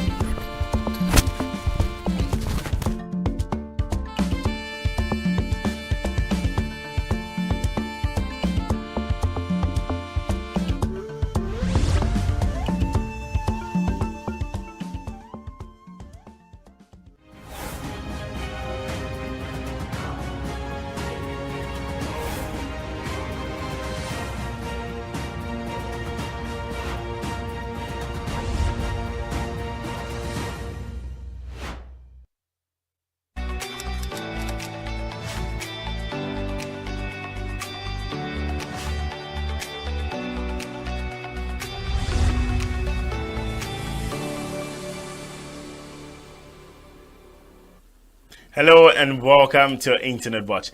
I'm your host Joshua Oritogun, here to bring you the latest buzz from the online world. So let's dive right in, shall we? Well, now our first story is about Nigerian singer Timaya, who recently opened up about why he's still single.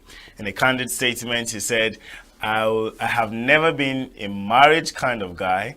If I get married today and my wife disturbs me, I will leave the marriage because I don't like stress. Well, Timaya isn't holding back, is he?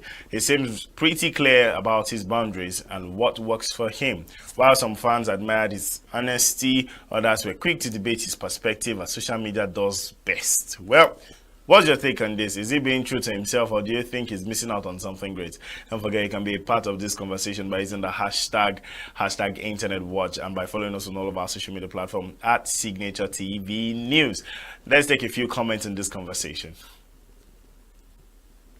Sandy, marriage means being responsible. Not getting married means you prioritize your mental health. If you are here to argue, it means you are just single. Wow, straight bullet to single people. I mean, if you just want to argue this simple fact, it means you are very single. So for single people who wants to argue, well, we already know why you are single. Moving over, I have Sir Fresh. Marriage is definitely not for you if you don't like stress. Because inside marriage, them go stress you. At some point, you go want craze. Well, married people, I really like to hear your comments on this. I really like to hear your perspective on this. How has it been for you being married? How? Dino gave his own perspective. Marriage is not just for everyone. That's the bitter truth not many wants to accept. So, is marriage for you? Is marriage not for you? How do you know marriage is for you? And what do you do? I don't know, please, by all means. Life issues. Fact. Marriage is not for everyone. Sometimes I'm even tired of my girlfriend to the point where I begin to imagine what if we were married. May God help us. Well, single people in relationship, you people still classify as single people. Do you get, like, let's just leave it. Let's move over to the next comment. I have marriage is not a necessity like oxygen. If your patience and tolerance levels are low, take a step back until you're ready. Wow. If you're not yet married yet, if you know you don't have the patience, the grace to carry it, my dear, leave it. That's what they're telling you. Komofili says that breakup Empress Naja served him was really cold and painful. That breakup, let me take that again. That breakup Empress served him was really cold and painful. I even had Baba went to disrupt the wedding around Festac, demanding his car back until a Navy guy threw him out. Well, Timaya, somebody has called you out and said it's because your Empress, your babe broke your heart the last time. That's why. Well, whatever the issues are, if you're not yet married, ready to be married, please don't go into it. It's a serious business and it's about responsibilities. Well, speaking of marriages, here's a joyful twist to the conversation. Nigerian comedian and content creator Taoma and her husband Abdullah Abdul Aziz Oladimeji. Yes, I know what's going on through your mind right now. She's married. Well, apparently she is. They are celebrating a beautiful milestone in their own journey. The couple just welcomed their first child, a baby girl named Amani Korede Makinde Green.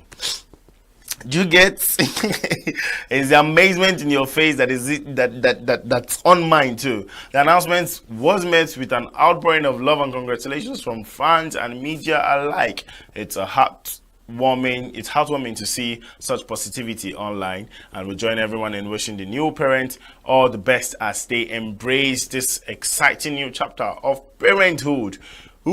Congratulations, Tao, because I really don't know. Let's go to the comment section to see how people congratulated her. Don't forget, you can be a part of this conversation as well by using the hashtag Internet Watch or by following us on all of our social media platforms at Signature TV News. Realist, Enikpe, you say what? When did she marry? How did she born? This is huge. Congratulations to them. Intentionality with the huge, actually. This person spelled huge. You get it. If you're an internet person, you understand what I mean by huge. If you're not, then please shift. You're old. Umani said, I have been watching her skits lately and I haven't seen any sign of pregnancy. Did she hide it or tie it to the back?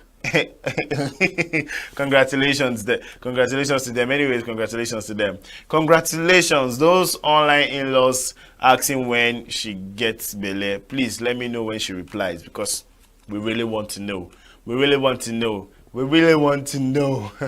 Kayode, just be successful, and your stories would always amaze everyone. Congratulations to my baby girl. Well, obviously, Taoma's story is quite amazing. Everybody's surprised. Omo, when she marry? When she get belle?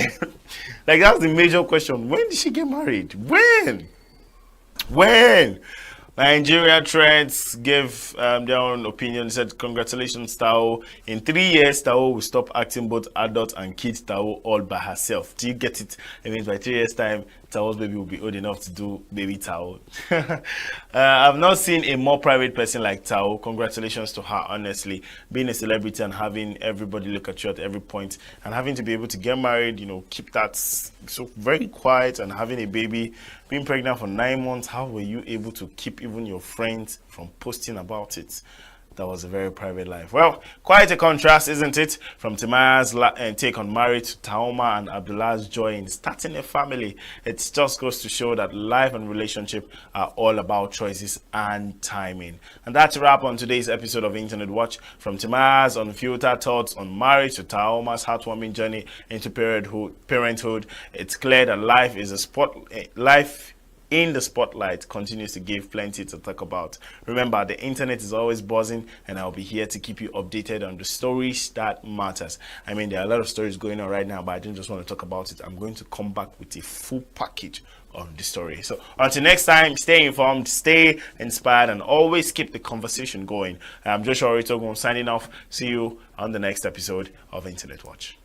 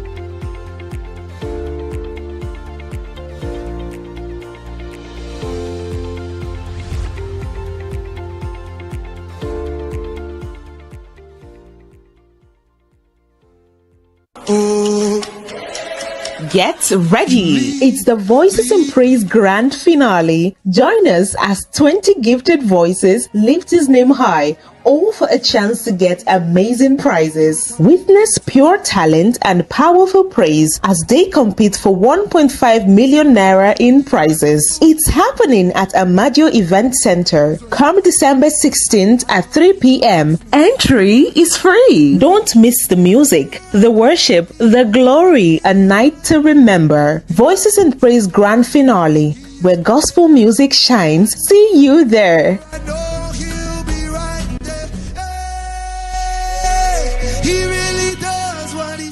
Eagles can live up to 70 years because they are mentally strong. After 40 years, every eagle has to make a difficult decision. Its claws are no longer sharp enough to hunt. Its beak becomes bent and blunt, and its feathers become thick. The eagle has two options. Either it dies, or it goes through a painful change. This painful change is that the eagle must go to the mountain and hit its beak on a rock for 150 days until it falls out. When the old beak falls out, a new beak grows in. With a new beak, the eagle pulls out its claws. When the claws fall out, the new ones grow in. The eagle plucks out its feathers.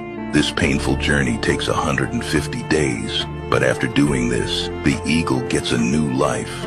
Sometimes we need to get rid of our old self in order for a new and better version to emerge. Eagles can live.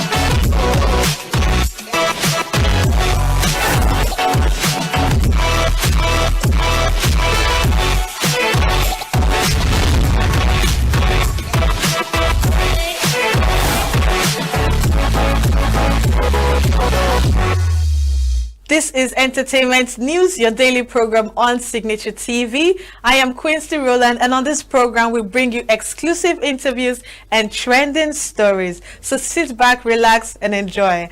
First on the list, we have popular skit maker Talma and her husband Abula Abdul Aziz Oladimeji have welcomed their first child. The content creator shared the joyful news on Instagram with a touching video featuring her newborn resting on her chest. Captioning the post, Talma revealed her baby girl's name and the date of birth, indicating that the baby arrived in November, but the announcement was just made a few days before her 1-month mark. Popular Nollywood actress Mercy Aigbe has confirmed that fire gutted her residence in Lagos State. Mercy confirmed that the sad incident in a post on her Instagram page on Wednesday. She posted a video showing the damages caused by the fire. According to her, she's devastated but grateful to God that no life was listed. She wrote, "Devastated, but thank God no life was lost. It is well." And on the next story, we have music star Davido has shared what he believes is the motivation of Nigerians seeking childbirth abroad. There has been a trending of upper and middle class Nigerians giving birth to their children abroad. Speaking in a recent podcast of the Morning Hustle podcast, Davido claimed that giving birth abroad is more or less like buying an insurance policy. He said children born abroad have access to foreign citizenship, opportunities, good medical care, and quality education, among others. And on the foreign scene, we have crowds gathered to celebrate the lighting of Rockefeller Center Christmas tree in New York City. The tradition dates back to December 1933, when the first tree light event took place. This year, the tree dazzles with over 50,000 multicolor LED lights, according to NBC. The tree will be lit daily from 5 a.m. to midnight through mid-January. On Christmas Eve, it will shine for 24 hours, while on New Year's Eve, lighting will end early at 9 p.m. to accommodate the festivities in nearby Times Square, Rockefeller Center noted on its website. And we have tens of thousands are expected to attend Francis Leon Famous Music Light Festival on Thursday to watch Louis XIV's statues turned into Christmas snowball, or the projection of a child's dream on a building. This year is a special year for the festival, and to celebrate the 25th anniversary, the organizers brought back 6 of the most emblematic artworks of the past 25 years. In total, 32 installations created by artists from France and beyond will light up buildings, squares, and streets in the city. For Lyon resident Laetitia Mazurich, that is also a good opportunity to forget about the struggle of the daily life. Comes for a traditional festival where Lyon citizens celebrate the Virgin Mary by putting a candle on their window sills. And we have German artist Werner Hartl uses only plant-based materials for his paintings, and instead of buying them at the local craft store, he receives it for free. Cow dung from a farmer next door to his rural studio set up in a former cow's shed. The artwork by the 46-year-old Munich-born dad of 3 deal with life in the countryside and addresses his love for the power of nature and animals, he said from his home south of the Bavarian capital. Cows are a recurring subject in his work, and cows are the source of his seemingly never-ending supplies of plants in the shape of cow manure. Hartl said he uses his paintbrush just like with drawing ink. Initially, his challenges was to control the droppings which fell uncontrollably from the paintbrush onto a space where I didn't want them to be. The artist acknowledged that cow shit is a polarizing material, but who says it's absurd to use it? According to Hartl, a mix of lime and cow dung was used up until the 1960s to whitewash kitchens. Hartl artwork shows are sold from €200 for a small painting up to the several thousands for a larger piece. I've come to the end of today's news. Don't forget to tune in on YouTube to watch Signature TV, and don't forget to follow us on all the social media platforms. I am Quincy Rowland. Stay tuned and stay entertained.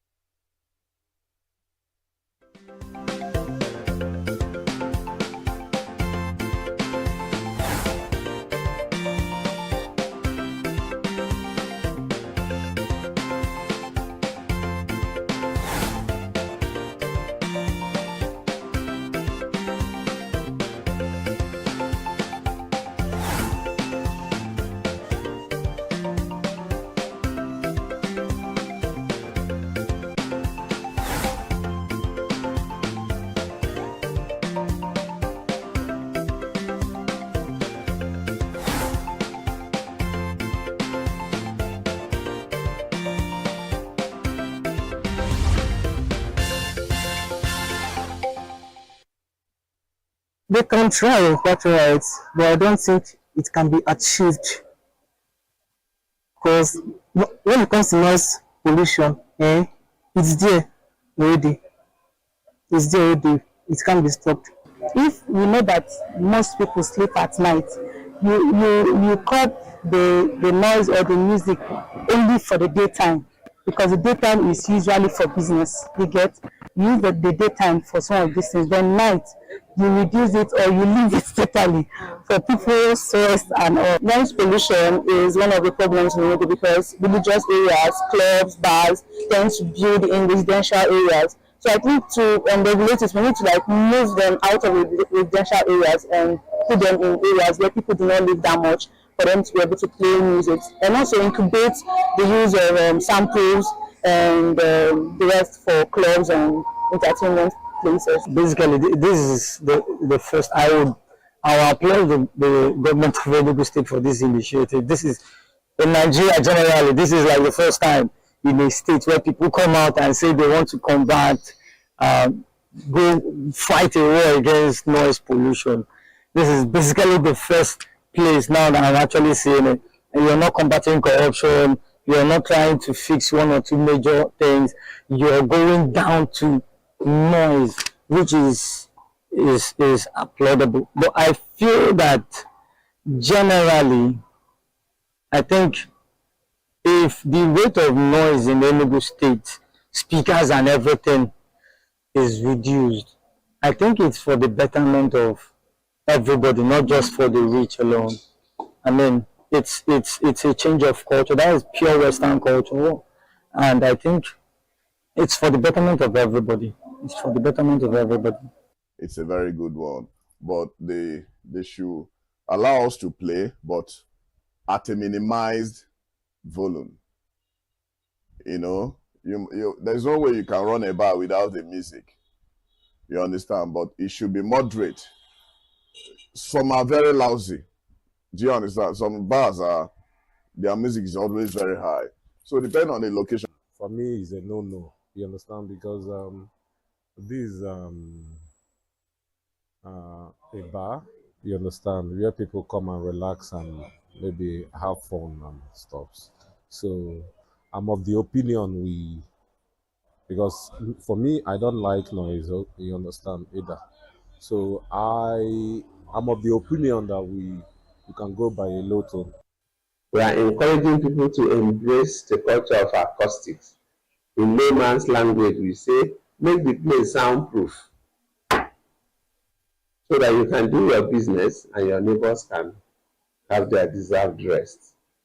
This is very important because I have over 1,000 commendations from residents of ENUGU since we held our first public hearing, putting the residents on notice that help is on the way.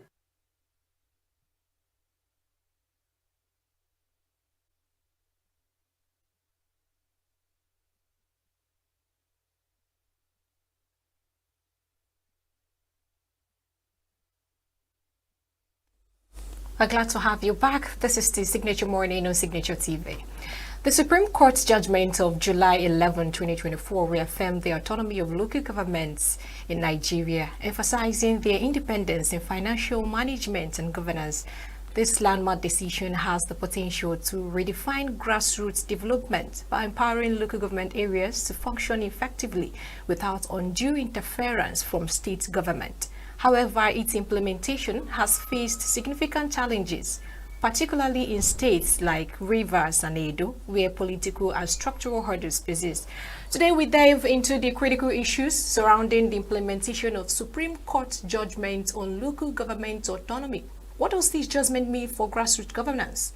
Why are some states struggling to comply? And most importantly, how can we ensure that local governments fulfill their constitutional roles to deliver better governance and development at the local government level? Joining us to provide insight and explore practical solution is Honorable Elder Ngozi Ihuoma. He is the Executive Secretary, Legislative Watch. Good morning and welcome, Elder. Good morning, my sister. How are you? I am doing great. Good. How are you doing this morning, Elder Ngozi? I'm okay. All right, let me begin. start by. Go ahead. Let me start by saying that. Nigerians are a little worried and disappointed in the fact that when a Supreme Court, which is the highest court in the land, it serves both as a court of justice and policy, gives an order, people who are supposed to be executing that order seems to be rewriting the order. What am I saying? Since 1979, 45 years ago, the local governments were given their autonomy by the Constitution in the Second Republic. That is why Section 149, that had the federation account, had this sharing formula among the three tiers of government: federal, state, and local government. It is unfortunate that Nigerians, especially the elites, have refused to do what is right. What is that is right? The president at the federal level, at National Assembly, conducts election to the State House of Assembly and governor of a state. There's nowhere from Northern Barracks in Lagos to Aso Rock in Abuja that a governor has been sworn in at the council chambers by the president. What have we noticed since the Supreme Court judgment of 11 July 2024? States hurriedly selected people, their cronies and allies, in any party they like.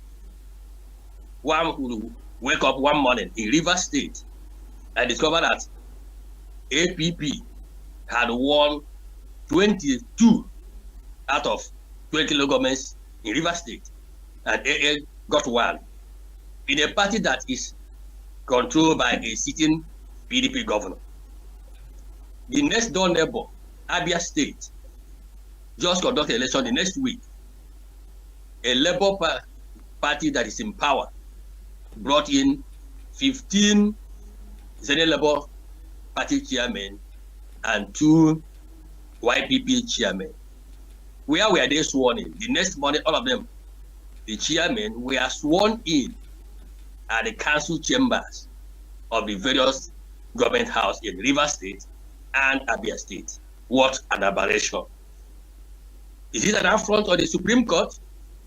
Will the Attorney General of the Federation keep watching as there is flagrant disobedience? Will the Code of Conduct Tribunal, the Code of Conduct Bureau, sit idle and watch crass irresponsibility? Will the Nigerian Police Force, Special Fraud Unit, watch as there is a desecration of the ground norm? The answer is no. So, we should not be talking about any other thing other than implementation, which is that local governments will have direct allocation of both federation accounts and, as of today, 10% of the IGR being the joint account sent to them to run their various communities. What of the budget? At the federal level, the MTF and FSP have been prepared for the president to lay the budget of the nation for 7 trillion before National Assembly. At the state level, the state governors are already prepared and some have already laid the budget to the House of Assembly. What has happened to the local government allocations? Is their budget being prepared? Is it being laid before the councils for passage? Has the communities been engaged so that they can articulate what they need as the U-tide is coming up? These are the implementation. But today, the chairmen are still waiting for the governor and House of Assembly. I don't know what level of arithmetic is that. Are they going to prepare the budget of local governments as a sub? These are the issues in implementation. Okay, but can you, what, in your own words, what do you think are the specific challenges, hindering this implementation in some of, implementation of these judgments in some states, like you mentioned, Rivers State without a functional House of Assembly, and Edo with an opposition-controlled House of Assembly? What do you think are the challenges hindering this implementation? There is no challenge except the fact that it is the governors who have sworn that nothing will work in Nigeria. The governors who have made themselves emperors. The governors who think that as of today they want to shut down a tax reform, even when the president haven't presented an executive bill They have asked them to go to the National Assembly, which is in normal practice, and adumbrate whatever is their grievances if they have any. That is their constitutional right. But what are they doing? They ask Mr. President to shut down. We see some of these things as what is wrong in the governors allowing the local government chairman constitutionally elected to run their local government. What is wrong? Let me give you an example in Imo State. There are 27 local governments. So it is assumed from the constitutional provision that the governor of Imo State, Senator Ogogo Uzodimma, will govern Imo State with 27 elected chairmen while he is the governor of the state. The same way the president is managing the country with 36 governors and several local governments chairmen plus 6 area council chairmen. That is what, there is no confusion other than the fact that there is greed. There is greed. In Rivers State today, that state cannot function because there is no House of Assembly in place. Even though they are in court of appeal challenging the issue that they have no functional budget because the budget of Rivers State elapsed on 30th of June 2024. They have no budget as of today, and I'm sure no bank will honor anything from them. So the local governments are the only people that are supposed to be functioning today in Rivers State by presenting their budget to their various councillors, who in turn will pass, and the chairman will assent to it, and there will be total grassroots development. In Edo State, we have now an opposition party governor in the person of Ihodalo, Senator Ihodalo, managing a House of Assembly that is populated by PDP, and council chairmen who were elected by the same PDP and councillors. What did we hear? There's a committee, a State Recovery Committee, that is now asking, demanding, contrary to Supreme Court judgment, that the local government chairman render account to them. As what and as who? The Supreme Court in 2006 made it clear that the relationship between a local government and the state is coordinate and not subordinate. And that is where I expected the Attorney General of Federation to mobilize all the federal forces, because it's an affront on the federal government that the states do not want the local governments to function. We are not talking about any constitutional amendment here. There is no need for constitutional amendment. The committee that sat in Abuja on Monday by the House of Reps is an aberration. We cannot be talking about a constitutional amendment when we are talking about implementation. The Revenue Mobilization and Police Commission and the Attorney General of Federation should ensure that the total funds are sent directly to local governments. And when they receive it, they cannot spend until they have been able to send their budget, which shows how they are going to apply these funds judiciously and judicially to their various councillors, who must have gotten input from their various communities for total development. Okay? So the argument is, why is the governors, why are they bent on killing the third tier of government? Why are they not allowing the chairmen and the councillors to operate as a tier of government the same way that the federal government does? They were all complaining that INEC introduced glitches in 2024 election, 2023 election. Seriously. Today, what did they do?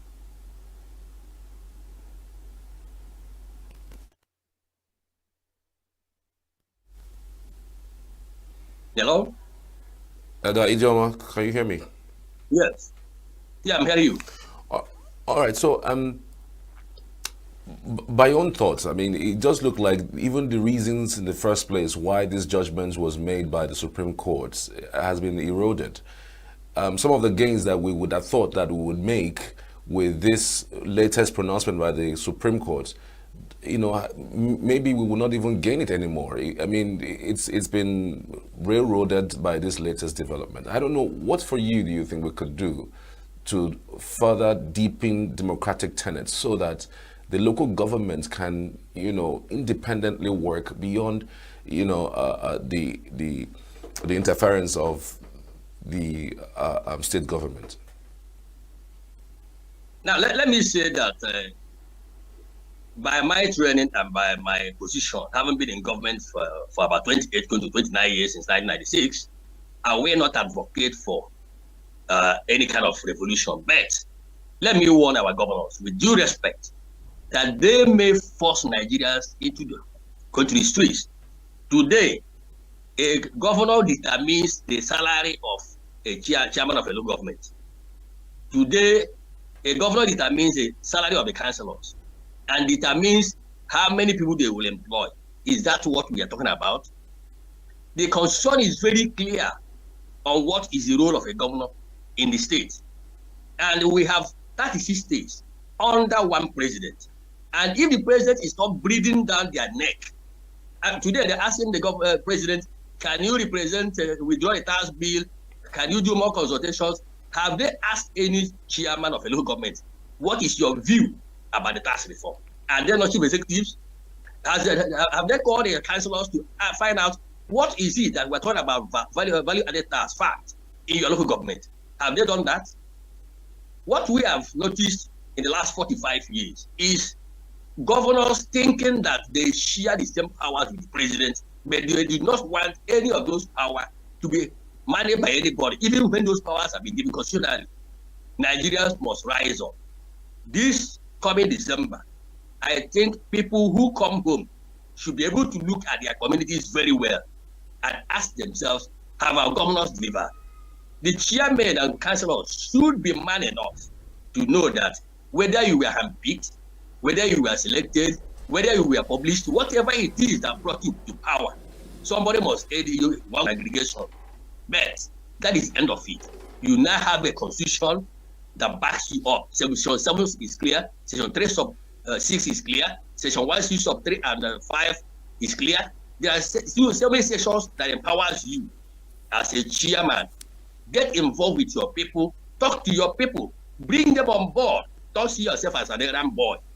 Because this particular judgment is the 10th since 1982, the 10th judgment in favor of the local governments that the governor swore. Can you hear the former governor of Edo State, Adams Oshomole, saying that it's better to have 768 tips than to have 36 tips?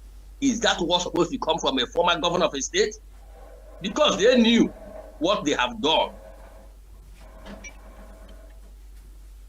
Today we have a government that is only in 2 tiers, and they come up with all manner. There's nowhere in the world where there are 3 tiers of government. Our government, since 1979, on the presidential system of government, runs on the 3 tiers of government, and nobody should tell you how it is managed in Sweden, how it is managed in Germany. Or do you know that in the United States, the senior president of the United States is the vice president? Is that what you have here? Why do we draw comparison between apple and orange?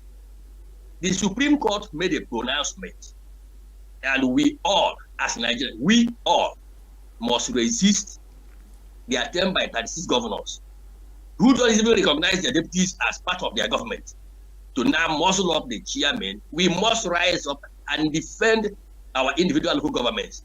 We must rise up. I am going to ask the federal government, which is what they're going to do, to publish allocation of local governments since July to date. Let every state governor tell the people where their funds are. I'm being careful not to incite any uprising. I'm being careful not to ask the people to be on the street. But the governors should be warned. If they are not being managed by the president, they should not manage local governments. Local governments are autonomous by the constitutional provision, by the Supreme Court judgment. They are and must be allowed to function in that respect. All right. Do you think the appointment of the chairman of the electoral bodies within the states, if it's done at the federal level, would in any way go a long way in making sure that our electoral system within the states, does better? Because again, if the state government is involved largely in appointing, who leads the electoral body within the state, I mean, it's done and dusted. It's just for him to take instruction from the governor directly and do the needful. Do you think if there's another way to appoint the state electoral bodies, that there might be something better, than what we are used to? I am one person who believes strongly that we must strengthen institutions. It is a shame that 36 state independent commissions who were there when the whole world pounced on INEC for introducing glitches to a well-structured electoral form, IREV reporting system that should have sent the results real time and glitches. All the people in the world, that particular pronouncement of glitches by INEC put a lot of question mark on them. So who are we talking about? We felt that the 36 state independent commissions would have been, at least one of them would have done something different. Did we hear any of them resign? The same way we have 36 House of Assemblies, different from National Assembly, that are doing things. What they are trying to tell Nigerians is that, first of all, the rubbish is a political party. Just yesterday, you see members of Labour Party defecting to APC, from PDP defecting, as if there is a known division in their party. The constitution says there must be division. What is division at national level? That this party will have at least 2 national party offices recognized by INEC. But you can see them jumping, because today politics is a jolly viable business. Instead of being a place where you provide enabling environment for every Nigerian to sort out his living, it has become people now wangle their way into the authority and grasp the federation account or whatever idea it is and manage for themselves. I do not subscribe to, because at the federal level, it is the president that appoints INEC chairman, commissioners, and everybody. So what is wrong that the state governor is appointing CX members? But go and look at the criteria. People of integrity, people who have honor. That's people who are supposed to be members of CX, just like people who are supposed to be in INEC. It is a failure on the part of all Nigerians. Incidentally, we are the biggest black nation in the world, and we are supposed to set the example. What we present is hopelessness to the black world, that we cannot manage ourselves. What is wrong in a state electoral commission having appropriation from the state assembly? Go and verify. No state independent electoral commission got any appropriation from their House of Assembly, which is an aberration. So from where did they operate? If they allow the governor to now give them money, what stopped the governor from writing the result? Did any of them protest that we didn't get appropriation to run this election? They did not, because all of them felt they wanted to sabotage the system. Will it work? It will not work. This particular judgment will be a stepping stone for every Nigerian. In the last 6 months, since May, I have been around, both on radio, television, and everywhere, canvassing. After 29 years, what I have seen is the ills of this particular democratic dispensation. Why is it working? Why is it functioning in other lives? Why are we different people? Okay? But we must get it right. So I do not subscribe. The CX who have messed themselves up will live with it. There is a Professor Humphrey Wosu who just died. Has that not been applauded? The proponent of option A4 that brought late Abiola's election, are we not celebrating him? So they have his time with history. History will not forgive them for not standing up in honor and integrity when it beckoned on them, even when there's a Supreme Court backing them. Right. Okay, let's take a look at what is happening in some states like Edo, for instance. We know that its House of Assembly is controlled by opposition members, adding political tension to its local government autonomy enforcement. And Edo State, as a recovery panel, is demanding financial accounts from its 18 local governments from 2023. Now my question is, what legal boundaries exist, regarding state interference in local government finances? In 2005, Abia State, Lagos State, and Delta State filed processes in the Supreme Court challenging a law passed by a National Assembly, that is Monitoring of Allocation to Local Government Act of 2005. Now, that suit filed by Abia and 2 other states versus the federal government and 33 other states was ruled upon on July 7, 2006.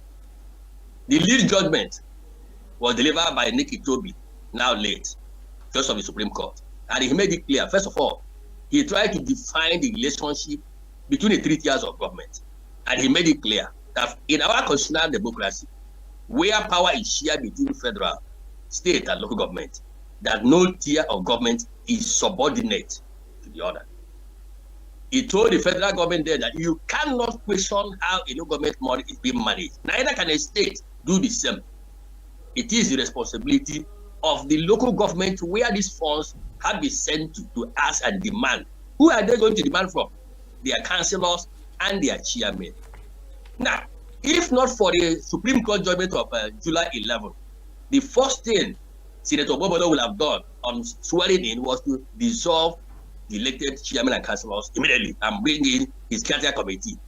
The people he brought in as a asset recovery committee are just being technical. They are trying to see if they can say that no, they didn't give us any financial report, so dissolve them. But I know there are 4 Supreme Court judgments against that, and that's why he's being careful. If not, it would have been done even without any reference to anybody, because that's where we have found ourselves. Today, that asset implementation committee is looking at activities as it has to do with Godwin Obaseki as governor of Edo State, not the 18 local government chairmen and councillors. The chairman will prepare whatever. And of course, they don't have any budget. They have managed that place in the last couple of years without any budget. So what financials are you talking about? Maybe that committee will now find out that the immediate past governor, Godwin Obaseki, was equally the governor and chairman of local governments. So can that lead to something? Yes, the answer is that it will lead to a situation where these chairmen can now brace up and get their funds, get their budget, and run their money and account to their people, not to that panel, please. All right. In all of these, it does look like the governors are the ones stalling this system and this process to go through. Better than what we have seen, knowing that they're only spending 4 years, at most 8 years. Why do you think? Why is it not possible for the laws to be created in such a way that the governors will not be having any form of interference in the local government system? The laws are clear. The Supreme Court again in 2006 made it clear that our constitution and the provisions are superior and super. Our challenge, our problem remains the operators. Who are these operators? Political party members like myself.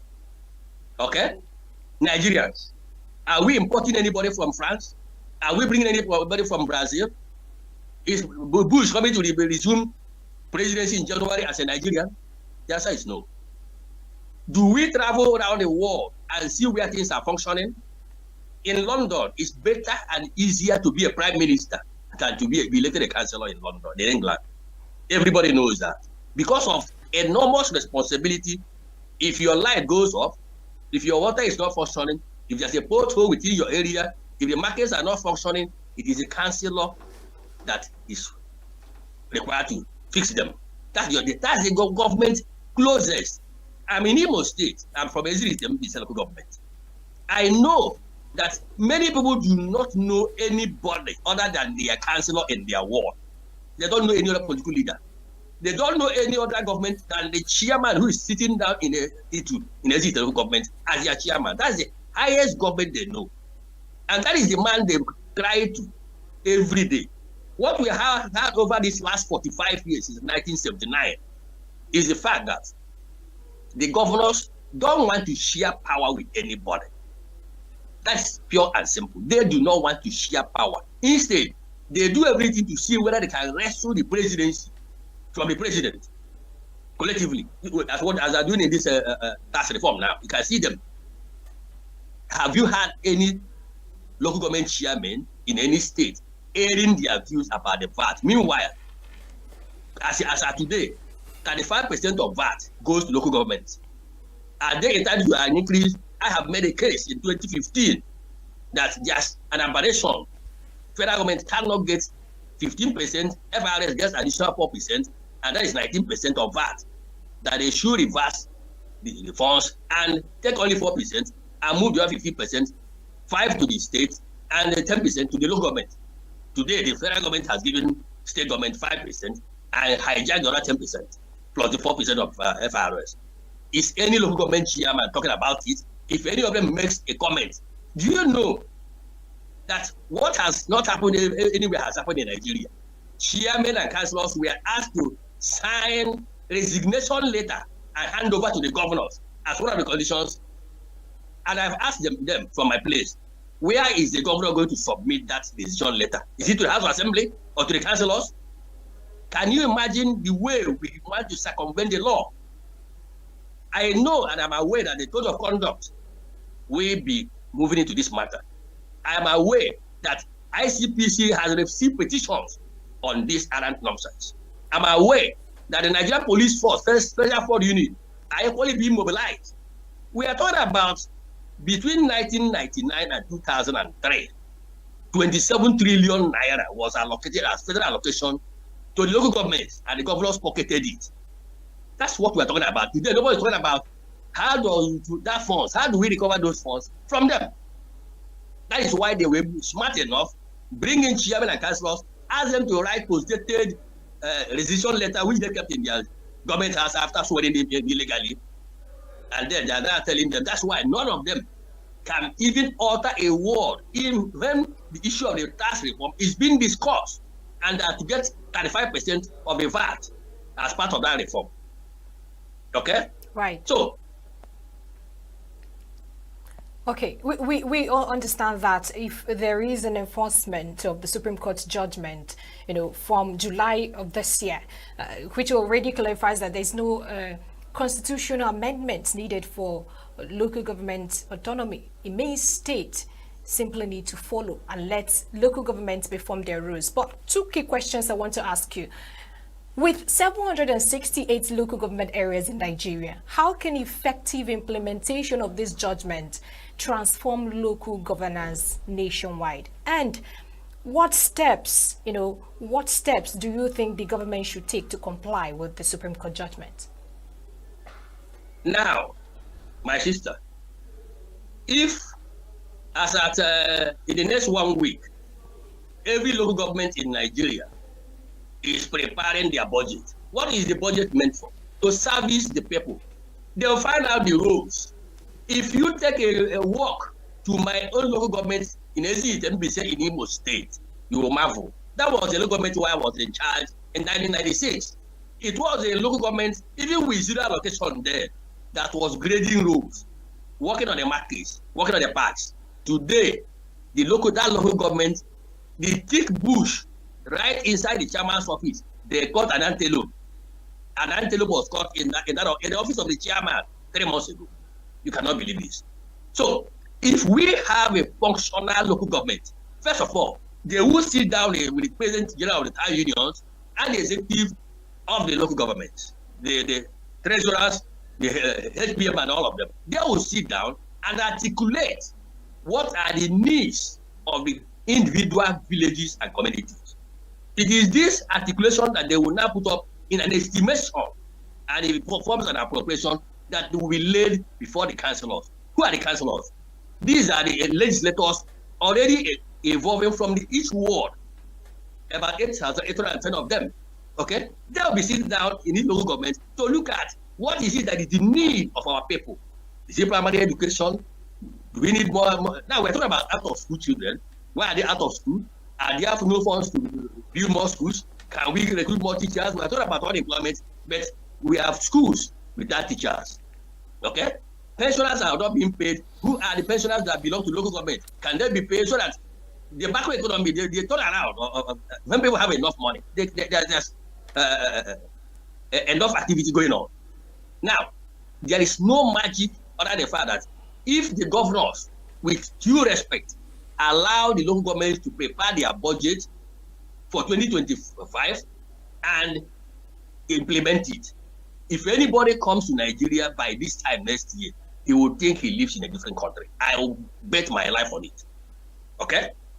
Because you are talking about total grassroots development. This issue of Boko Haram, this issue of unknown government, where are they going to operate from? When the chairman and councillors are in charge, when a man can walk into his local government and get a contract to grade roads, get a contract to rebuild the market, get a contract to build the primary schools and some other things. Why is he going to get involved in criminal activity that will harm him when he can earn legitimately and he pays his taxes and be willing to come out with honor that is a good citizen of his country? We are talking about unknown government today because there's unknown government. It is the absence of governance and the third tier that led to unknown government, especially in the southeast. The same thing that brought Boko Haram and Lakurawa and whatever you call them now, the bandits. It is absence of governance at the third tier, because you know what government is all about. The chairman and his councillors, with all the executive and legislative powers, will run effectively. Okay, there will be no gap, and they are the chiefest. They are accountable to them. There is an EFCC, ICPC, there's Nigeria Police Fraud Unit, NFIU, that will put an eye on them. So he's talking about fraud. That's why I took offense when someone like Senator Adams Oshomole is talking about having someone as his chiefs. Can he, on his honor, look at someone like myself as a local government chairman, talk about stealing money? I have the records of while I was in charge, and they are all there. And nobody can do that. Now, implementation does not call for any other than obeying the rule of law. We have subscribed that we will run and manage by the Constitution of Federal Republic of Nigeria 1999 as amended. What does it state? That there shall be local governments. These local governments shall be funded from both the federation account and IGR. My sister, there is this argument of joint account. The joint account has been mismanaged by commentators over time. What is the joint in it? First, there will be a federation account captured under Section 7 sub 6A. Money coming from federation account from Abuja. Then each state of the federation is required in their IGR to add 10% of that same IGR to the one coming from Abuja. Assuming my local government is in Mbise, is giving 100 million naira from Abuja. It is expected that in Imo State, the IGR of Imo State can add additional 10 million, making it 110 million, and not for the governor of Imo State to now hijack the 100 million from Abuja and then maybe come and give the chairman 1.5 million and pocket the rest. That's what we're talking about. Honorable Elder Ngozi Homa, thank you very much. I'm afraid this is the most you can take for this discussion. Thank you for your time this morning. Always my pleasure, and I thank Signature TV for the effort that you have made. How I wish other news media will join you honestly. Honestly, we are not maligning anybody. Honestly, to deliver local government back to the people, and there will be total governance, and by God's grace, we shall overcome. Thank you. All right, we go for a short break, and when we come back, we'll bring you more. You don't go anywhere.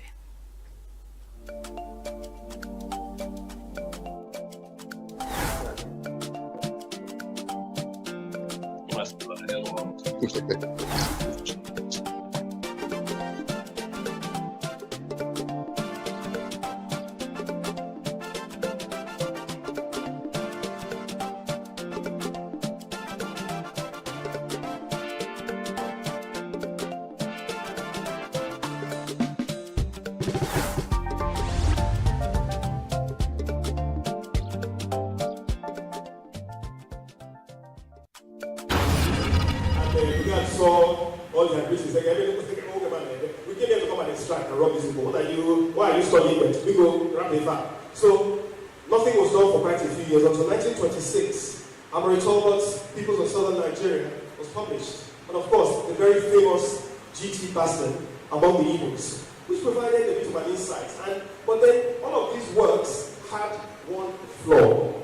They were written by 4 outsiders who had a very subjective view of who we were. And not just that they had a subjective view, and a very cynical subjective view. And the language, you cannot come to the land, spend even 10 years and taking to understand. The Igbos are heterogeneous in our culturally heterogeneous by nature. As I was talking to the children earlier today, we make the mistake of sometimes saying, all this is an Igbo. Hold on, sir. Where an Igbo? Where is this done? Cultures can vary across an area. The Ogosi line, we have to be influence of Ojoto and Ogosi Chima.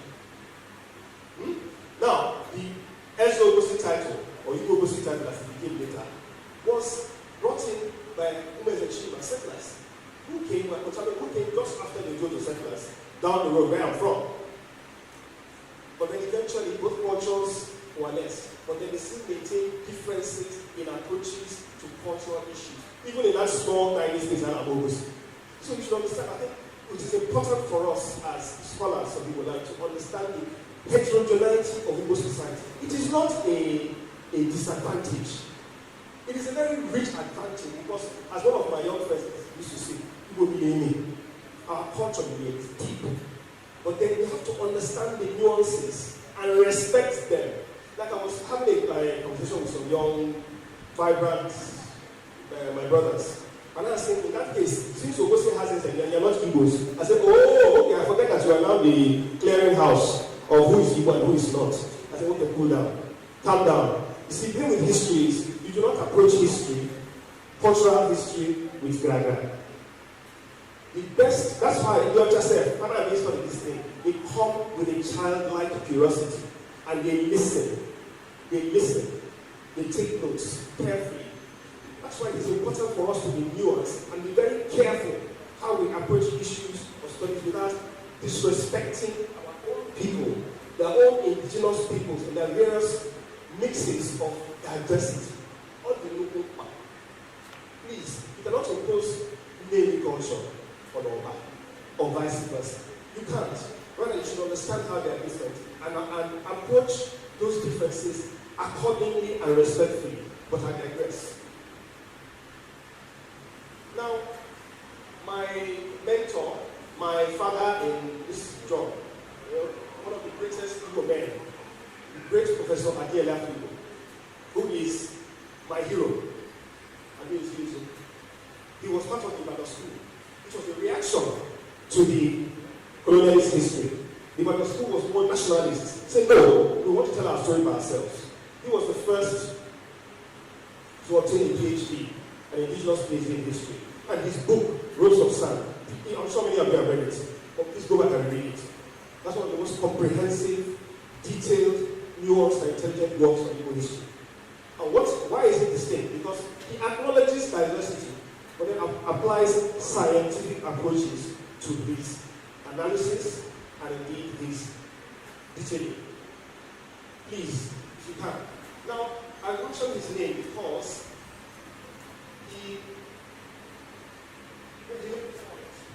the anthropology and the historiography of Central South Nigeria before and since were colored by the motivations of the author's principles and in turn influenced the broad historiography of the ensuing period. So just prepare what I said. They were simply PR experts for the for the colonial governments. So whilst there were nuggets of information, we have to understand that those do not really represent the histories.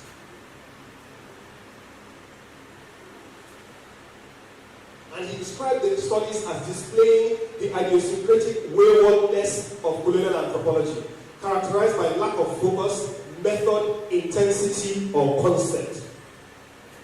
They looked at political systems because that was how they could manipulate. When you manipulate the political system, what do? You can manipulate the economic systems. Simple. They weren't interested in our cultural nuances. They weren't. The person that went deep was Dr. Thomas. As soon as Lugard saw him, Lugard actually you know. So he described it as high-noon anthropological approach, which resulted in the emphasis on centralized political authority as being the ideal or apex model of political structure, influencing writers like Henderson, Owen, Yogo, and Zero. Now, why do I say this? Because that high-noon anthropological structure, look, that there's an hierarchy of societies in terms of value, quality, and standing. That those that had kings were the more advanced societies. And those that had more decentralized systems, a king and a cabinet, were on another level. And those that had no kings, no descendable sovereign authority, but more like republican structures, were savages at the bottom of the ladder. That's what they said about us. Because most of Igbo land, obviously, is republican. Of course, we had bastions of monarchies. It was a theocracy. Western Igbo land has lots of monarchies. But then, Oguta also had a monarchy. But then, the vast majority of Igbo land before the colonials did not have monarchies. And this was perfectly fair, because the Igbos always fashioned out functional models for their governance that suited them, suited their communities, suited their environment. It looks like there's a song by an artist.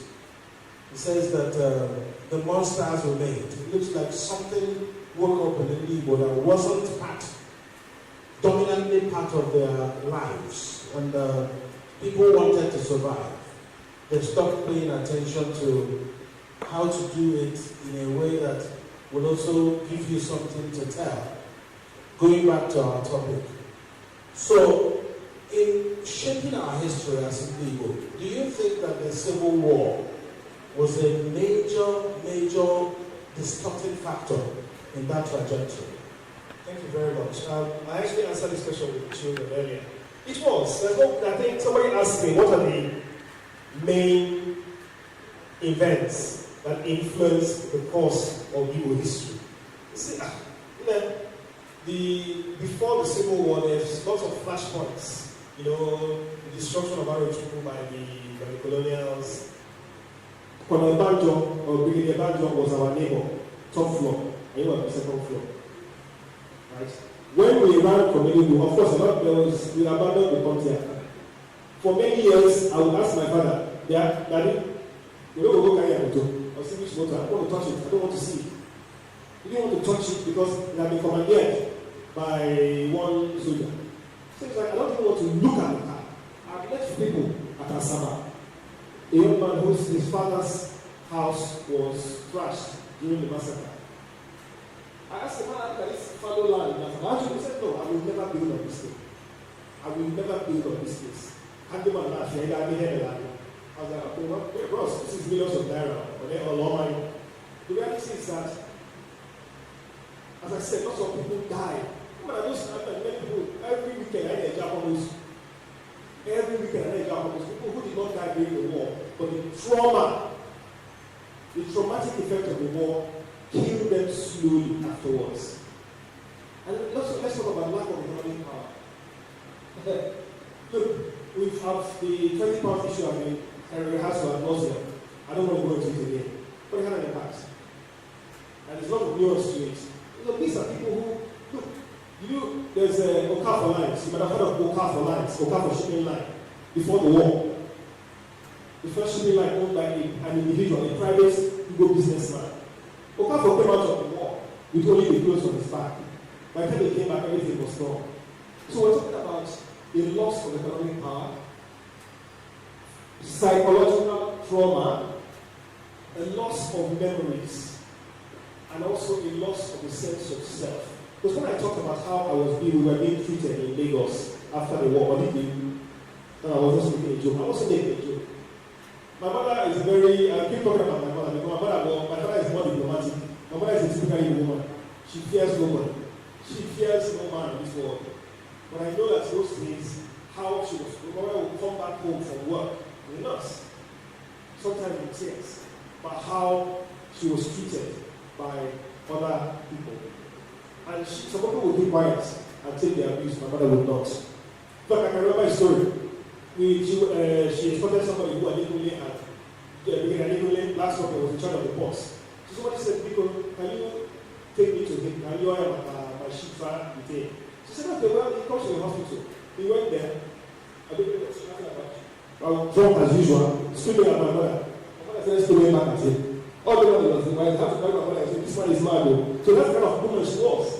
But the impact of the war drained this woman of her soul. So if you talk about a singular event, economically, sociologically, psychologically, the impact was one of the worst possible for people. All right, thank you so much. You know, this is a very touching part of our history as a people. And if you throw your mind back, that's possibly the reason why we still sit at home in the southeast every Monday. Because if there was no civil war, we wouldn't be having to sit at home. I mean, some people here think that we're better off on our own. And some other people think we have more interests in the larger country than trying to, dehinge ourselves from the larger federation. But then there are people who are in this space who don't know what prompted the war. And then the kind of scar people were carrying. And you told a story about even to your mother's dying day, that she still felt the pain of the Civil War, how she was tending to wounded soldiers and other people who were wounded during the war. Do you think that that scar will ever heal? I'm not talking about the wound, the scar. Can we ever really move beyond the point where we're always referencing the war, and it's the reason why we cannot look ahead? Thank you so much for that question, because it's important. In all the rush to finish my presentation, that was my landing point. Because I alluded to the beginning. The reality is that I am done waiting for anybody. I can speak only for myself, I can't speak for any other person. I am done as an Igbo man waiting for anyone to apologize to me. I am done with that. Now, can we have to make that conscious, intentional effort to say, you know what, we're going to write about this. I'm no longer looking left, I'm no longer looking right. I know it's not easy. Come on, man, I cannot tell anybody how to breathe or more. People, I can't do that, I have no right to do that. But for me, it's about looking forward. Harnessing our strengths as a community. Because people talk about marginalization. What do you do when you feel you're marginalized? You come together. Organize. Organize. That's what the blacks in America did. In the Civil War, the Civil Rights era. Organize yourselves. As for sit at home, and get abused for it, let it be. I think it's one of the most destructive things that has happened to us in Igbo land. I am not happy about the detention of Mazen Namikano. I feel there should be a better way around it. But I certainly don't think that to sit at home, it's just hasn't been effective in how many years. Let me be honest, the people who is being directed at, they don't care. They really don't care. In fact, the more damage that is inflicted, they're like, good for you, do it to yourself. So I don't think so. The only thing I can appeal to is if there's any way that this matter can be resolved peacefully. The young man spent several years in prison. Well, starts his sentence. Easy. Let us hope that he should remove the plan under which this, I'm sorry to say, destructive episode in our history is being perpetrated. Maybe that can be the start. So I appeal that whoever can, I'm not, I have my own views about appeal. That whoever can, I'm not, I have my own views about. I thought Biafra was the quest to defend ourselves was important. My father fought on the Biafran side, and he has no regrets about it, even though he on the Biafran side, and he has no regrets about it, even though he regretted the war. And I felt that, look, we needed somebody to support us, to stand for us. But there was a time when the wars were ended. That's the second thing. Who tell you, because we're from Abakiki, I can't take you in as a tenant. So on that concern, I am asking, what is the best way out of it? Because we can't keep saying we are united as a people and then marginalize some part of it. I don't feel there's any Igbo person that is greater than the other, if we are being fair in the first place. Then secondly, I'm also asking in the aspect of preserving our cultural practices as people. I lost my grandmother in 2019, and there's this particular cultural practice that my own mother is not even aware of. She actually told me in 2018, we call it ENUGU, ENUGU. It's a day we set aside to celebrate the leg, because we believe that whatever the mouth feasts on, the leg is what makes you get it in the first place. And because, trying to balance the equation between Christianity and practicing the culture that makes us who we are, we sometimes abolish some of these cultural practices because we feel it's unholy, it's not pure, we don't want to be seen as pagan. And then these people are dying. Does it mean as they die, they are dying with this cultural practices that represents who we are? So the question is, how do we preserve it and also balancing the equation in getting unity amongst ourselves as Igbos? Thank you very much. Being our first engagement, speaking from the community of persons with disabilities, while the lecture was going on, I was, imagining and thinking a whole lot, rising from the community I represent, where I know I have met a few who will always tell me I was a soldier during the Biafra War. My leg was cut off, or I had so injury that rendered me today being a disabled person. And being that I am here today in this meeting, I am beginning to ask myself, and I wish to also throw the question out. It may not be under the powers of Center for Memories to do a whole lot to what is bothering us out there in society.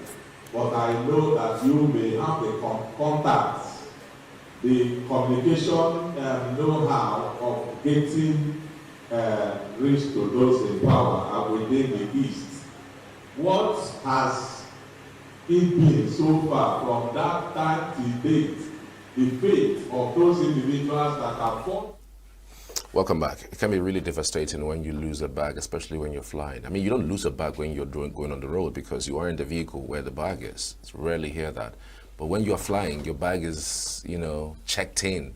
You don't even know who takes care of the bag, whether the bag is actually following you in the plane. There's nothing to show for it, at least from when you give it to the attendant and they scan it through the system. But we have heard recently that tons of bags have missed, especially in Nigeria. And we have someone who can give us an update regarding the developments. We have with us Wilson Uche. He's a travel consultant. Good to have you. Good morning. My pleasure to always be with you. You're welcome. Thank you. Now, this humongous amount of bags that have been missing that Nigerians have complained about, I mean, beyond the one that even Nigerians don't complain about, there are tons of them. Sometimes it takes days for the bags to be seen, and sometimes it's never seen at all. What causes it? Actually, I would like to start by saying that it's not abnormal for things like this to happen. Normally, the aviation industry is a very professional industry. And of course, for an aircraft to lift, there has to be a certain requirement, including the weight. It has to be balanced. And sometimes I wouldn't want to just defend the airline when things like this happen. There's a whole lot of contributing factors to this. One can be human error. And of course, these are the things that we try, because it's a professional industry, we try as much as we can to reduce it to the barest minimum, because like I said, there's a standard. And an airline industry, an airline has to meet such standard. It's an international standard, and you have to meet it. So when there is a situation whereby such you don't meet the standard, of course, there are also penalties. In short, you see a situation whereby a flight is grounded for not meeting that standard. Having said that, like I mentioned earlier, there are a lot of contributing factors. One is a situation whereby overweight. Okay. Now people travel, and sometimes, especially from this part of the world, if you are outside this part of the world, you find out that sometimes when you are traveling, you are actually required to you're entitled to the hand luggage. Then if you have to carry an extra luggage, then you have to pay for it. That means the airline will now have make money out of it and also make adequate provisions for it. But here you have a situation whereby you, for benefit of compensating passengers, you are giving 15 kg extra to carry and all of that. It depends on the size of the aircraft. You find out that if an aircraft is filled to the brim, like passenger-wise, then you have people carrying like 15 bags. One person, 15 bags, and then the rest, okay, let's say on the average 3 bags each. 3 times 80. Wow. You know how much it will. So sometimes you have to wait. Immediately you start loading the bag. Why at the check-in counter they are checking the weight? Because they need to also understand the amount of luggage it has to carry. When it is seats, there's a rule that says that passengers should be advised that their bag will not come with them. So extra arrangement is made to ferry those bags to its destination. So in a case where there is overweight, you don't risk the lives of the passengers, because if the aircraft has overweight, there's a tendency. Okay, let me give you an instance. There's this thing that happened in UK one time when after loading, they realized that the fuel, the amount of fuel, the flight is overweight. So the best option at that point in time was to reduce the fuel that it was carrying. In short, the aircraft had to fly over a sea. And while doing that, it discharged some amount of fuel in order to balance. That's to the extent an airline or an aircraft will have to go in order to ensure safety of passengers. So most times when these things happen, it's not because the airline choose to, because no airline would want to disappoint its passengers. They are under obligation to ensure that not just the passengers get to their destination, but their luggage get to their destination. And in a case like this, we should also consider. But there's another one that they talk about loss of luggage. That is where now a whole lot of things comes in. When employing in screening workers while recruiting, there are a whole lot of background check, especially in this industry. The handling in companies, that's the company that's then saddled with the responsibility of having to ensure the baggage, clearance of passengers and all of that. They also apply high level of security in screening the people they employ.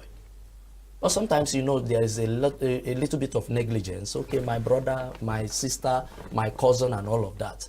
You don't do what you are supposed to do. In the airline industry, when you don't do the right thing to do, there's a result. You definitely get, and it's going to be very hard. You remember when we had the issue of underpants, underwear bomb? It was because somebody did not do his job adequately. There's issues whereby you carry liquids and they tell you are not supposed to fly with it. It is because it was realized that terrorists even went as far as mixing liquids and then getting the result of explosion. So those are the things, security issues that are put in place.